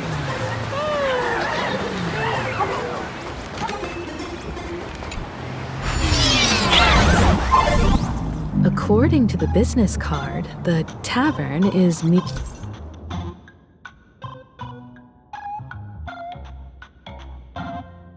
the Synwish Syndicate headquarters. Let's check the other side of the river.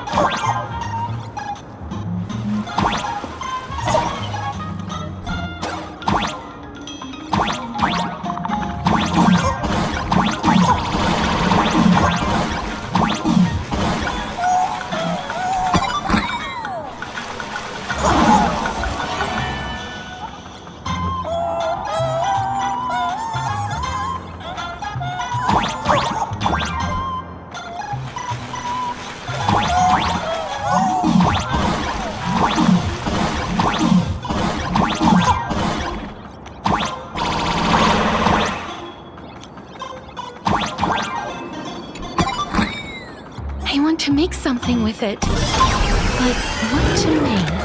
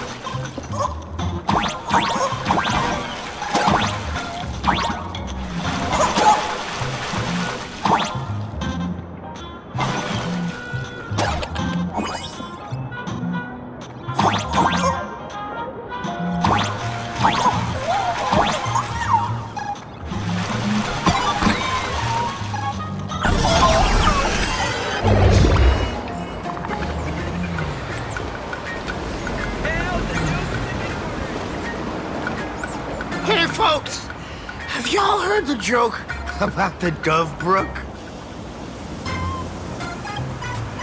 One day, a criminal escaped from prison.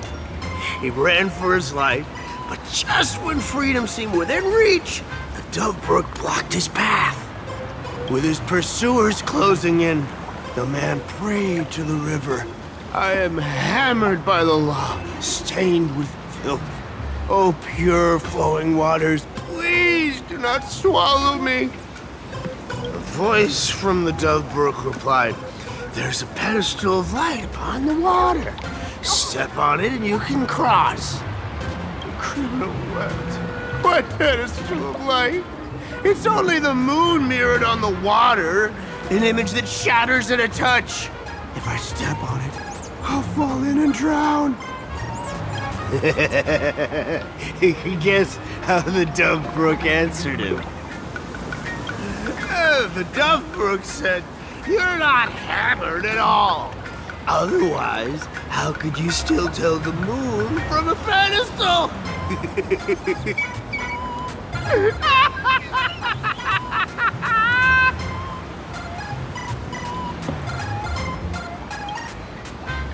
It's fine.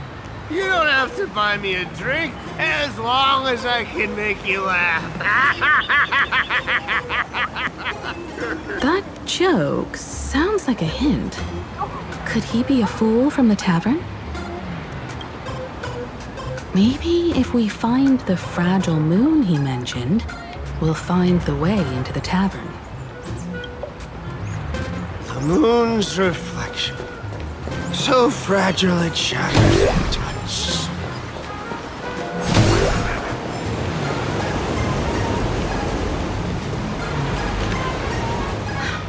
Sparkle's riddle says this. Whether looking up or down, they all see the same phantom moon when gazing at the sky.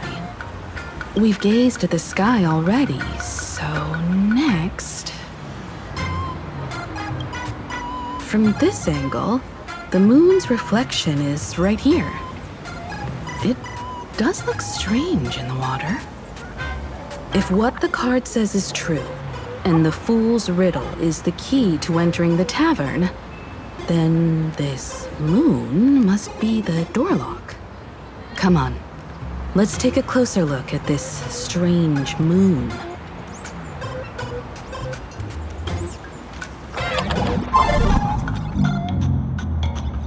Keep going. Chase that moon's reflection.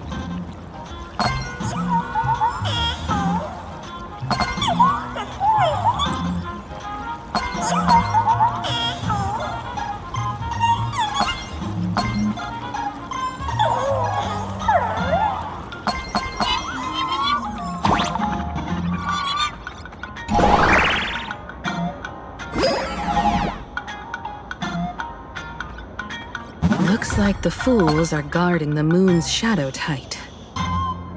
Shatter the moon lock, and we're one step closer to the tavern.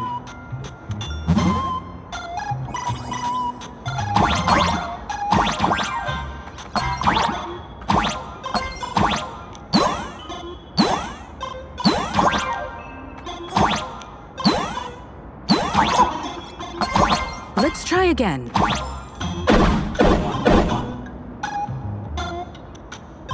Something's back there. Is that a key?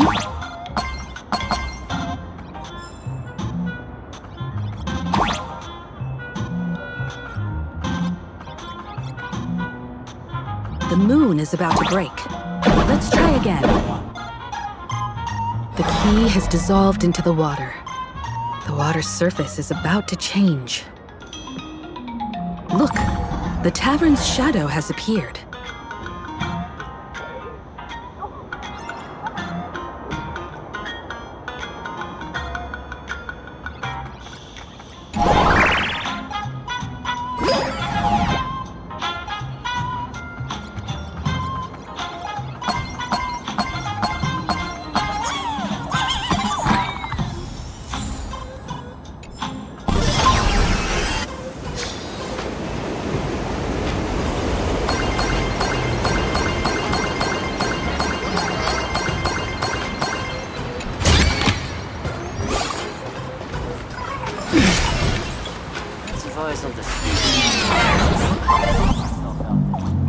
If we follow this path ahead, we should reach the tavern.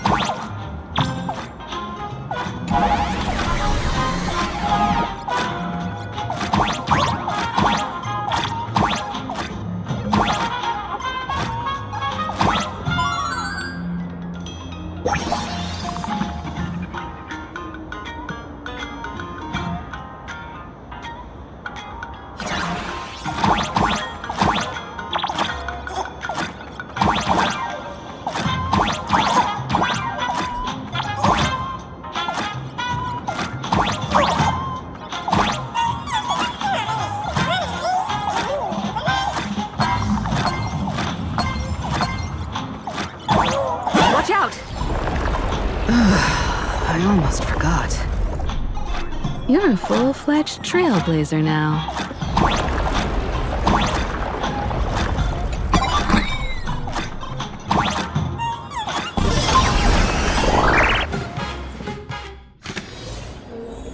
Welcome!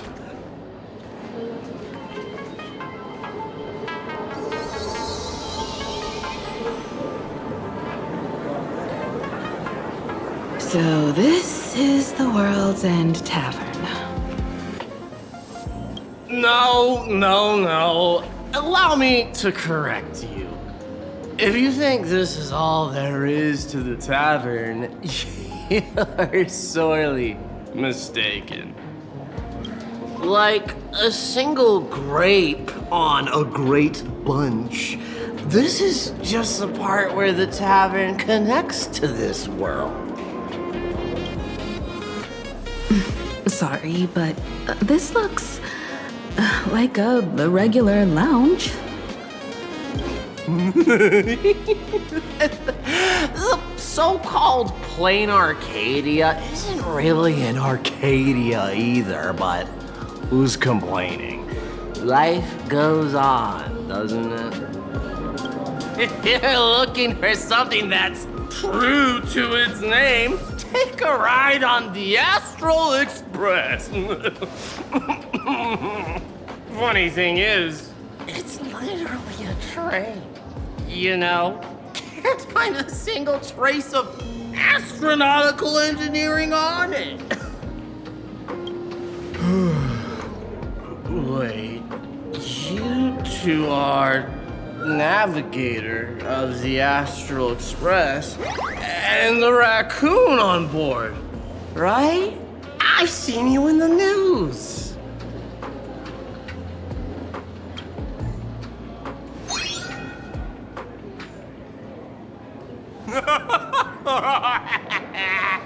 Friends, a big shot is here. A real knee slapper incoming. Really?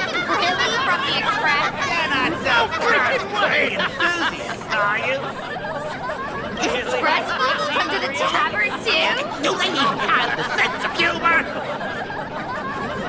Hey, can I get your autograph? Sorry, my foot. I'll never wash it again. Everyone, curb your curiosity. These two are my guests. Even the most mischievous among you should know when to stop and mind your manners.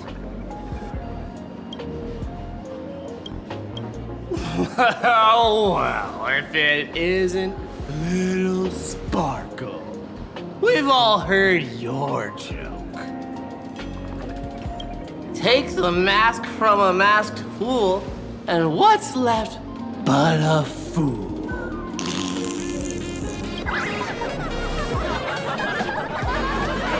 Oh my! Wouldn't a masked fool be better off without the fool? An empty mask sounds even better, no?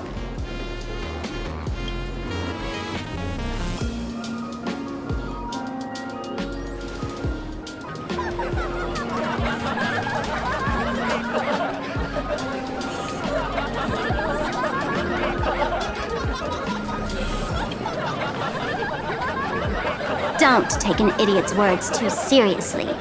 Unless you want to join them.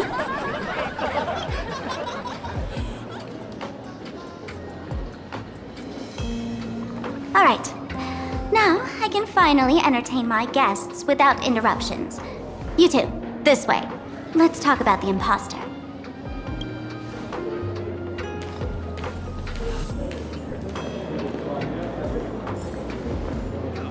Please laugh to your heart's content. Give me the same old. Some dry jokes. Shake. All right, you two. First round's on me. What'll it be? We're not here to drink. Time's ticking. Did you find anything on Sparxie? Don't pull a long face. You'll sour the vintage in the cask. While you were gone, diligent little Sparkle was gathering intel non-stop and didn't waste a single minute. Sparxie.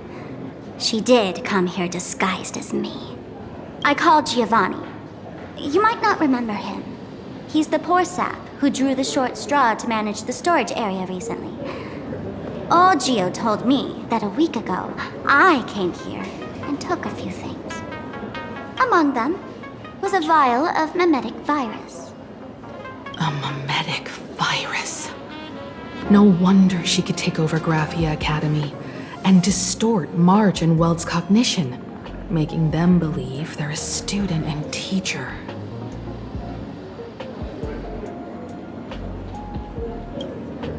Close enough. This so-called Sparxicon is a front for spreading a mimetic virus. Knowing that isn't enough. What type of mimetic virus is she spreading? What are the symptoms? We need more on her plans and actions before we can counter it. Thought of that already. So I visited a few friends and learned where the imposter's been haunting. To dig up details, we'll have to get hands-on.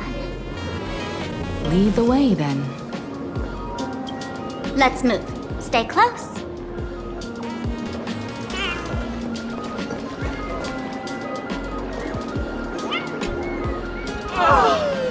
Abandon all despair, ye who enter. If you want to pass, then amuse me. By the way, hate to ask, you're not Aha themselves, are you? No, you're not Aha! You got that smooth talker air, but you're not. If you were Aha, a wave of your hand would cure my melancholy. You can't do that, can you? Isn't this the Tavern of the Elation? Don't you welcome the laughter, gracing you with their presence? You're wrong. It's not that they are unwelcome. See that? The fools put up a sign over there. Aha and morning actors stay clear from the door. Stay clear! Ridiculous as it sounds, it's true. After 666 invitations to Aha went unanswered, the younger fools voted to expel the laughter from the path of elation. Oh, I get it. It's like students expelling a teacher from a classroom. The action is meaningless. The message is loud and clear, though. All right, Mr. Doorway. I assure you that none of us three is Aha, and none is a morning actor. Oh, it's Sparkle. Is it really Sparkle? It's not someone else pretending to be Sparkle. I can't tell, and I don't care. Listen up, gray-haired lad. If you want me to open, pay the toll with saying a joke. I've been waiting for the one joke that can cure my melancholy. Now, amuse me.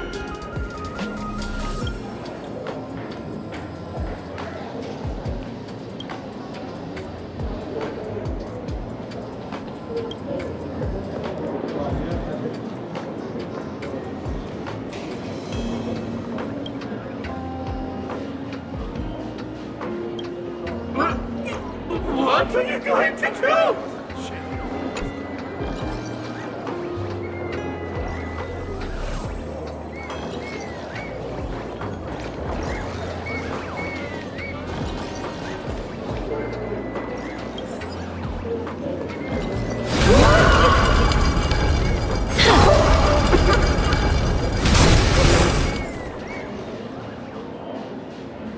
Didn't expect you to have the pull to get me into the tavern.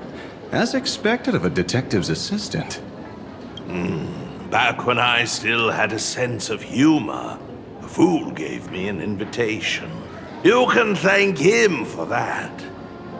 You're really going to see the Stellaron Hunter case through? They can only pay you in dirty money, you know. What else can I do? The boys need the money. Credits aren't black or white, they're ones and zeros. All right. I reached out to Costide. He said that one of the 3 people who stole the mask looked familiar. He might have seen them in the news. Based on his description, I spent ages sketching the suspect's portrait. And I suspect it might be Don Heng, the nameless from the Astral Express. Costide. You owe him another favor. No paying this one back, huh? Speaking of which, Don Heng. That's a Xianzhou name, isn't it? Where have I heard that name before? It sounds so familiar. So, which of these 3 is Don Heng? The one with gray hair? The redhead? Or that black-haired girl who looks like she's ready to stir up trouble at any moment? No, no, don't tell me yet. Let me guess. I know a bit of the Xianzhou language. The word Don can mean red. So Don Heng is the lady with red hair, right? Your deduction skills never fail to impress. Fine, I'll just give you the answer. None of these 3 is Don Heng. Do you even watch the news? TV, newspapers, the internet, it's all fake news. What do you expect me to look at? Let's get down to business. I couldn't find any trace of Don Heng's actions. It's like someone wiped them clean. So I decided to try a different approach. Keep tabs on the other members of the Express crew. Maybe following their trail will lead to clues about the mask. Nice work, Mr. Wren. They're heading deeper into the tavern. Follow me. I see, gray hair. The tavern not inviting you sooner was their loss. Come on in. Is the drink in these barrels really brewed from jokes? Yep. Where's this? Ta-da! Welcome to the dazzling lights of the Bliss Star. The heart of the tavern, Planarcadia's dazzling dance floor. There are some tasteless masked fools who consider this place the secret to keeping the laughter going. If life's cruel, don't beg for fairness. Dance! Shake away that sadness until it's all well mixed with the joy in your body. That huge light orb up there. For a tavern, it's as essential as the Phantom Moon in the sky. If we get the chance, I can take you inside for a real eye-opener. Speaking of which, 2 months ago, some idiot, after downing hundreds of drinks, had the bright idea to knock it down with a super overlord spinning top. So, we had to reinforce the Bliss Star with a steel frame around it and seal it inside the world in canvas. Aha! Take care! Weren't they banned from the tavern? And given the laughter's personality, if they took care of it, they'd just egg someone on to blow the place sky high. This fool you're talking about. It wouldn't happen to be Sparxie, would it? If it were, I'd already be tied to that light orb as the scapegoat. Anyway, the next stop is the Golden Confessional. The eyewitness says Sparxie was there. The Golden Confessional? What kind of place is that?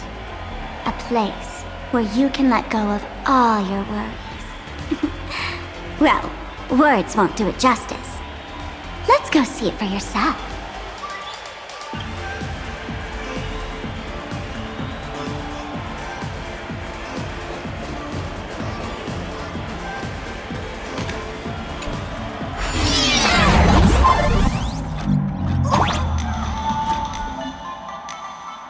Let me show you how to open a path. Play according to the sheet music, and the path will naturally open up.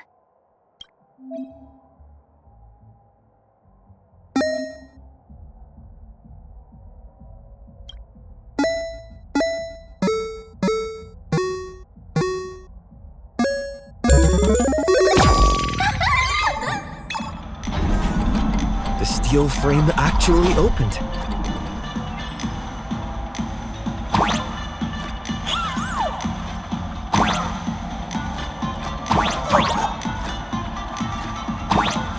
The Wisp-Bay here actually changed color with the lights. Just another night at the tavern. Fun, right?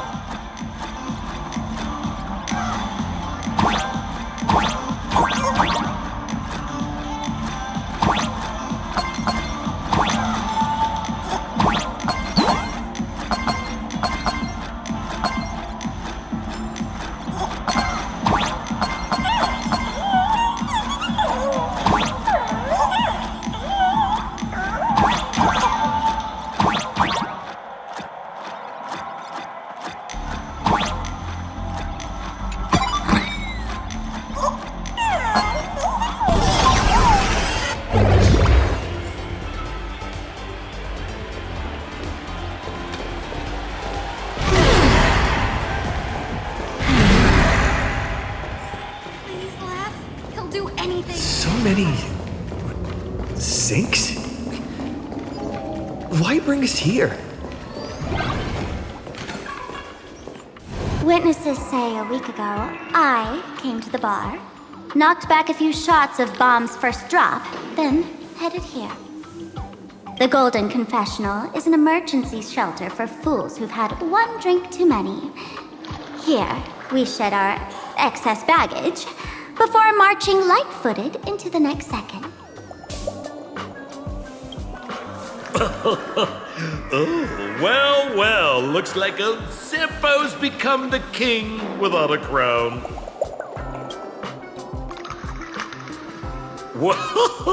Well, if it isn't my old friend! Sparkle, thank you be coming to the tavern. Old Sampo's heart is bursting with joy. And a teensy bit of sorrow. How did Sparkle beat me to inviting my #1 buddy to the tavern for a drink? You knew? And what made you link me to this place? That's kinda harsh, bro.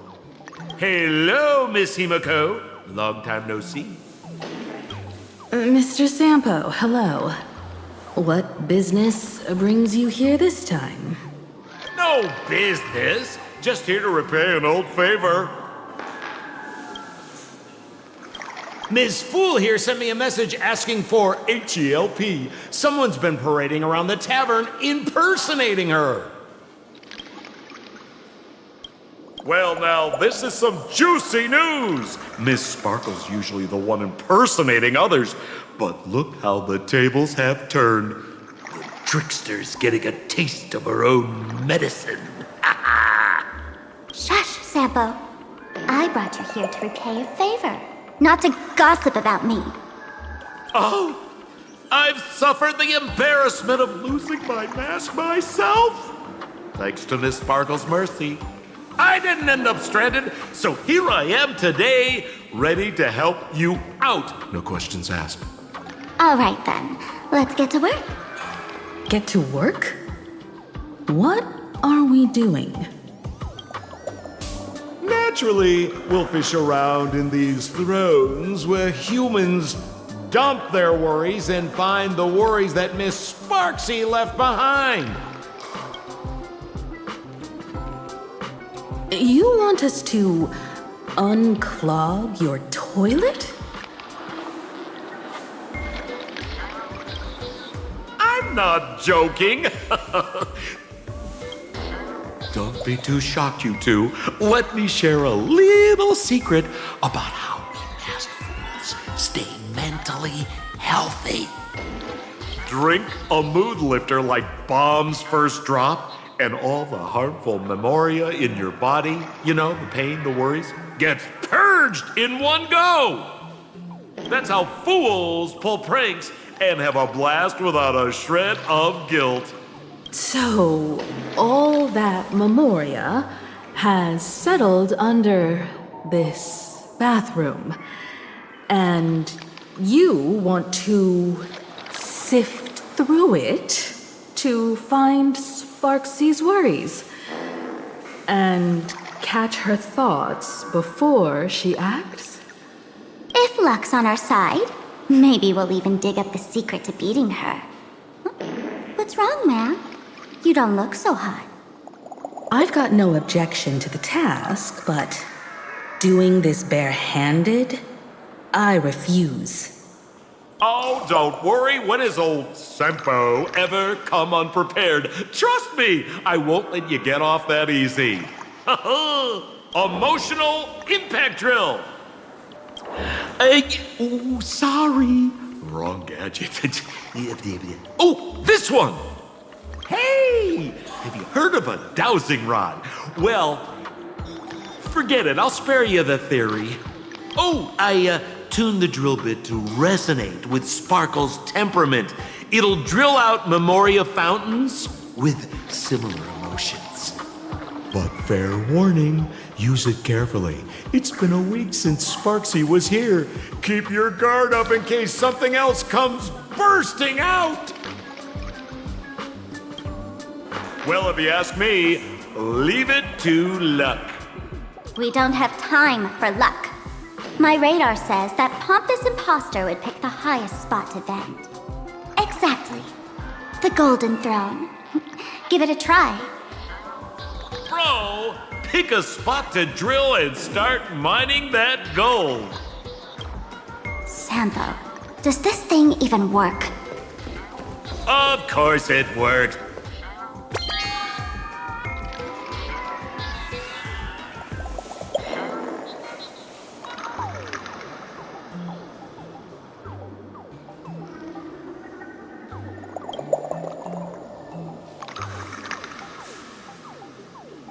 Sampo? How did you get up there just now? Oh, right! Silly me. Through that pipe on the side.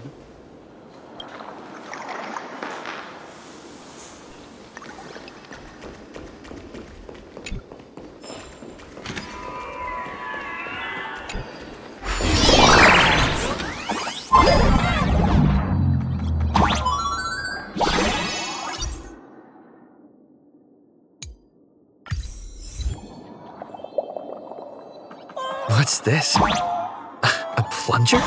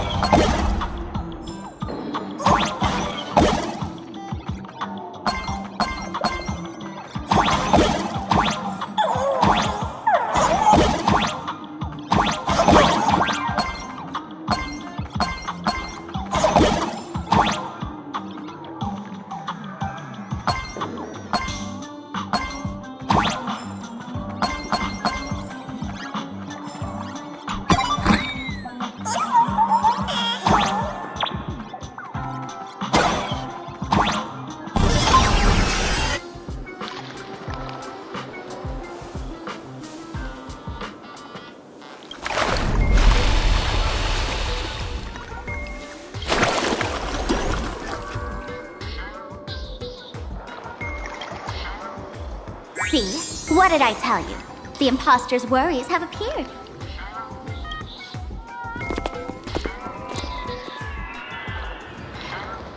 What a rare sight. Sparxie used to always connect with everyone online. But now, for the first time, she's meeting her fans through the sewer network. sorry, but we're your haters. Come clean now. What are you planning to do with that mimetic virus you stole? Use Sparxie as a front to turn everyone into mindless zombies or dancing monkeys? How could I ever harm my dearest, most beloved fans? You took an entire school of teachers and students hostage and turned them into your puppets to help you enter the Phantasmoon Games. You're going to argue that you did it all for them? Of course I did. From the very first day I was created, I've been doing exactly what my creator asked of me. Listening to every fan's questions, empathizing with their pain and troubles. They feel insecure about being ordinary, cry when ignored by those they like, and strive to stand out because they desperately want others' approval. Sparxie hears every wish, and she answers. During these Phantasmoon Games, I'll grant their wishes through the ceremony of the Master of Elation.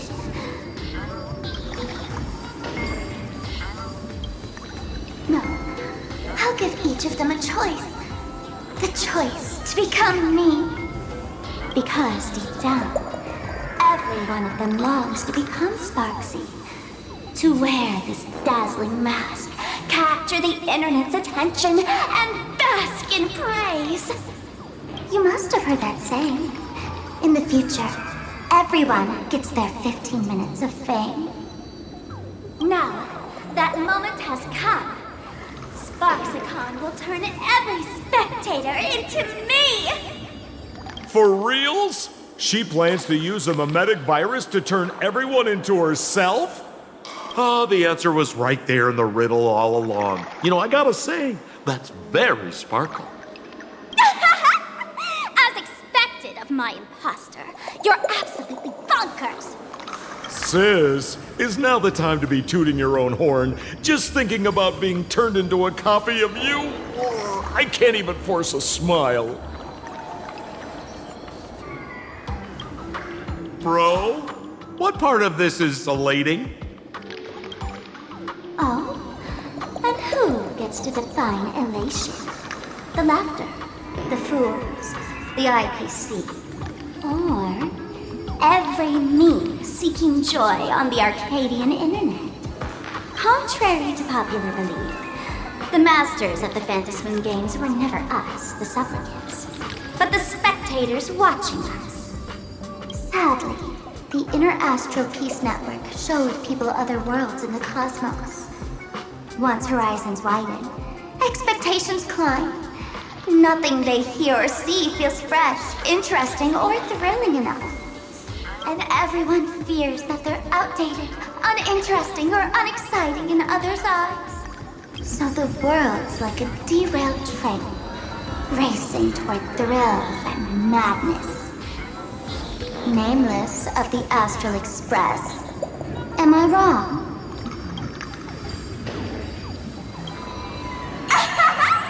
Bingo! You got it. I'm a part of her.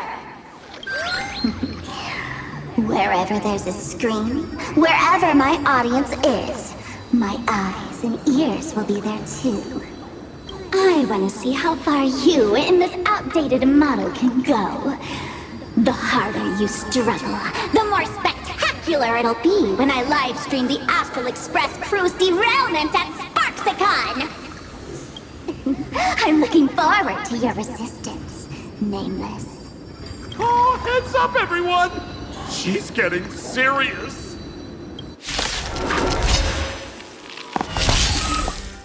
Oh man, the other day I ran into this fan.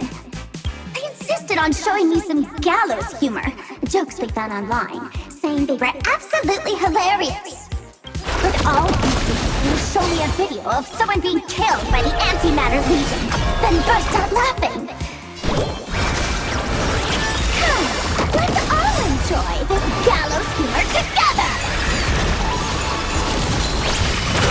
That hurt! Rise and shine. That hurt! Ouch! Don't be rash! Embrace a new life.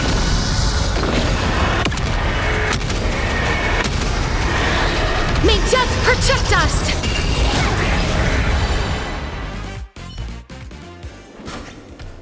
Listen, Sparkle. You only asked me to do your dirty work, but you never said anything about being your thug. You owe me compensation for emotional damage. Everyone's going to become me soon. Sampo, crawl out of your money pit for a moment, will you? To think, Planarcadia's elation would end up like this. Back when I still lived in this place, the internet was just for sharing information. Live streaming and virtual idols, we'd never even heard of them. Coming back now feels like stepping into a foreign land. Like returning home, only to find home isn't where it used to be. It's just madness wrapped in a cheerful shell. She's convinced that we'll be powerless to stop her plan, even if we know what it is. But I'm not ready to roll over just yet. I know. Even I don't want to turn into that phony's lookalike. Though, we're not that different. Since the fools stash dangerous things like memetic viruses in the tavern, I assume they must have also prepared some countermeasures? Ma'am, you give us fools too much credit. This is the Tavern, not the well-ordered Herta space station. But I do know a place. With some luck, we might find a memetic virus cleanup expert. All right. Now that you folks have a lead and no shortage of fighting spirit, old Sempo's calling it a day.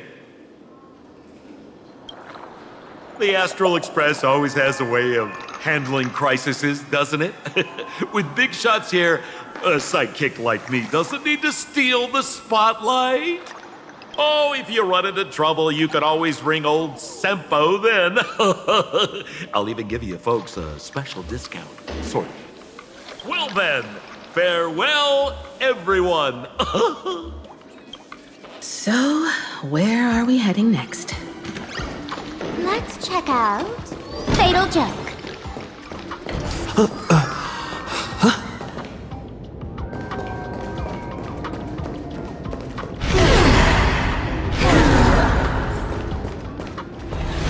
This place feels more like a maze than a tavern.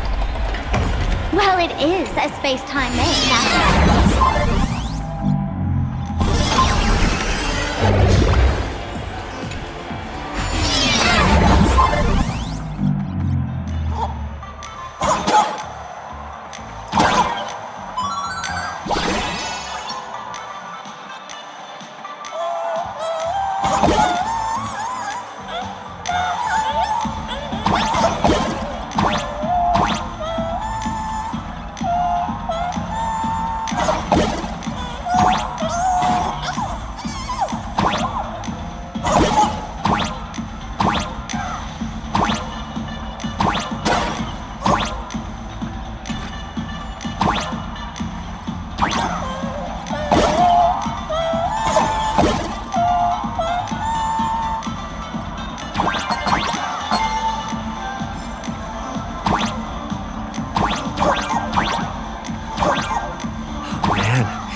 I wish we had one of these light orbs on the Express.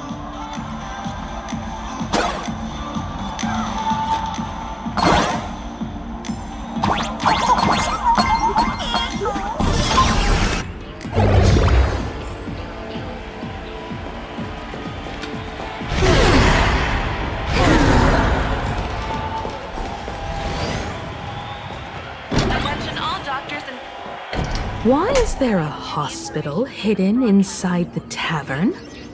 Well, because those who can become fools are all a bit sick in the head.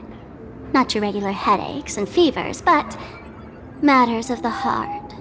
Every time someone goes bonkers and stirs up trouble in the tavern, like scattering nosewalker parasite ticks in every corner, or spiking the beer barrels with truth serum that makes people spew insults, for each time the whole place goes topsy-turvy, there's always some fool who, in the spirit of elation, volunteers to treat them.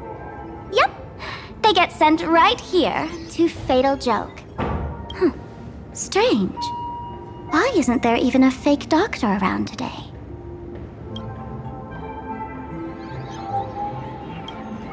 Even if some fool claims to have a legit medical license, you wouldn't dare trust them, would you? Attention patients. Please refrain from eating beef hot pot in the hallway. If you wish to dine, please invite the hospital director to join you. Thank you. Would Dr. Hartman from Plastic Surgery please report to the director's office immediately? This hospital doesn't even have a plastic surgery department. Who on earth are you?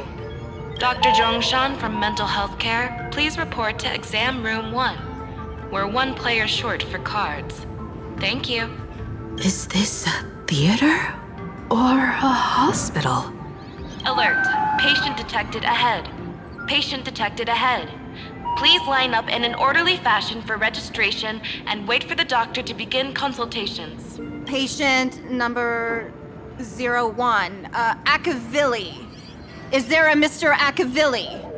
Mr. Akavilli, diagnosed with Stellaron symptoms per the records. Are you present? Please proceed to exam room 1. They called you by name, Mr. Akavilli? You might as well go take a look. I'm extra sick. Attention so patients. funny if you were not- Please refrain from... You're finally back, Akavilli. I've reviewed your clinical records. Your Stellaron symptoms are stable. Continued observation will suffice. Talk about fate. Ever since our little escapade with the Unshackled on the Xianzhou, I've been wondering when someone as interesting as you would grace our tavern. Next time you come to the bar, I'll treat you to a drink with topology olives and Barnsley fractal pepper. Good news for you. You don't need to rush into treatment just yet. Though I can't say the same for Miss Sparkle over there. Patient number 02, Miss Sparkle, please come in. Hello there, Miss Sparkle. You're one of the few who didn't mistake me for that imposter, Doctor. But just a reminder, yours truly isn't sick. I'm perfectly healthy.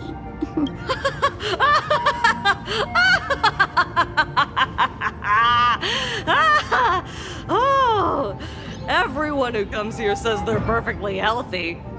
I've seen so many patients, and you're among the most severe. I could already make an initial diagnosis at first glance. Your ailment is loss of self. If someone can transform into 10,000 characters, would she still remember her original self? Good question. But if someone could become 10,000 characters, does the original even matter anymore? By the way, Doc, are you familiar with any treatment protocols for mimetic viruses? Mimetic viruses. I've heard about it. The city sent over a few cases. The patients had one thing in common. They were all heavy internet users. The medical records are in the room. You can take a look if you want.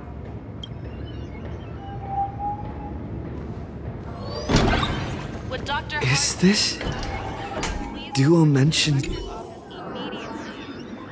hospital doesn't even have a plastic surgery department. Who on earth are you?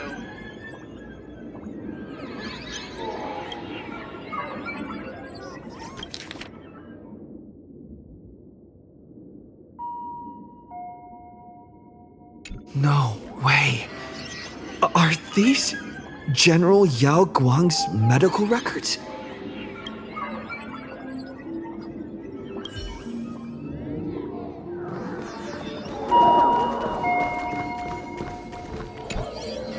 The medical records are on the bookshelf. First pile on the left.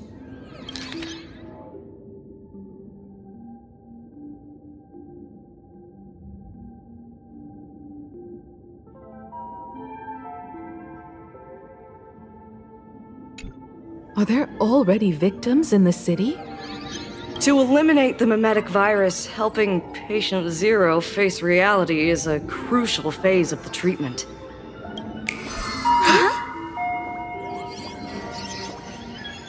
What's happening? happening? You've never been to Fatal Joke before? That's not surprising. I don't spend much time at the tavern. And to reiterate, I'm perfectly healthy. I love patients who deny their illness. I'll personally shatter their self-confidence. Miss Sparkle, I'm going to write up a detailed diagnosis report for you. In the meantime, why don't you chat with your fellow patients who share your affliction? Gray hair, let's go. I don't want to waste any more time with this quack. Miss... Hey there. Are you also troubled by the same illness as me? What illness do you have? I once suffered from a disease called Fool. A masked fool named Sparkle grew out of me, slowly becoming one with me. She used me to bear all the pain caused by her performances, left me battered and bruised, while she slipped away from everything. But I was lucky enough to find this tumor called Sparkle. And I expelled this malignant growth from my body. You're just a tool I discarded.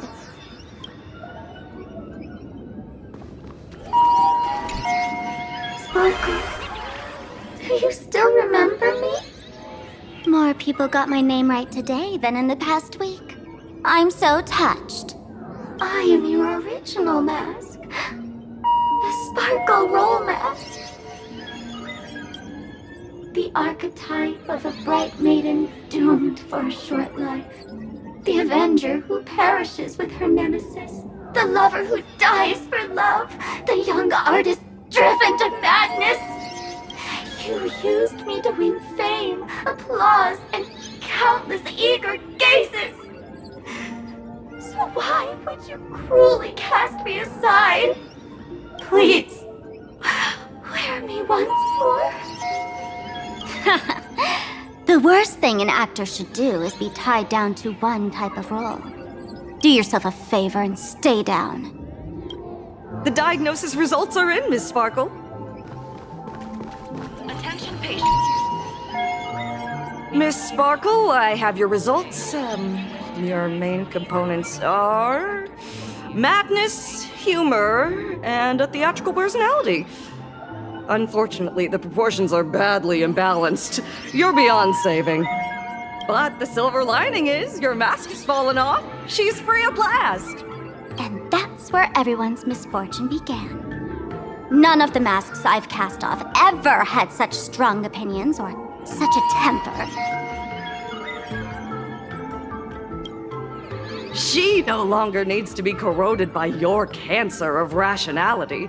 Now she can do anything that you wanted to do but didn't dare to do. Ha! As if there's anything Miss Sparkle wouldn't dare to do. For example, you don't dare wear any one mask for too long. Like a butterfly shedding old skin, you keep discarding every mask just so you won't be defined or bound by them. You're afraid to stop, to be stuck in some stereotype. You're afraid that one day you won't be elating enough. That's why you drew Miss Sparxie and became her online. As a dazzling mask, everyone confides in her. Everyone wants to be her. Everyone feeds her their clever ideas. You thought this would inject new life into your elation. But sadly, once the mask is on you, you become its accessory. People care only about the image the mask paints. No one cares about the you beneath. And that is why she came to life. Human recognition and desire will flow through the internet, providing nourishment for her to bloom. She'll become a bewitching flower, conforming to everyone's wishes, letting them wear her, become her, and blossom across all of Planacardia. What a beautiful sight. Stop? You mean treat? Yes? Cremate Sparkle. That's the best treatment I can prescribe. And here I thought you had something clever.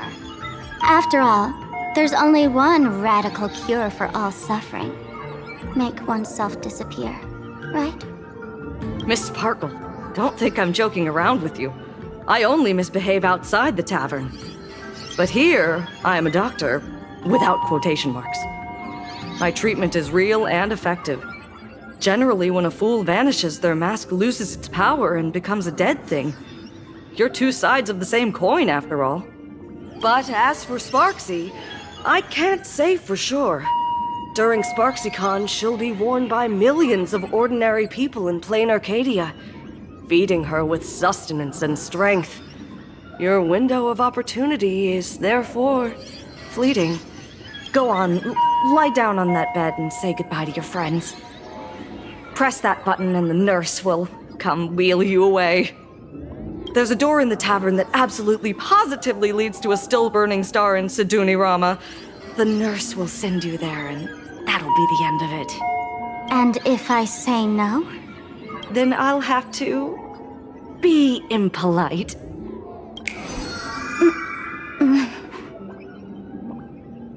Miss Sparkle, nameless, the choice is yours. As for me, by the laughter above, I've got to catch the next ship out of this dump. Hey!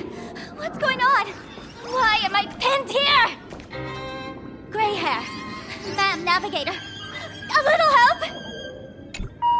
The mask of the masked fool represents what you wish to become. You use it to focus your power, but the mask will gradually bind you as well. That's why you've been avoiding Sparxie all this time. She didn't just steal a vial of mimetic virus. She stole your strength. No wonder the fool at the bar joked, when a masked fool loses their mask, what remains is just a fool. Yes. Every fool has at least one such mask. Not mere decoration, but a part of our destiny crafted by our own hands. It might be a morning actor mask you took a liking to and stole from them. It might be a head accessory you personally sketched in a moment of inspiration. Or it might be something that one day fell from the sky and latched onto your face. To become a fool, one must experience at least one such instance of destiny. The moment of masking one's face. Through the mask's eye holes, we gain a different perspective. Finally seeing how the universe is simply churning with endless jokes, and the absurd nature of our existence as living beings. The mask is who we want to be. And now, this imposter is more me than I am. Do it! Press the button. Call the nurse and cremate Miss Sparkle. At least then, the imposter will lose her power for a little while. You should be able to take her down easily, right? You're not actually going to press it, right? Give us a moment to hesitate, to think. Waiting is torture, you know. You're not doing this on purpose to punish me, are you? Hey, gray hair! Say something!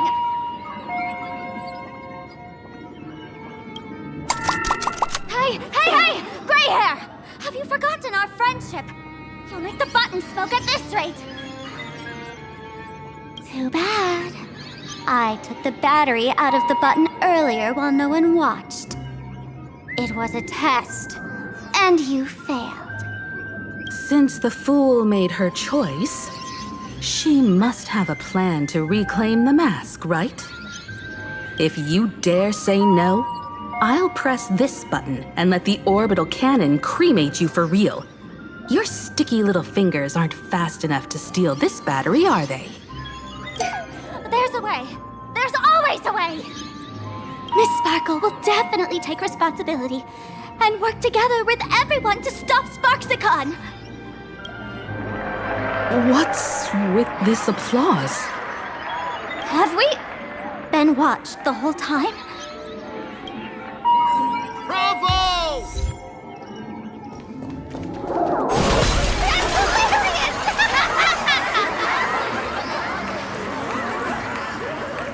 So the audience watched our every move in that treatment?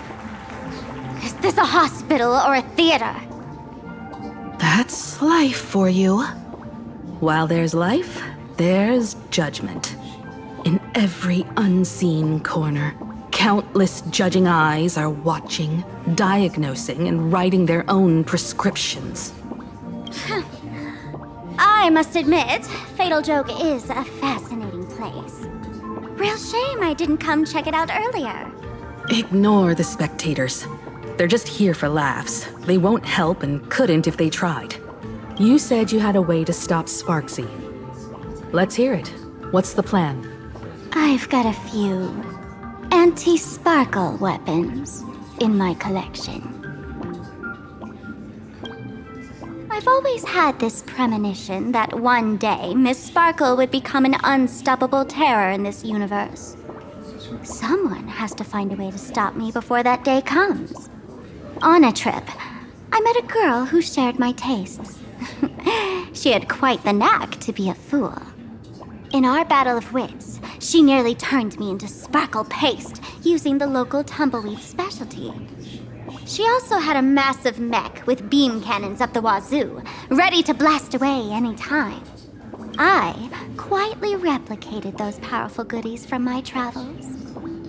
With these anti-sparkle weapons, that imposter won't know what hit her. I gotta say, I'm quite the visionary. You two, let's head to the storage area next. I've already contacted Giovanni. He's doing an inventory check of the lost items there.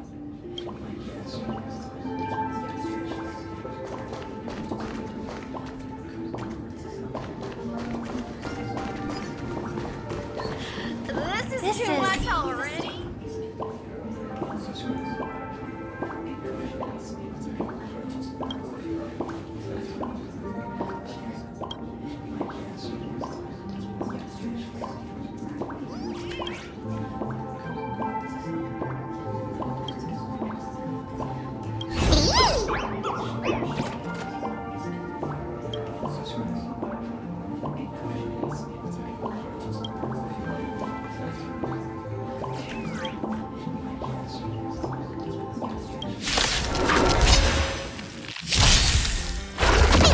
Together we can do anything. Don't worry, night falls.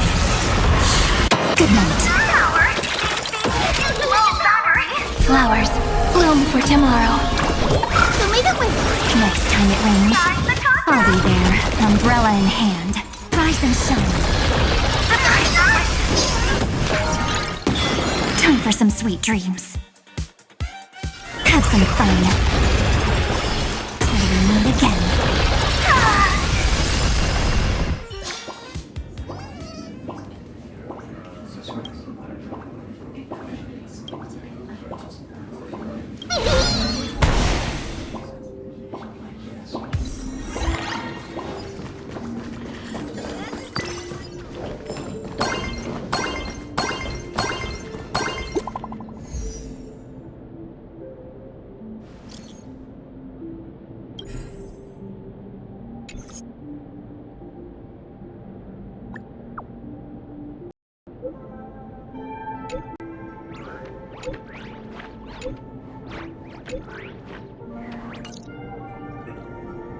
Intel from the school?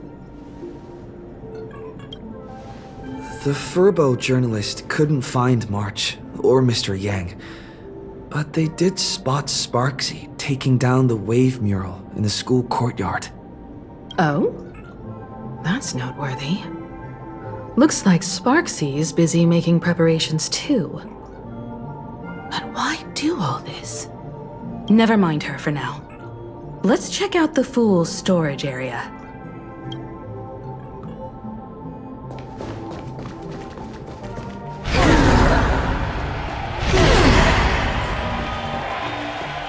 This tavern is huge. It's alright. I just wish there were more fun spots around here.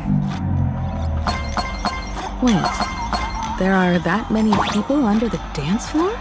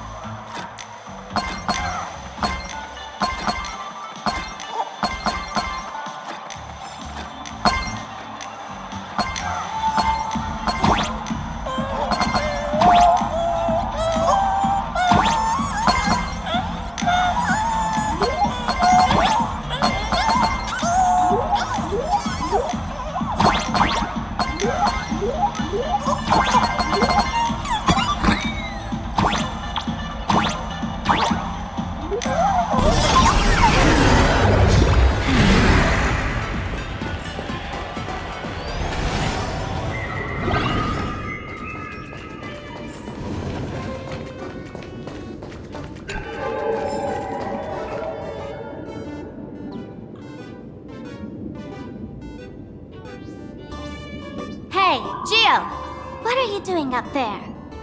Working my tail off for you, tallying the losses. Wait, who'd you bring with you? Oh, it's Mr. Trailblazer. I knew you'd step into the tavern and become one of us someday. Those with the makings of masked fools are naturally drawn to one another. You sure know quite a few fools. Ah, and the lovely lady behind you. You must be Miss Himeko, navigator of the Express. A pleasure to meet you. Mr. Giovanni, just call me Himeko. Normally only fools may enter, but since Sparkle brought you, and you are practically an old friend, I can make an exception as the caretaker. Let me show you around. Gio, cut the spiel. Sampo says you recite that intro so often he's grown calluses on his ears. Want the fool's treasures, souvenirs, and prank gear? Come to the Grand Treasury Storage. They've stashed everything here. You stole my line again. Picked it up on a trip to another world. You've heard this phrase too, haven't you? I'll admit it's catchy, that's why I used it as a slogan. Storage area visits went up by 26% after that. Business first. Did you see my pickup message I sent? Where's my stored anti-sparkle weapons? Well, your storage list is a total mess. You never leave any notes. If I hadn't been called to audit, who'd know how many surprises you got stashed away? As for the anti-sparkle weapons, oh, I'd love to know what on earth that's supposed to be. Why don't you go in and look for yourself? As requested, I've linked the vault entrance to your collection room.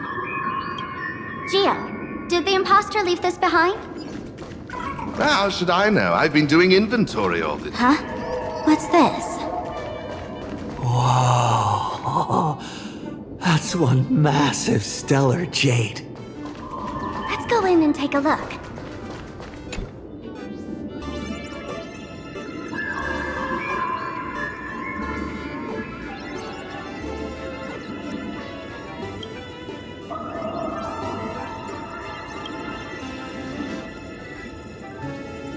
Kid, wake up! This rock is dangerous. Dangerous? I'll smash it.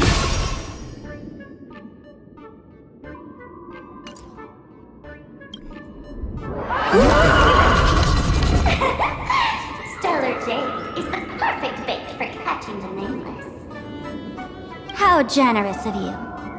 First time I've seen a thief steal something and leave something even more valuable in the vault. Isn't this exactly the type of phantom thief lair we masked fools adore? Remove a carefully curated piece and leave a gift in place to soothe the owner. A jumbo-sized stellar jade is surely worth a jar of mimetic virus and a few anti-sparkle weapons, wouldn't you say? And you stole my other prized pieces too? That worthless junk? Consider it a complimentary bulk cleaning. Before Sparxie begins, I'd like a little warm-up entertainment. Old model and the nameless. You should be able to break out of this room, right? Don't disappoint me now!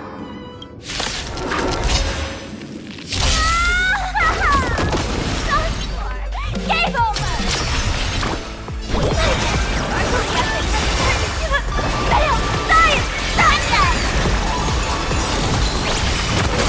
Don't worry, night falls. Good night. Till we meet again. Embrace a new life.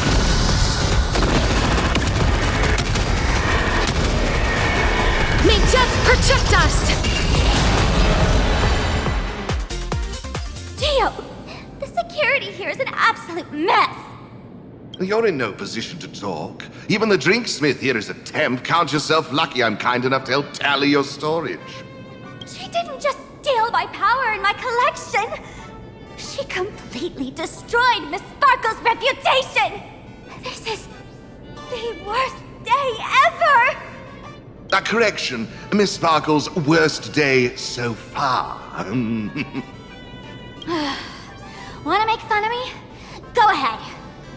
Don't get me wrong. I also don't think gear tumbleweeds and giant mechs would work on someone spreading mimetic viruses. I thought of a way just now that might suppress the mimetic contagion at Graphia Academy. You can fight fire with fire, but a mimetic virus can be scoured away with water. What do you mean? Our informant at the school reports Sparxie is removing the central mural there. The imaginated mural, Worldbreaker Waves, is said to be a work left behind by Graphia herself.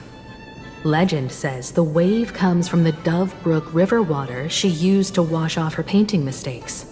The artists say it is blessed. That's why they kept it in the school. I couldn't understand why Sparxie went to such lengths to tear it down. Now I do. Painting mistakes are redundant information that stain a painting. A mimetic virus is redundant information that stains the mind. If someone knew how to harness this Dovebrook wave to wash over the school, they could cleanse the infection she spread. That's why Sparxie wanted to hide the mural. Exactly. As a Graphia Academy alumna, I know a bit of traditional painting. Right now, our most directly effective plan is to break into the school, regain control of the mural, and use it to suppress Sparxie's movements. Let's go. I'll make this imposter pay 100-fold. Looks like our paths must part in haste. I wish you all fair winds on your journey ahead. Oh, if any of you feel uncertain about what's next, here's a small suggestion. Take a detour inside the Blistar Light Orb. A quick prayer to the gods before battle hardly counts as wasting time, does it? For us masked fools, that light orb holds the same significance as the Phantos Moon hanging above. Deep within the orb, everyone can find the divine revelations of the elation.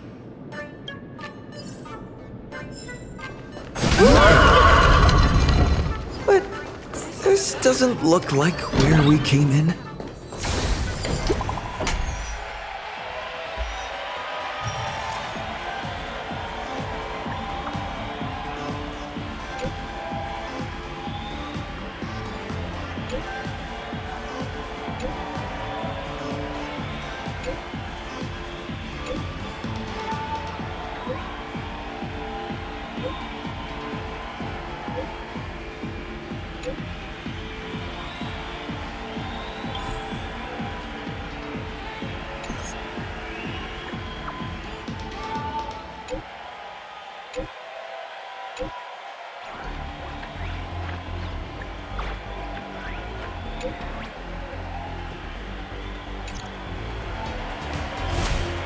Darn it. They found something else at the school? We need to pick up the pace.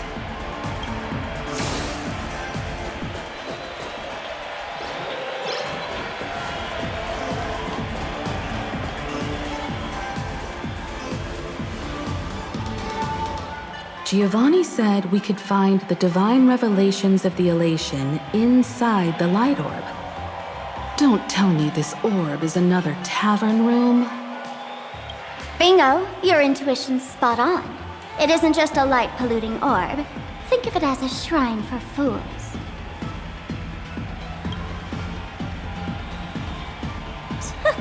Worship sounds a bit too serious, no? Most masked fools treat the laughter like an invisible, mischievous drinking buddy. Fine for a mental toast. But if they really come looking for you, it's usually bad news. Inside this light orb is a miracle tied to Aha. It responds to any fool who approaches.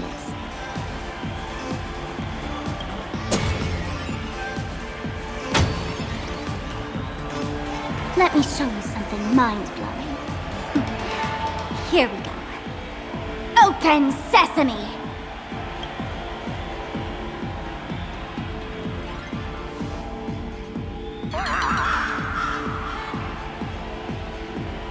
I said, open sesame! Open sesame! Sesame? Open?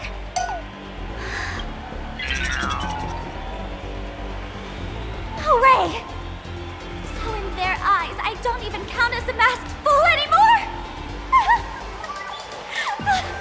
What a wonderful surprise! The imposter stole my identity too!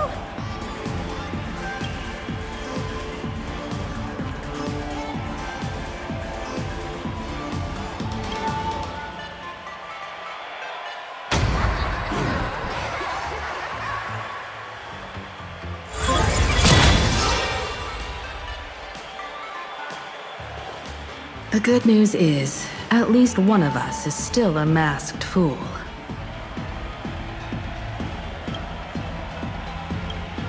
Hey! That's way too harsh.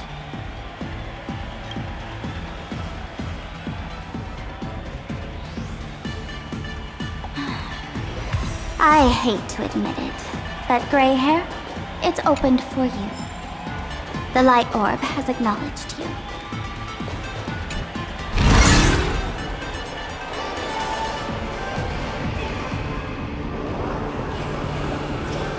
So, this is the miracle you meant? Yes. Among the masked fools, a myth is told. When the Master of Elation climbed the highest boughs of the Tree of Existence, they glimpsed the cold, abhorrent void. The stars turned like machinery, and all meaning yielded to nihility. They gazed further, until they witnessed a newborn fall and cry as if wronged beyond measure. Then they burst out laughing. That crystalline laughter tore through the cold, dead universe, echoing through the realms to this day. Many think the laughter that tore apart the cosmos is just a metaphor. But sadly, it's real. The Tavern folks call this thing the echo of primordial laughter. It tore open a spatial rift. They say other tavern branches have this too, in multiple locations. No one knows how many there are, or what their existence means. When you shout into it, there's no echo. Toss in trash, and it merrily swallows it. No one knows if this thing will keep widening and swallow the tavern whole. Either way, it just sits there, right over there, motionless, grinning at us forever. Just stick your hand in there. It's said, at a turning point of destiny, a fool need only reach into the rift and grasp something. The tavern folks call it the laughter's gift. No one knows what this thing will bring to those who seek it, fortune or otherwise. But one thing's for sure. Your destiny's bound to get much more chaotic. Hey, gray hair. Wanna give it a try?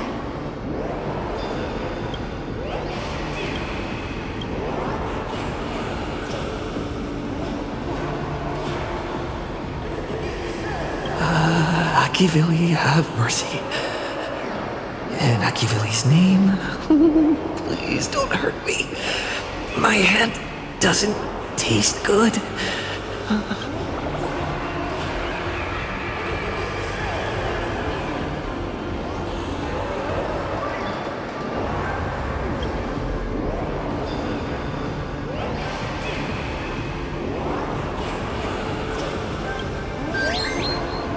Is this?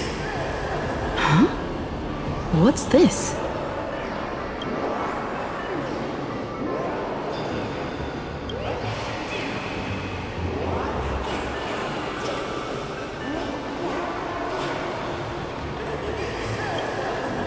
Laughter above, they really answered! But what's their deal giving you another mimetic virus?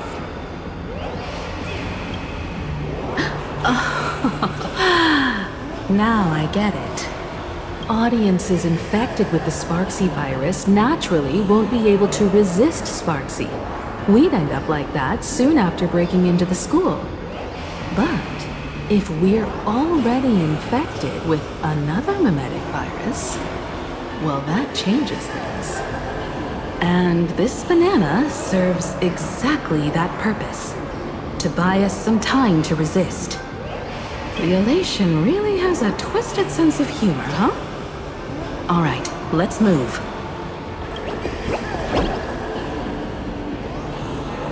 Who are you two? Haven't you heard the rule? Only one fool's allowed in here at a time. Who am I? Well, just a passing detective and his assistant. Have I been asleep too long? Or has humanity sunk so low they don't even care if they turn into monkeys? Meanwhile, the ignorant criminals believed they had discovered a treasure that could change their destiny, completely unaware that what they held in their hands could shatter the sanity of the entire world! Hey, Mr. Wren, cut the narration when it's time to fight. Well, I gotta do something, right? Like this? Whatever floats your boat. Now, listen up, you three. Put that banana down and walk away, and I'll let bygones be bygones. But if you try anything funny... If you want to get to them, you'll have to get through these little toys first!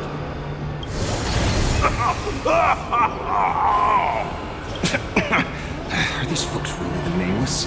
In all my years, I've never seen the Nameless dealing with mimetic viruses. The real deal.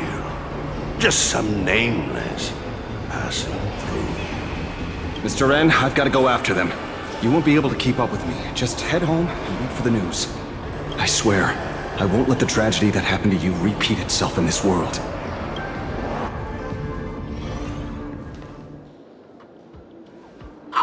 Over here! This way! Run faster! You don't want to get caught by that guy back there, do you?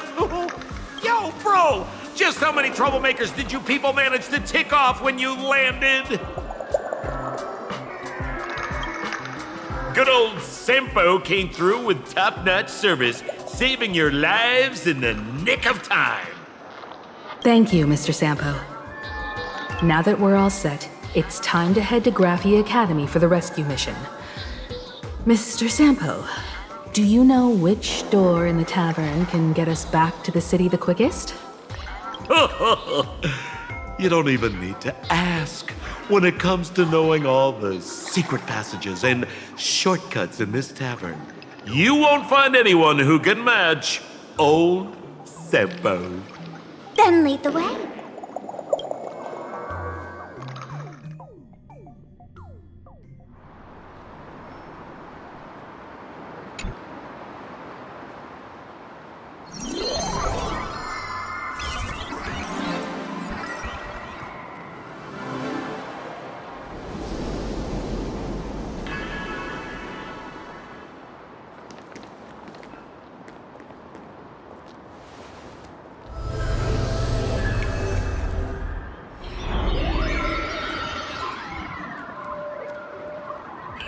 Your thoughts tell me that you still have doubts about me. Did you ask to meet here so I could clear up some of your doubts? Greetings, Lady Yao Guang. Being able to hear others' thoughts anytime. This tuning ability sure comes in handy. Compared to the seer strategist's ability to come and go as she pleases, this is nothing but a parlor trick. I've heard that Xianzhou folks are big on etiquette, yet here I am, and you're still playing hide and seek, General. Isn't that a bit discourteous? Sorry. I have this old problem of suddenly disappearing. It's really something beyond my control.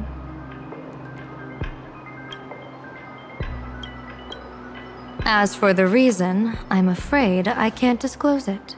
Please forgive my rudeness. Or, if you're truly that curious, why not use your tuning and find out? You know I won't do that. Besides, I couldn't even if I wanted to right now. Couldn't?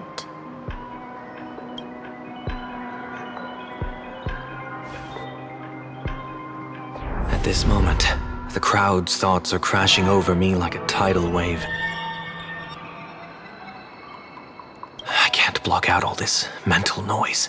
Just keeping my own thoughts from getting tangled up in everyone else's is hard enough. I see. So that's why. When you were speaking with Miss Himeko earlier, I accidentally intruded on your private conversation. My tuning is spiraling out of control. This mask is distorting my abilities. I see it differently. The loss of control is temporary. That mask is amplifying your power. How is this possible? This tuning power is bestowed by the Harmony. How could the elation meddle with their authority? Perhaps the elation simply poured more fuel into this divine authority? In my humble opinion, this mask binds the supplicant to all beings of Planacardia, drawing strength from those who share the same path here for your use. That's why you're hearing others' thoughts surge toward you like a tide. Your tuning is steadily expanding, and you've become the center of this melody.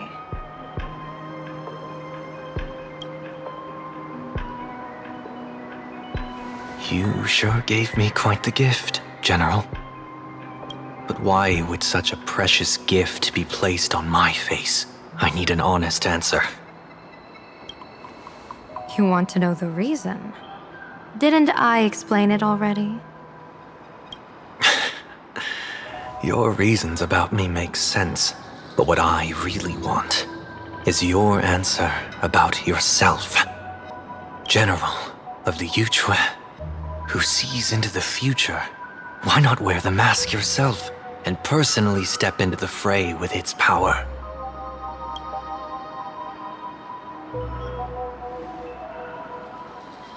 Words can deceive, but only tuning lays the truth bare. Mr. Sunday, why not use your enhanced tuning to feel the weight of that answer for yourself? Well then, pardon my intrusion, Lady Yao Guang.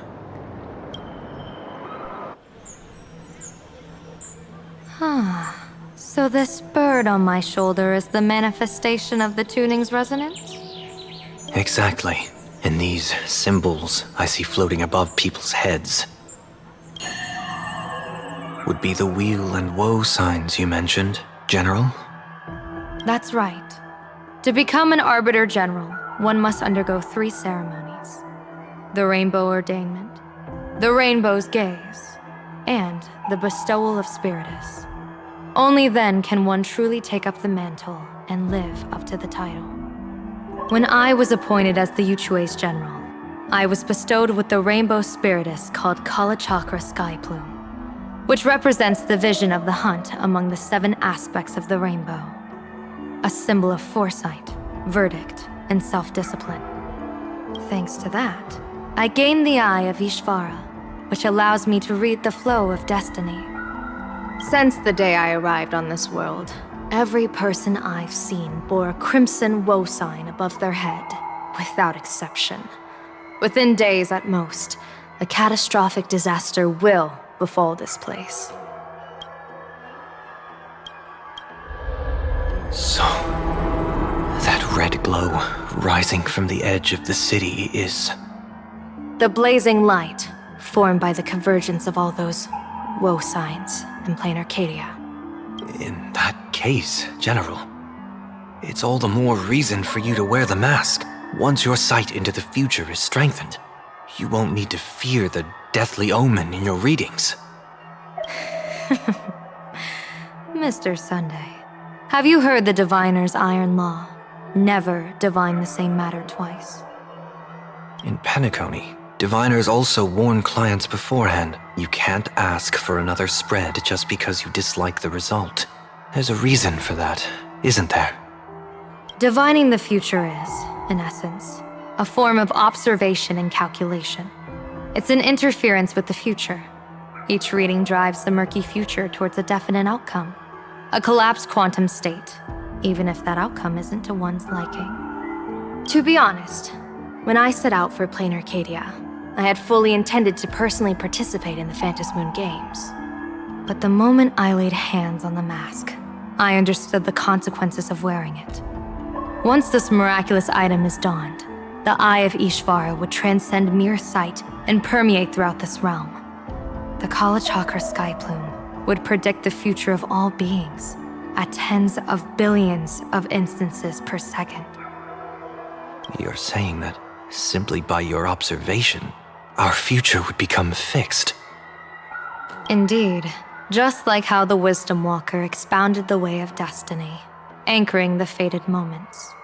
If I wore the mask, I would become the noose of plain Arcadia, and I would personally anchor a destiny that drives us all into a bottomless darkness. We will become locked in a dead end, with not a shred of hope for salvation. Close one. I passed the trial. There's still a sliver of hope in this round. Now that makes me even more curious. Pardon my bluntness, but the fate of billions in plain Arcadia never had much to do with you, General. Your encounter with the Express and the IPC was merely a chance meeting. You are a messenger of the Xianzhou. Since you foresaw the omen, that an Arbiter General will fall here, you could have boarded your ship and left at any time. Why choose to stay and help us? To help this world break free of this death trap? Because I am guided by great compassion. Every life is precious beyond measure. Such diplomatic pleasantries won't fool the former master of Penacony like yourself, would they? Then, how about this reason? The Astral Express has distinguished itself time and again against the destruction, and bears an irreplaceable duty for the future. I can't just sit idly and watch you face annihilation. Give me a break. I really am terrible at all this diplomatic talk. Mr. Sunday, what makes you think that everything I've done is just to save plain Arcadia? What? Weal is where woe lurks. Woe is where weal leads. The good fortune of some often births the ill fate of others, and a dead end for someone may hide an opportunity for another. This treacherous land where life and death turn again and again, where fortune flips to misfortune, is, in my eyes, the perfect board for a game of wits. A game with whom?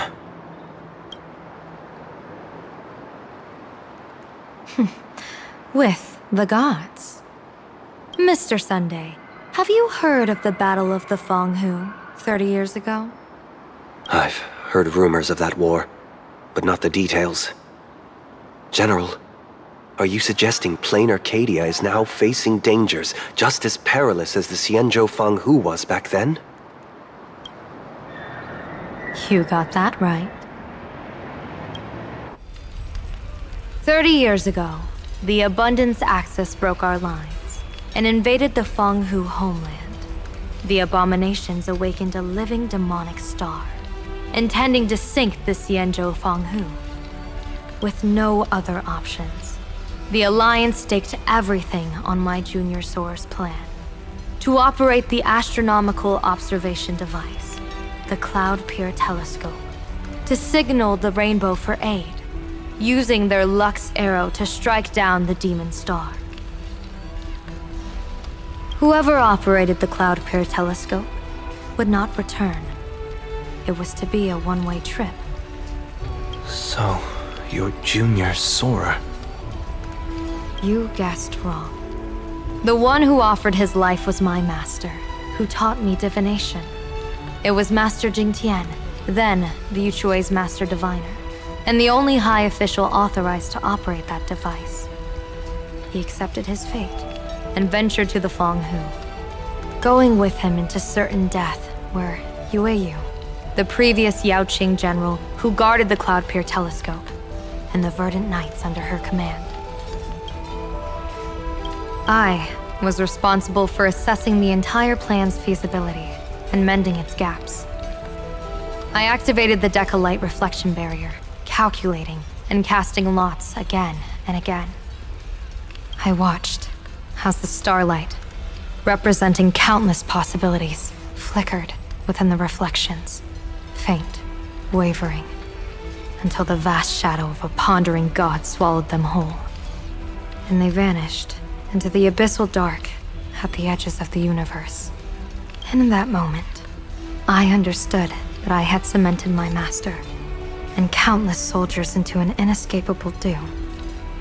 When the Lux arrow fell, they would perish along with the enemy and that demonic star. All reduced to ashes. You sacrificed so many comrades just to ensure the enemy's fall? To Penaconians, that must seem incredibly cruel, right? As someone born in an era of peace, I have no right to judge. Perhaps the founders of Penacony could understand the necessity. Cruel or not, it was my duty. And so I had to witness and remember their sacrifice. When I saw the Lux arrow descend, I realized the Xianzhou Alliance had actually directed an Aeon's actions. This realization illuminated the mission of my remaining years.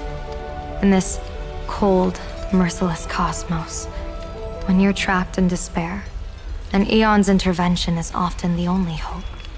We are not ants, helpless beneath the celestial spheres as we simply watch the stars turn. Instead, their trails were forged by us, who offered up a portion of our insignificant destiny.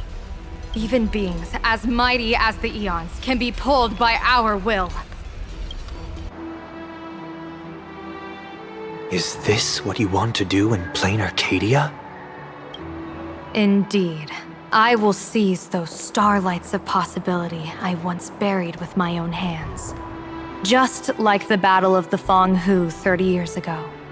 An Arbiter General will fall, and an Aeon will descend. I will forge the destined death into wagers and game pieces, and invite the god who delights in meddling with destiny to sit at my table. This time, I will invite them into my calculations, to draw a great wheel for the cosmos' future.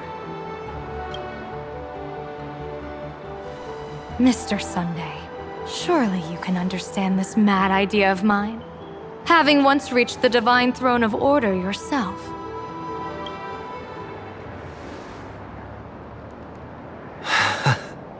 Our common ground goes far beyond mad ideas. But I was reviving a god who already lay dead and buried in the infinite dark. General, how can you be sure that the most capricious Aeon would be led by your fancy?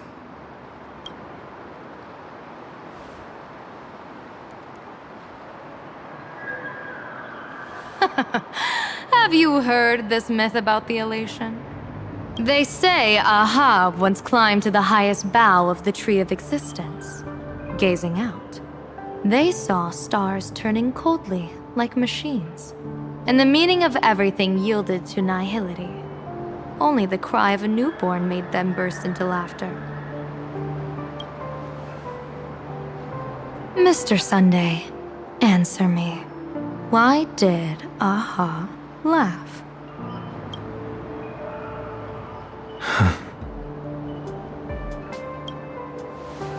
I think it's because they finally saw an audience arrive at this long, empty stage we call the universe. Oh, well said. You're way funnier than you look. As divination teaches, heaven creates 49 paths. Humans find the one unseen. We are the greatest variable this blind, mindless universe can produce. The universe and the gods set riddles for us, and we shall give them a surprise. An answer beyond the finality. Ah, looks like it's about time. Don't tell me you're disappearing without a goodbye again, General. No. This time, we will set our eyes on the same place and carve a sliver of possibility out of destiny with our own sight. Could you be talking about the school where Himeko and the others went? Yes. The crimson light there pierces the sky today, marking it as a locus of woe. The Arcadia's first calamity will erupt there. I should have asked you to give them a few secret strategies before they left. Forget it. The stuff in those pouches is all harmless banter anyway. We should let them off the hook.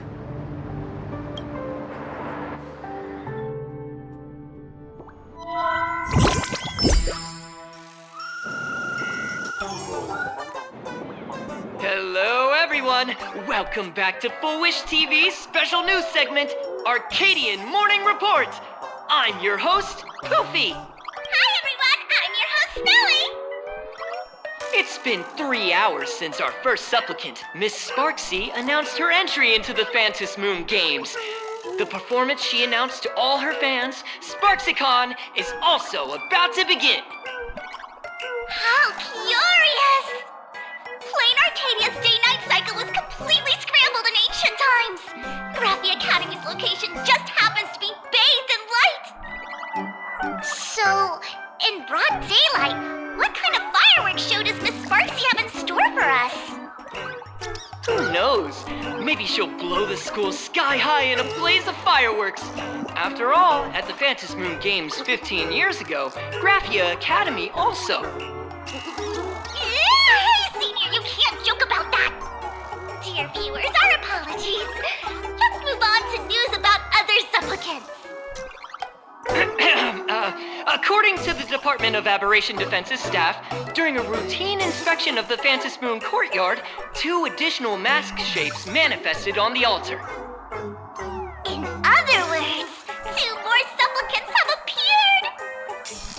Although none of them have publicly announced entry into the games yet, the altar's masks mean someone, somewhere has quietly donned the masks of elation.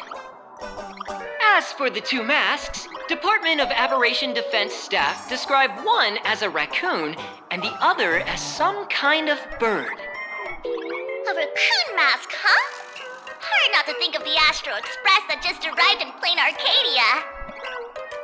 Will the nameless from the Astro Express join the Phantom Moon Games? I hear they've even invited them to SparxieCon as special guests! Will it be a miraculous show formed out of the collaboration between supplicants, or a head-to-head showcase between 2 famed contenders? Countless streamers are already live, broadcasting the scene at the venue. Let's cut to the feed now.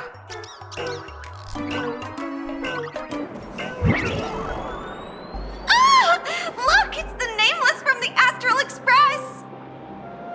One girl, 1,000 faces. 1,000 faces, one girl. Welcome to the SparxieCon live broadcast. Dear Listen, lovely fans. Please be patient. SparxieCon is about to begin. This horror stream is about to end. Time for you all to log off. That woman has Miss Sparxie's face. What a pathetic imitation. What? My face is the original! Miss Sparxie's face alone is the greatest masterpiece in the world! Everyone should listen to her sweet voice and gaze upon her adorable face! We should become Miss Sparxie! We offer everything to Miss Sparxie. Sparxie go! Sparxie go! My eyes! I've seen something cursed. The mimetic virus spread among people is way worse than we imagined. There are walking Sparxie shrooms growing on the ground. I bet we'll all end up with Sparxie, or rather Sparkle faces before we can get very far. Are we really using that? If we don't take down that imposter before the virus hits, we'll all be monkeys in the jungle.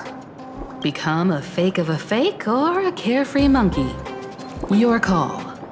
On second thought, being assimilated by an imposter doesn't sound that bad. Enough talk. Eyes on the banana. Ow! Ma'am, a little warning before you stab someone with a banana, please? Come on, banana. Remember the plan we made at the tavern? Yes,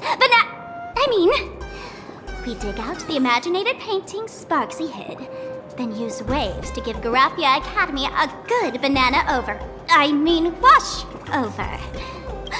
But what if that imposter figures it out?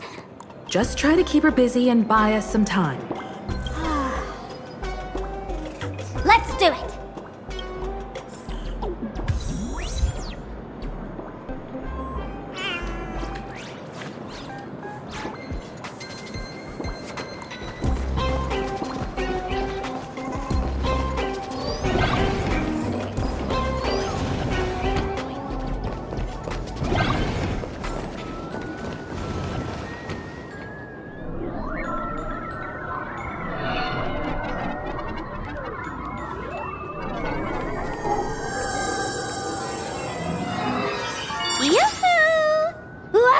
Dear guests, I've been waiting so long, my phone's about to die. Drop the act, my dear Mask. I shouldn't have called you an imposter. That was harsh of me. Come back to Mama's arms. It's not too late. If the Astral Express crew gets involved, they won't be pulling any punches.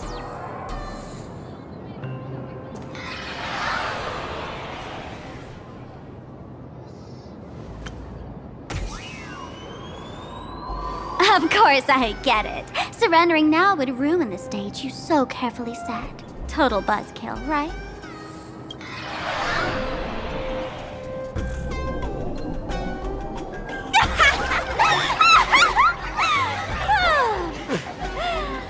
So you still don't get it? The worst thing an actor should do is be tied down to one type of role. Standing before you, the loyal friend who's been by your side all along. The masked fool who never played any tricks. She is actually the old mask I have shed.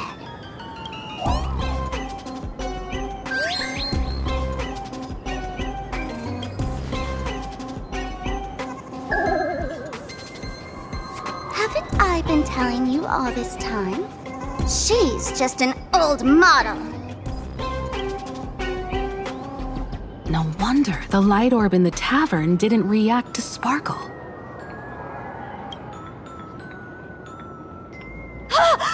For real? That explanation is kinda awesome.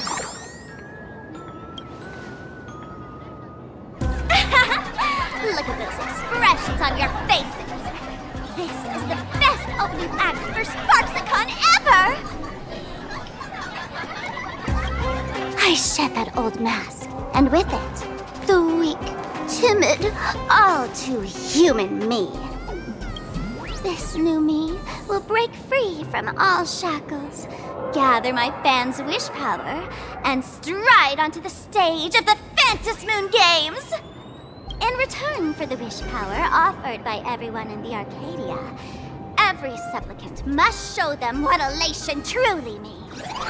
We will demonstrate the elation we desire!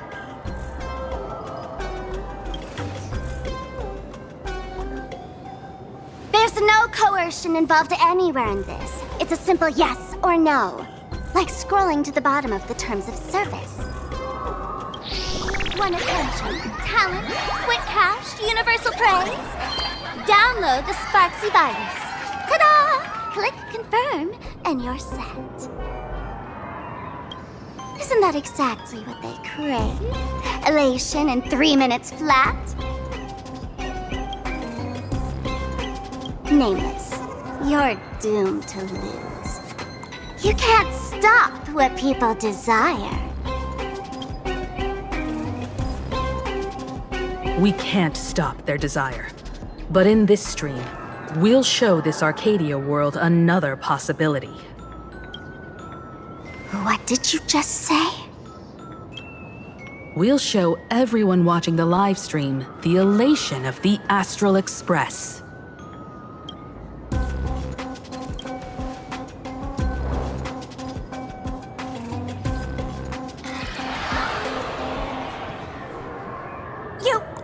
Another mask? Before Sparxie begins, the hero of the Express will defeat the villain who tried to spread the virus. And soon, the world will watch it happen live. In their hearts, they'll long for the Trailblaze too. You were never the only option for the audience, Sparxie.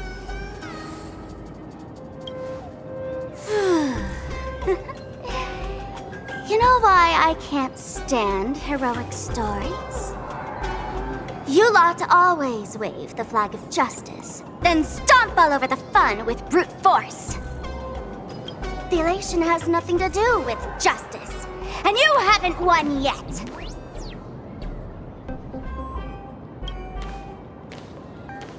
Ma'am, gray hair, don't tell me you forgot the plan.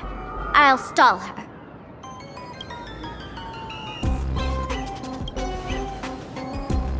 We don't have much time left, do we? I'm trying to give us better odds of winning here. There's one thing I've always wondered. Who's the real Sparkle, and who's just a mask? Shouldn't the last one standing decide that? Then let's settle it, right now! I'll make you the opening firework of Sparxie.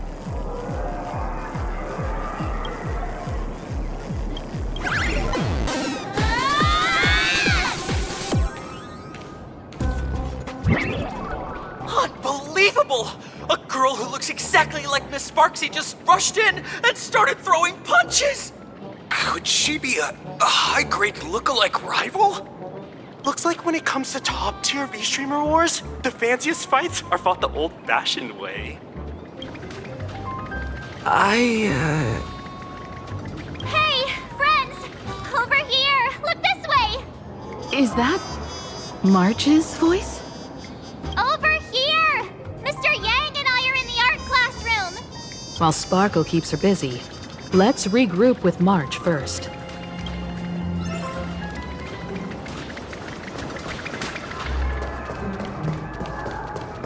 Love the sparks! Guard the sparks! Never fear the dark! What kind of trash rhyming is that?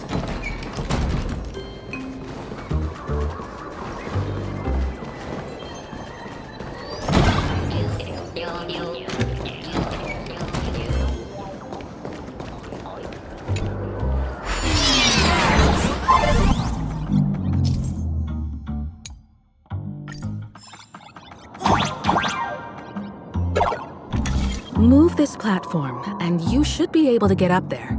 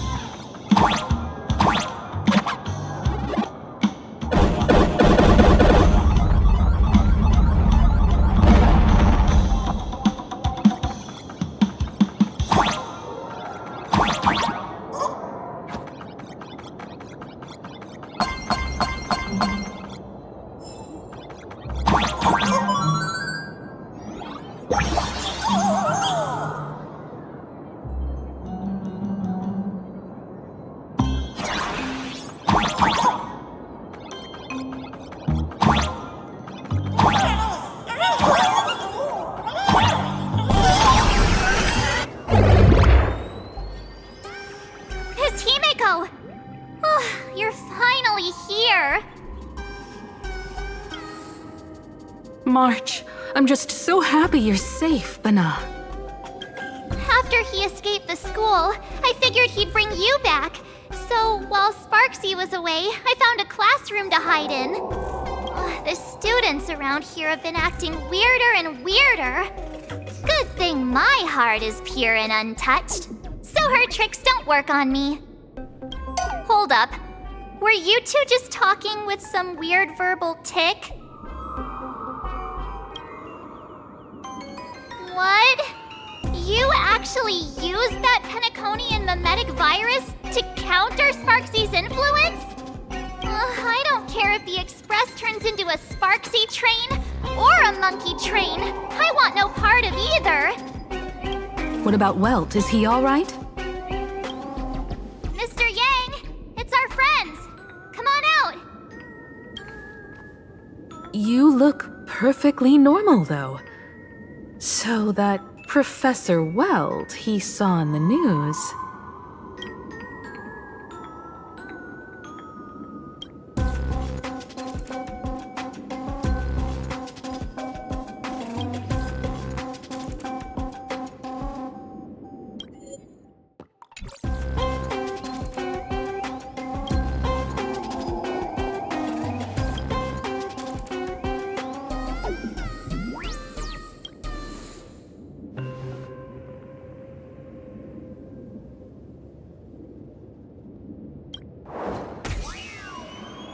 As expected from Teacher Yang.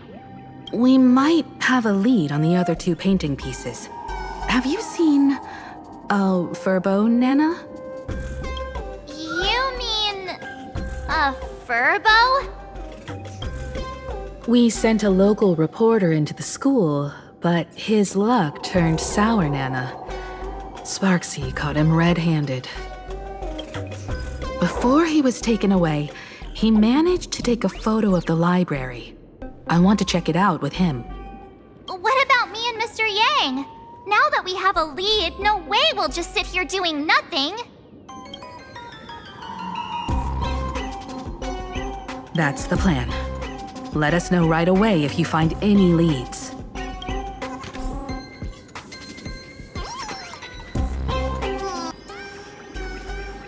Himeko, where's the library? I know the way. I just hope they haven't renovated the academy in the past 15 years.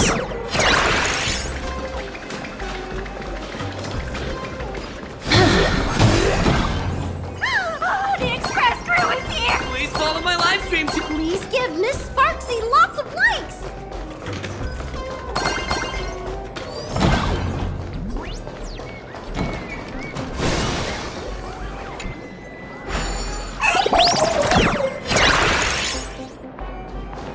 The library's just up ahead.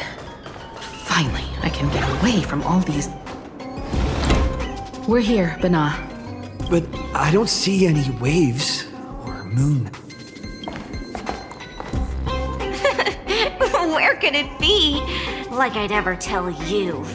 Miss Sparxie herself ordered us to guard this place with our lives. Hey, get that stream running. Ugh, kids these days. They ignore their studies just to focus on the internet.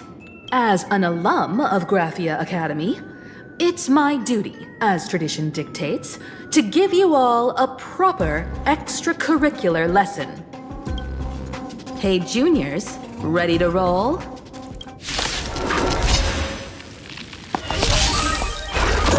Together we can do anything. Flowers, bloom for tomorrow.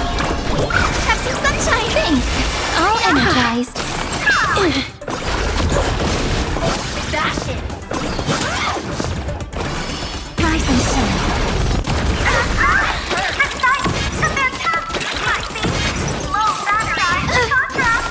Ouch. Dash it! Okay. Root here. Embrace a new life.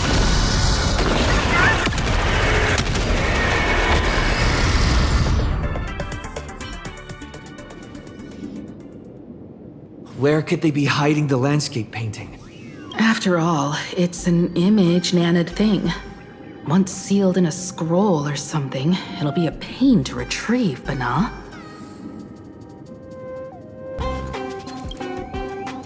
Oh, right. Let's check out that photo Nana the reporter left us. Maybe we can find some clues.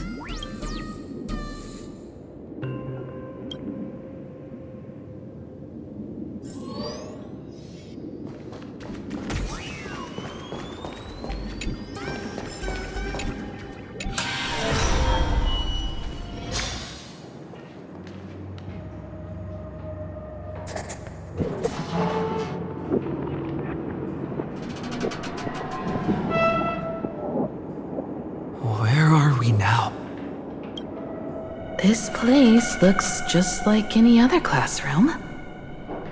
But something's off.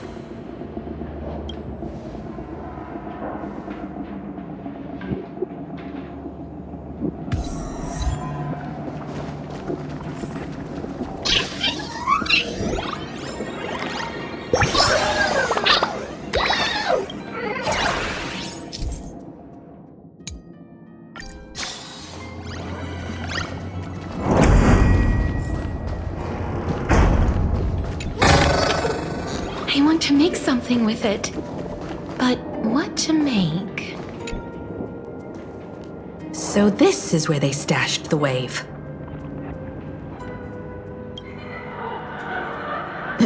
Did you hear something? I think I heard someone laughing. Something's not right.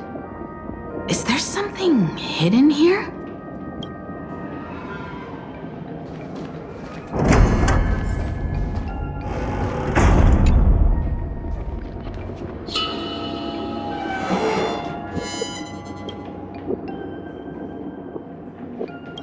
July 22nd, 1984? Belle? Could this classroom be... Senior? You're back!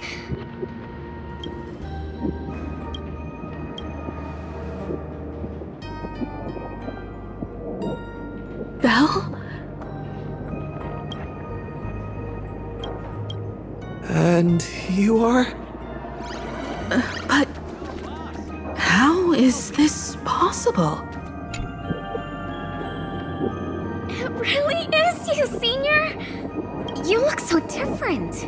We almost didn't recognize you. Still, that dashing aura of yours simply can't be obscured.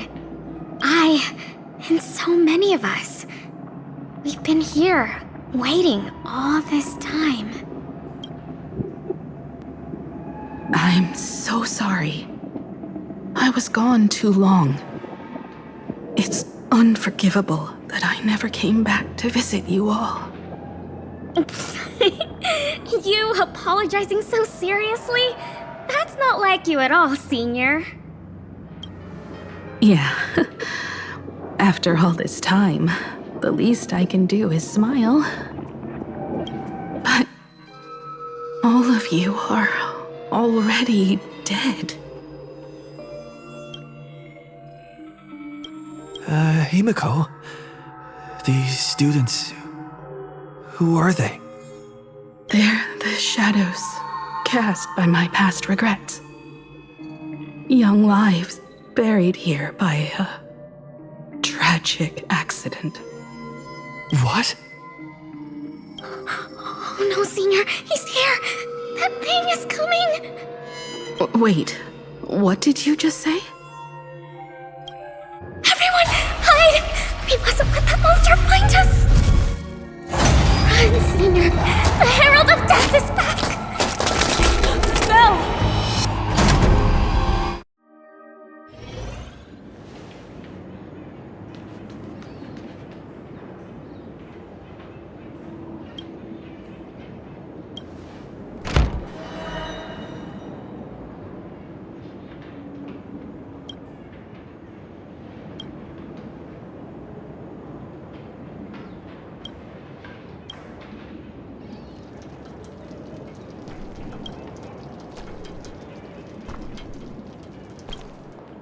We've got the wave now. Time to regroup with Welt and the others. You can't save them. They're already ghosts. It wasn't Sparxie who attacked them, but something far more cruel. And they didn't die in the present, but during a certain twilight 15 years ago. We can't change their fates. However, this definitely isn't some kind of time travel to the past. Someone created this space for unknown reasons, only to reenact before an eyewitness the bloodbath at Graphia Academy from the Phantasmoon games 15 years ago. That's right. But that has nothing to do with the enemy we're facing right now. I know you have a lot of questions now, but we'll have time to talk about all this in detail after we deal with Sparxie. Come on. It's time for us to meet up with Welt. He just messaged and said he and March found the missing Furbonana reporter, Bana, and the final landscape painting piece.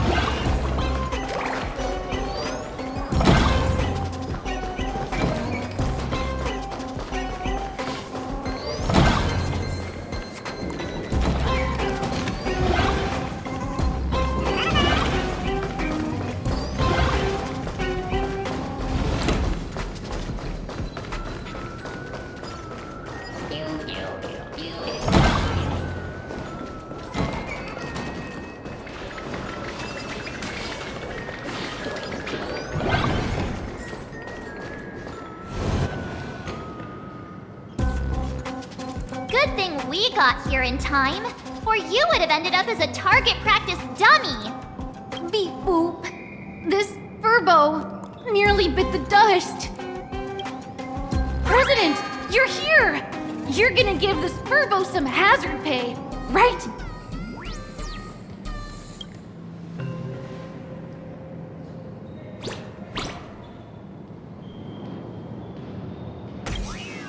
Sparxie must have given the moon to one of the emotes to look after.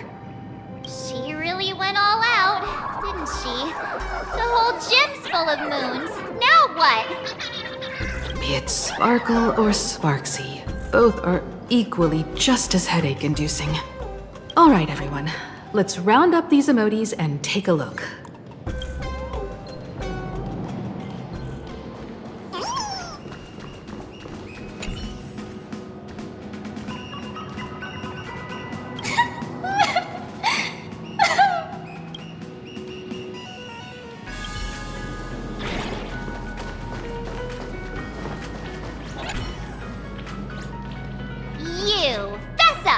Did you stash the moon somewhere? I pried open its mouth to take a look. Seems this little guy didn't swallow the moon.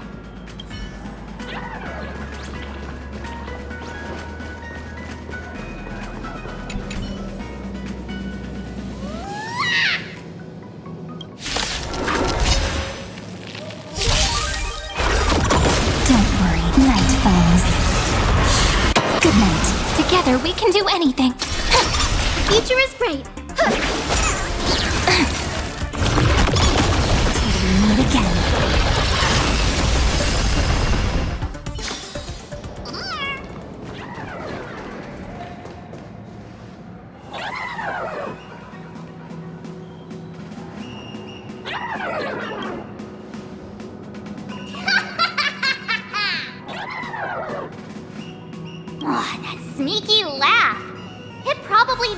know where the moon is hiding. But how are we meant to even reach the thing?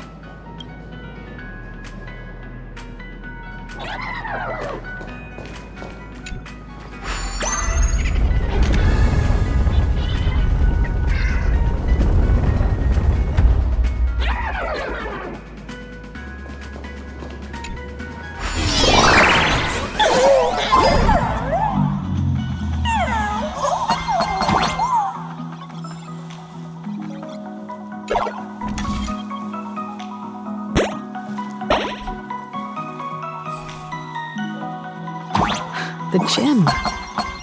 I've missed this. There was a time when I really envied those classmates who could sprint across the field, giving it their all.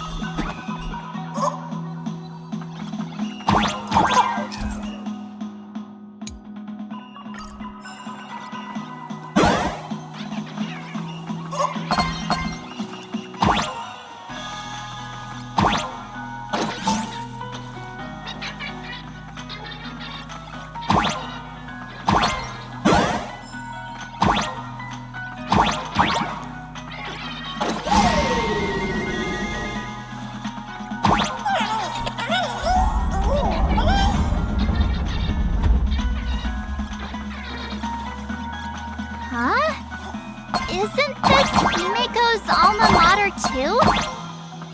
Aw, don't tell me Himeko was the quiet type who stayed far away from the gym back in school.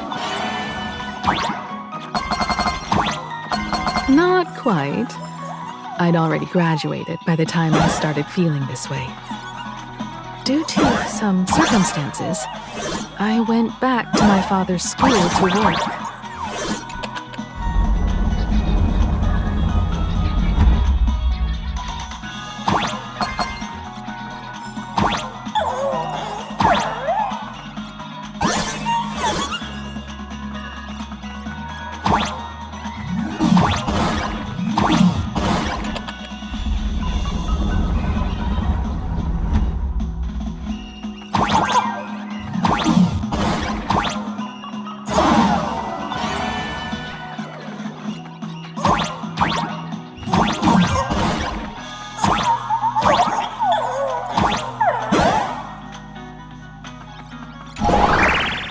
One good jump, and we should be able to reach that emoji.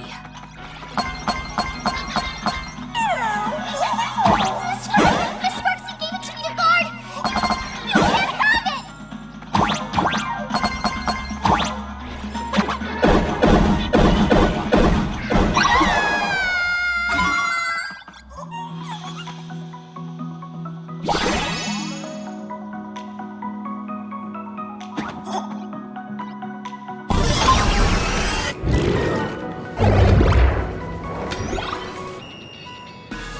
Alright, time to settle the score with Sparxie.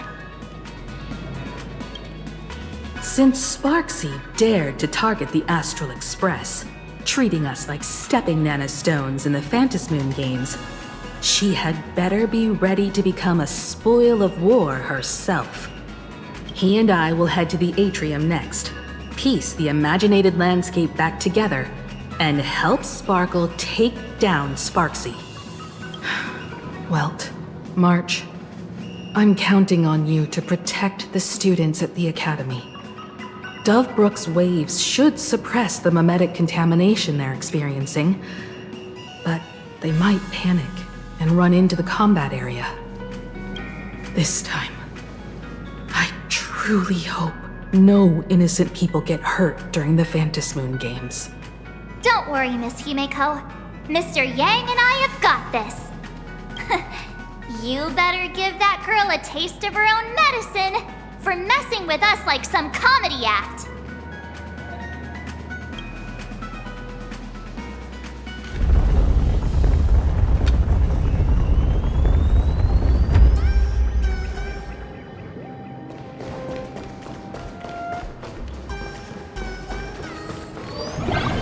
does everyone think? Will the nameless... Let's cheer for Miss Sparxie! Who will emerge victorious? Miss Sparxie or the Astral Express? State. Sparkle and Sparxie are gone. And the students too? If you think you've got this in the bag, you're in for a rude awakening. SparxieCon hasn't even started! Da-da-da-da!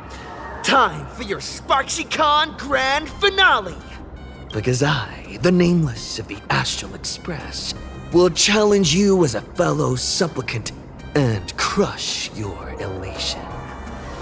Challenge me? I'd love to fight you. Hurry up and put the scenery pieces together.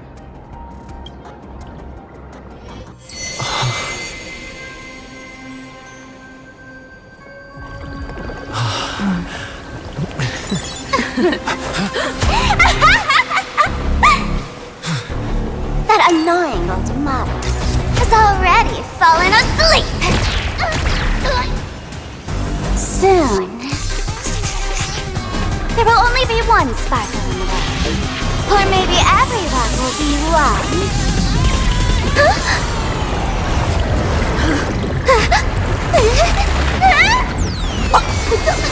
During my transformation! Despicable! Too bad. The audience has all arrived. I hereby declare the first battle of the Fantasy Supplicants has commenced!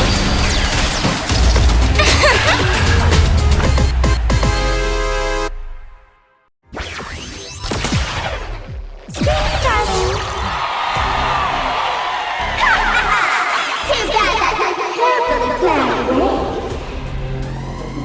Can't put out this sky full of Sparxies! Wind power will converge here!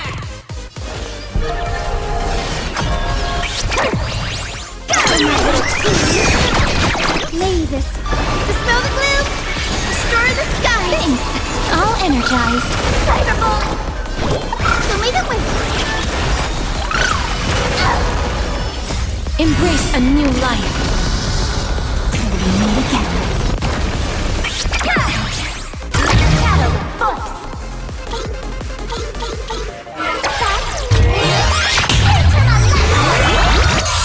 Where the heck did she drag me to? Night falls. Good night. Again. Rise and shine. Still hanging on?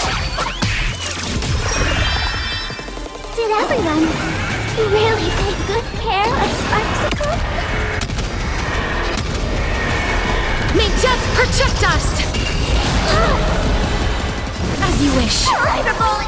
Flowers bloom for tomorrow. The future is... have some sunshine! Lygus, dispel the gloom, destroy the skies! Stop messing around, have some fun. Embrace a new life. Till we meet again.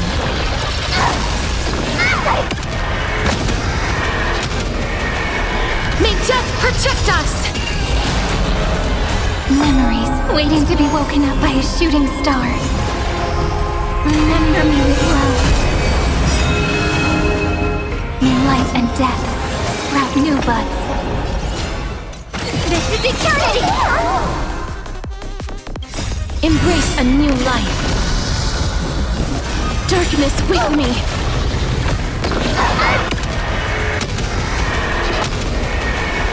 May death protect us! I shall remember this one. Cyberbolt! Lygus, dispel the gloom, destroy the skies! Don't worry. Just cloak night falls. Good night. Don't blink. Need time. Watch over the Evernight. Cleanse hatred with love!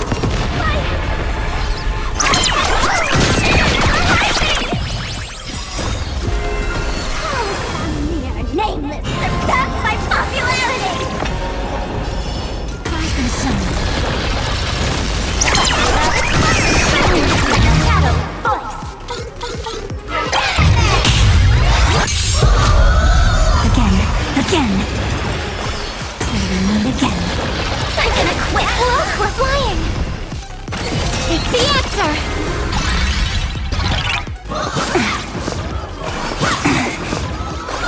Embrace a new life.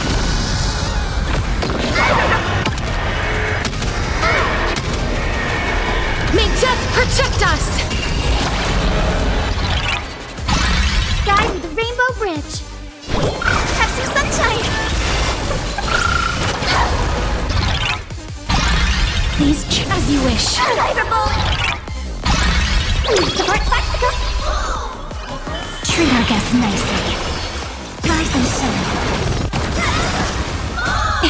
Don't blink. Rewrite destruction with me! Not everyone wants to be you. I'll show them my illusion.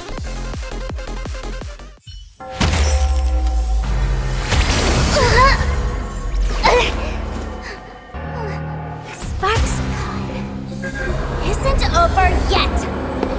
Stop her! She's trying to escape into the crowd!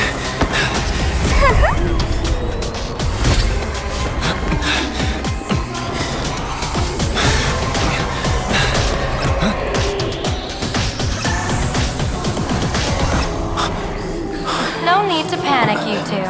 Sunday will share my vision with you. Let my eye of Ishvara see through it all. Weal and woe, clear as day.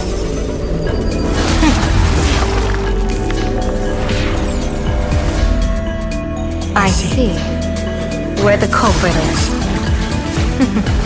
Fought you.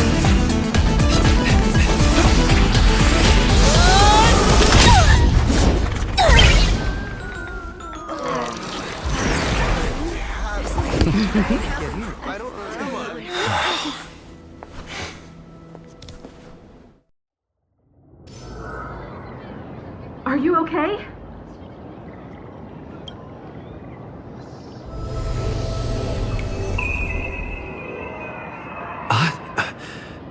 Where did everyone go? Look over here. General Yao Guang? Am I seeing things? We're just attuned to each other, that's all. Oh, feeling dizzy? Don't worry, it's just a minor side effect. When I first opened my eyes, I couldn't even conduct basic self-care for nearly a month. Don't worry though. With my reinforcement, you'll be back to normal in a moment. Thank you, General. By the way, above your head... Can you see the sign above my head? So, whether it brings weal or woe, whether it changes or not, please keep this secret safe from me. Don't let me know, and don't let anyone else, okay? In that fleeting moment, your eyes gained insight into my destiny. For those who wish to defy their own destiny, the best approach is to avoid gazing too long into fate, especially not letting powerful observers do so. Now that you know the reason, surely you'll do me this small favor and keep this secret? Thanks. And of course, be careful not to let it slip. Or else. I'll tell everyone all about your true identity. You're a former Stellaron hunter, aren't you? Oh, just imagine the chain reaction that would cause. I don't even want to think about it. Doesn't this feel like the opening scene of a comedy? Two people who barely know each other, yet they're keeping each other's destiny a secret. I guess you could say we're now partners in fate. No surprise there. After all, both comedy and fortune-telling thrive on unexpected twists and turns of fate, don't they? Alright, looks like the side effects have worn off. Time for us to say goodbye. And you? Are you okay?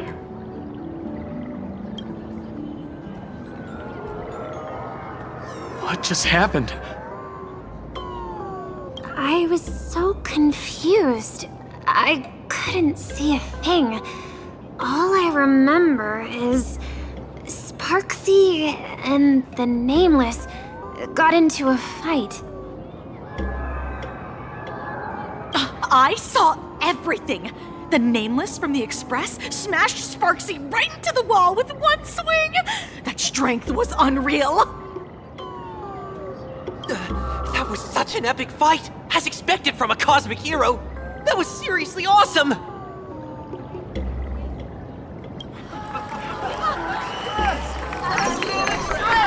Astral Express! Astral Express! Looks like the students have all recovered from the contamination. Did they recover?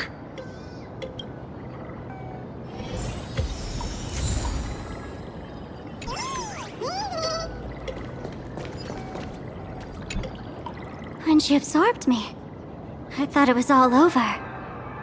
Thankfully, gray hair, you won this one. 1 point for the Trailblaze. If I really am a mask, then naturally I should return to my wearer's face. But if I'm not, then maybe I need to reclaim the mask I've lost. I understand.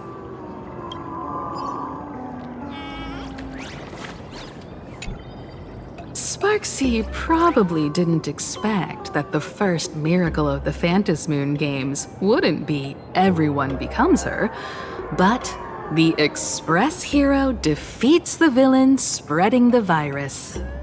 Compared to a streamer reflecting people's desires, the fearless trailblazer of the Astral Express is more of an attention grabber. Show mercy. Or don't. No, I'm just kidding. Lower your bat. The audience in this Arcadia doesn't go easy on losers at the games. She'll lose her wish power soon enough, and the Sparxie virus will fizzle out. You can hand her over to the Department of Aberration Defense for imprisonment, or set her free. As a supplicant who's become the focus of all, I'm sure you've already made your decision, right?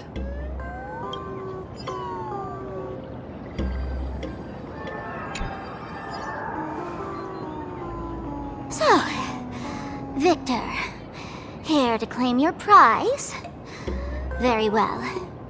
Sparxicle has no objections to that. So what'll it be? Gonna hand me off to the Department of Aberration Defense? Lock me up as a hardened criminal?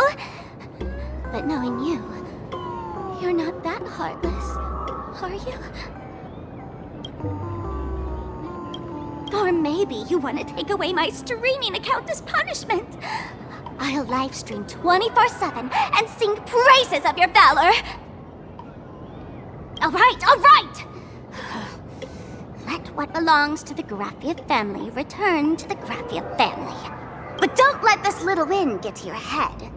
You've still got a long way to go before you meet the laughter. We can keep working together. Better to have a friend at the Phantasmoon Games than another enemy, right? What? No parting words?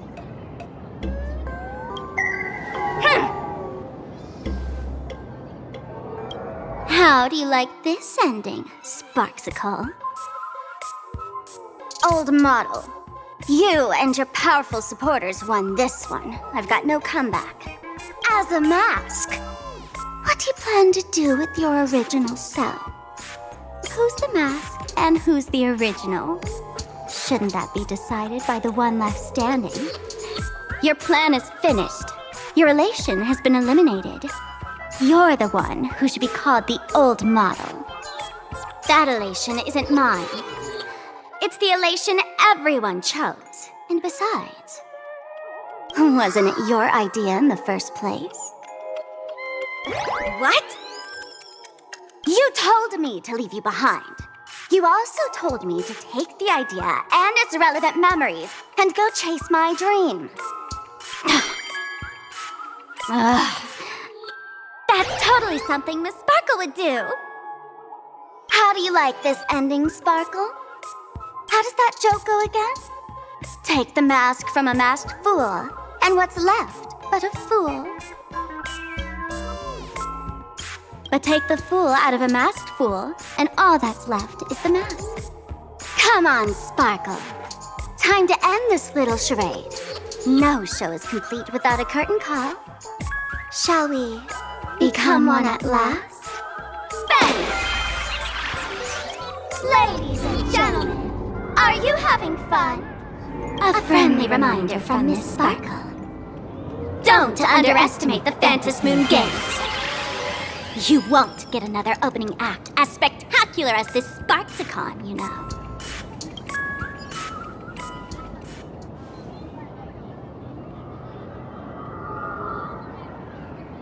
Sparxie. No. Sparkle? Which one is which? Perhaps it was just a masked fool, playing a harmless trick under the watchful eyes of the gods. Or maybe she just wanted to remind us that the elation in Planacardia has become something even the gods no longer recognize. In any case, everything here has come to an end. We should move on and unravel the next plot.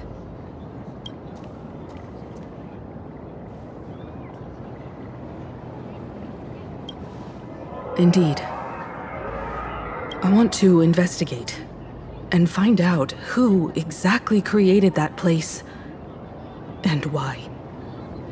Let me know when you're ready to head out.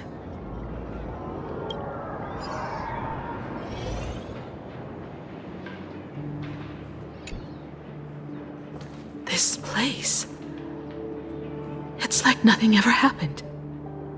The ghosts are gone.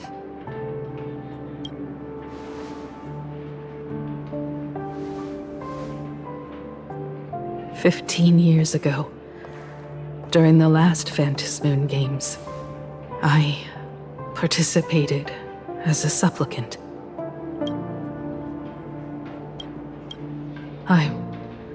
I once believed that all it took for a supplicant to win was to show the people a magnificent miracle. And then I'd have an audience with the Aeon of Elation. How foolish. How naive I was. Not everyone wants to obtain everyone's wish power in a positive way.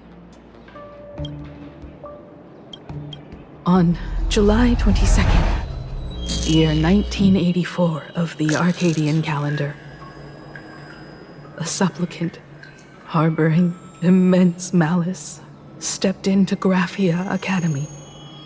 He slaughtered 22 students who had stayed behind after school.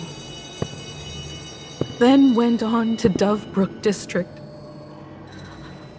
where 146 innocent civilians were either killed or wounded.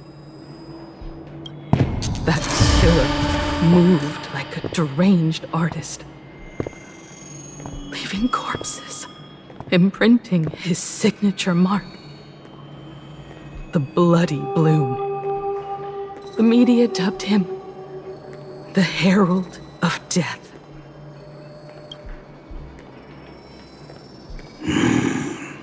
It was a tragedy that the world could not forget. The Phantasmoon Games of that year came to be remembered as the Blood-Stained Games.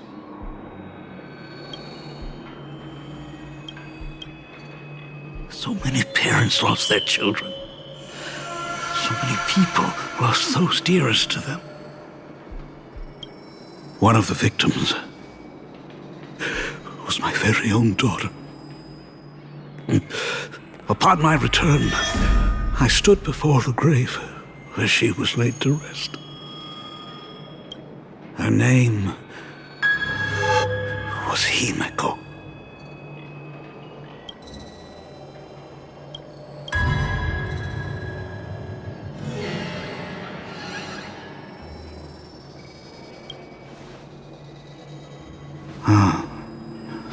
Forgive me. Allow me to introduce myself. I am Ryusuke, the current dean of Graphia Academy. So, this lady who bears her name, who exactly are you?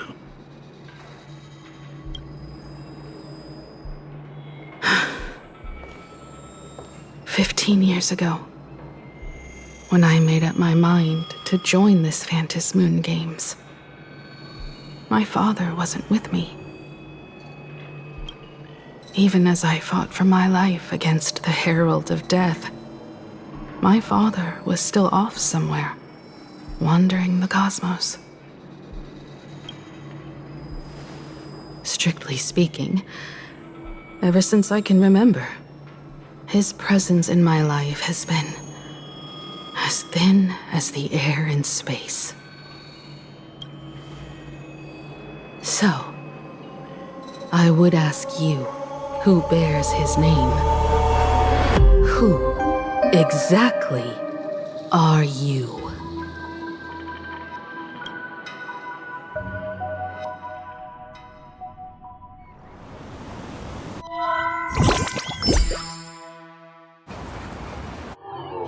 Welcome back to the Arcadian Morning Report Special Edition. We continue to bring you updates on the Phantom Moon Games. The SparxieCon hosted by Supplicant Sparxie came to an abrupt end less than an hour after it began! Under the watchful eyes of the entire network, the Nameless from the Astral Express went head-to-head with streamer Sparxie in a spectacular showdown. Unbelievable! I used to think all of the Trailblazers' fight scenes in director Rekka's latest film, Holy Grail Stay Night, were just special effects. Turns out he's got real moves. We'll continue following the Astral Express's activities and bring you... Breaking news! Around 4 p.m. today, the Security Bureau uncovered multiple corpses at the Synwish Syndicate's headquarters in Dovebrook District. Initial reports suggest violent infighting among gang members as the cause. Even more shocking, an IPC employee was found dead at the scene. According to the investigation, the victim was identified as Lyndon Skott. Lyndon Skott, age 34. Field operative in the Strategic Investment Department. Ring any bells, Mr. Ashveil? Never heard of him. What was someone from the IPC doing here? Word is, the Synwish Syndicate recently got hold of a mask. Maybe Mr. Skott came to negotiate for the Phantom Moon Games, and got caught in the fallout. Apologies for interrupting your work, Mr. Ashveil. Wouldn't call it an interruption. The mess at Graphia Academy cleared itself up. But this... Initial assessment. 33 Synwish Syndicate members. Leader Polwave included, along with second-in-command Costide, were murdered in the same time frame. Costide. The victims show clear signs of trauma and fractures, along with massive blood loss. Exact cause of death still pending further autopsy. These stylized handprints. We both know what they mean. Bloody Bloom. Only one person ever used that as their calling card. The Herald of Death is back. Your suspicion isn't without merit, but that guy was executed 5 years ago. Executed? Who witnessed it? Was the execution broadcast to the public? Who can prove he's dead? Who's to say you didn't let him out to rig this entire game? You've heard the rule, haven't you? No one can enter the Phantom Moon Games twice. So let me give you a piece of advice. Don't let rage gnaw away at your reason. It's bad for your health. The case's info is in the dossier. Get to work. The Department of Aberration Defense isn't paying us to bum around,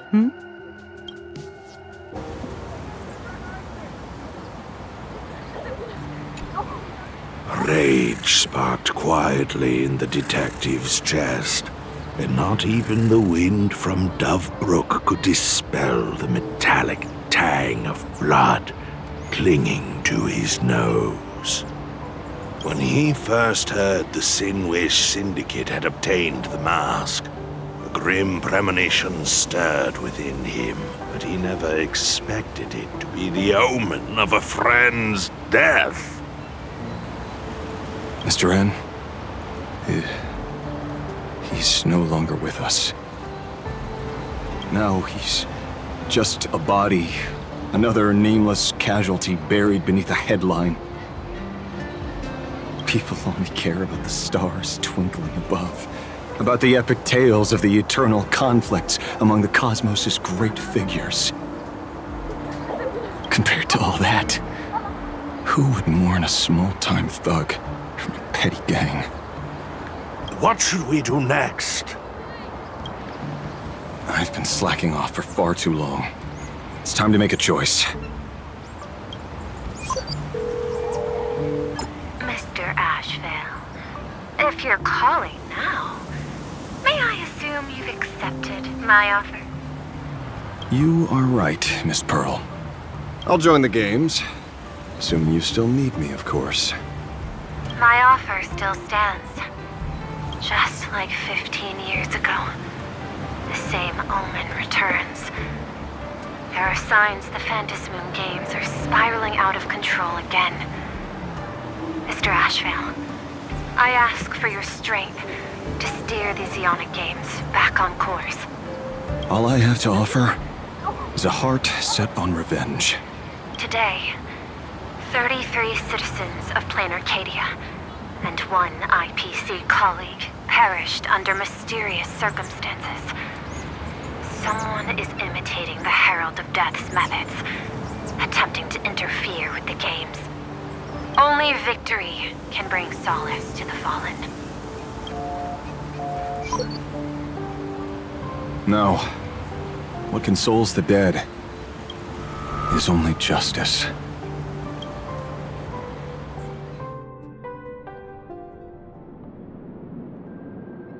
What's the matter? Found a better candidate? Don't I even make the short list? This is a game shaped by the most capricious Eon. Surprises and twists are its very nature. It's only right I choose the strongest players. Even so, I have to ask, what makes you so sure that I'd hire a wanted criminal to fight in the Phantasmoon games, instead of tossing you into an IPC cell? Throw me in prison? But the Strategic Investment Department in Penacony clearly extended an olive branch to us Stellaron hunters. No?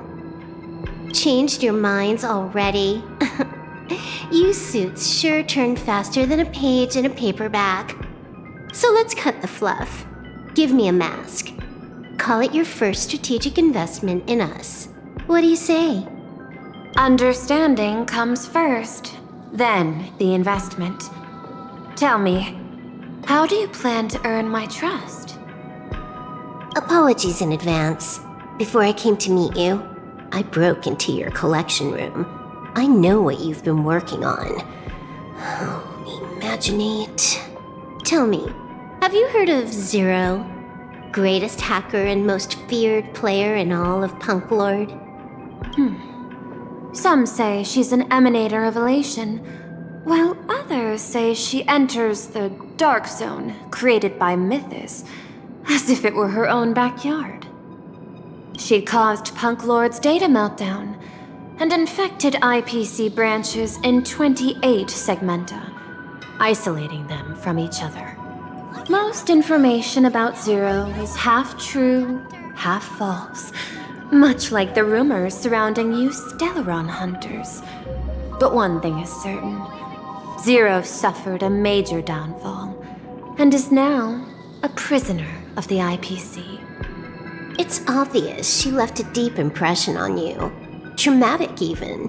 In that case, you should also know that ether editing and imagenesis stem from the same technological source. Or art. I know. I've studied it. How could I forget? You stole Zero's tech to make that lousy cash grab game Ethereum Wars. Of course, you'd know all this. But you corporate moneybags will never comprehend it. The fleeting, ever-changing power of the elation. Zero once tampered with a parameter of reality, creating an independent realm that belonged solely to her, just like that other one. Just like Graphia. Are you willing to trade the secrets of Imogenesis? I can think about it.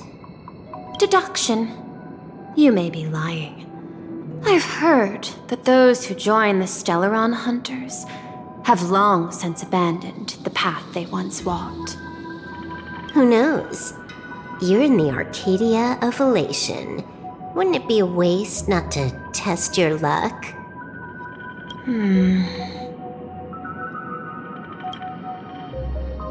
Deal, Ether Hacker.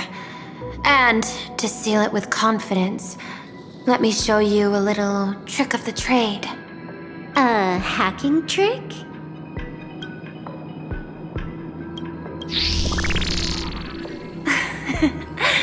Not exactly professional. Negotiating while soaked in a bathtub. I took one of your data slices. This will help us have a more honest conversation. How did you do that? Because I've studied you, including that cyber battle between you and that genius Schoolum. I even logged into all 76 of those banned accounts. I scattered just enough data breadcrumbs online for you to sniff out, leading you to the Ashen Detective. I even let you stroll through my collection room to explore as you pleased. Miss Silverwolf, a word of advice. Don't treat that mask like some 10 Stonehearts investment in a Stellaron Hunter. Just think of this deal as something private, between you and me.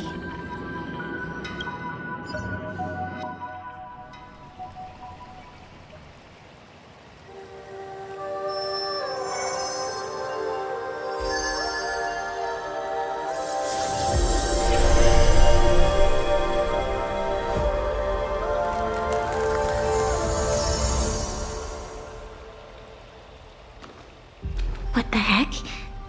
I just blinked and suddenly half the supplicants are wearing masks? I was hoping the show would get better. Streamers clashing with cosmic heroes. A flashy brawl without anyone getting hurt. Wouldn't that have been nice? But now we've got a crow, a shell, a cat, a wolf. How many more mystery guests are crashing the stage? And this thing? When did it sneak in?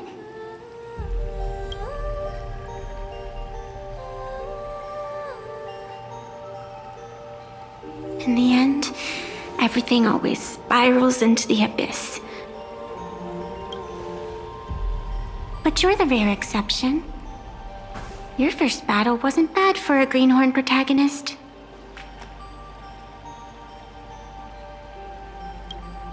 Since you came out on top, let's wipe the slate clean on that doom-filled oath. Who knows if the owners of those masks will become your friends or opponents? Or maybe one of them will bring about that terrifying future I saw in my dreams.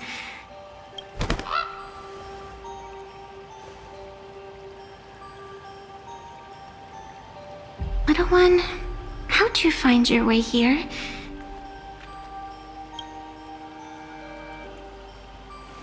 The supplicants in this Phantasmoon Games really caught me by surprise.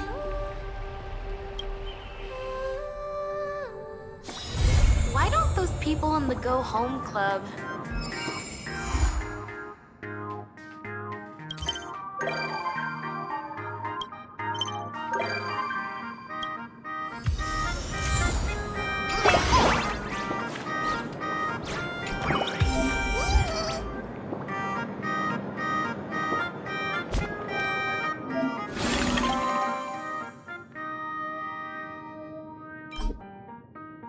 Huh?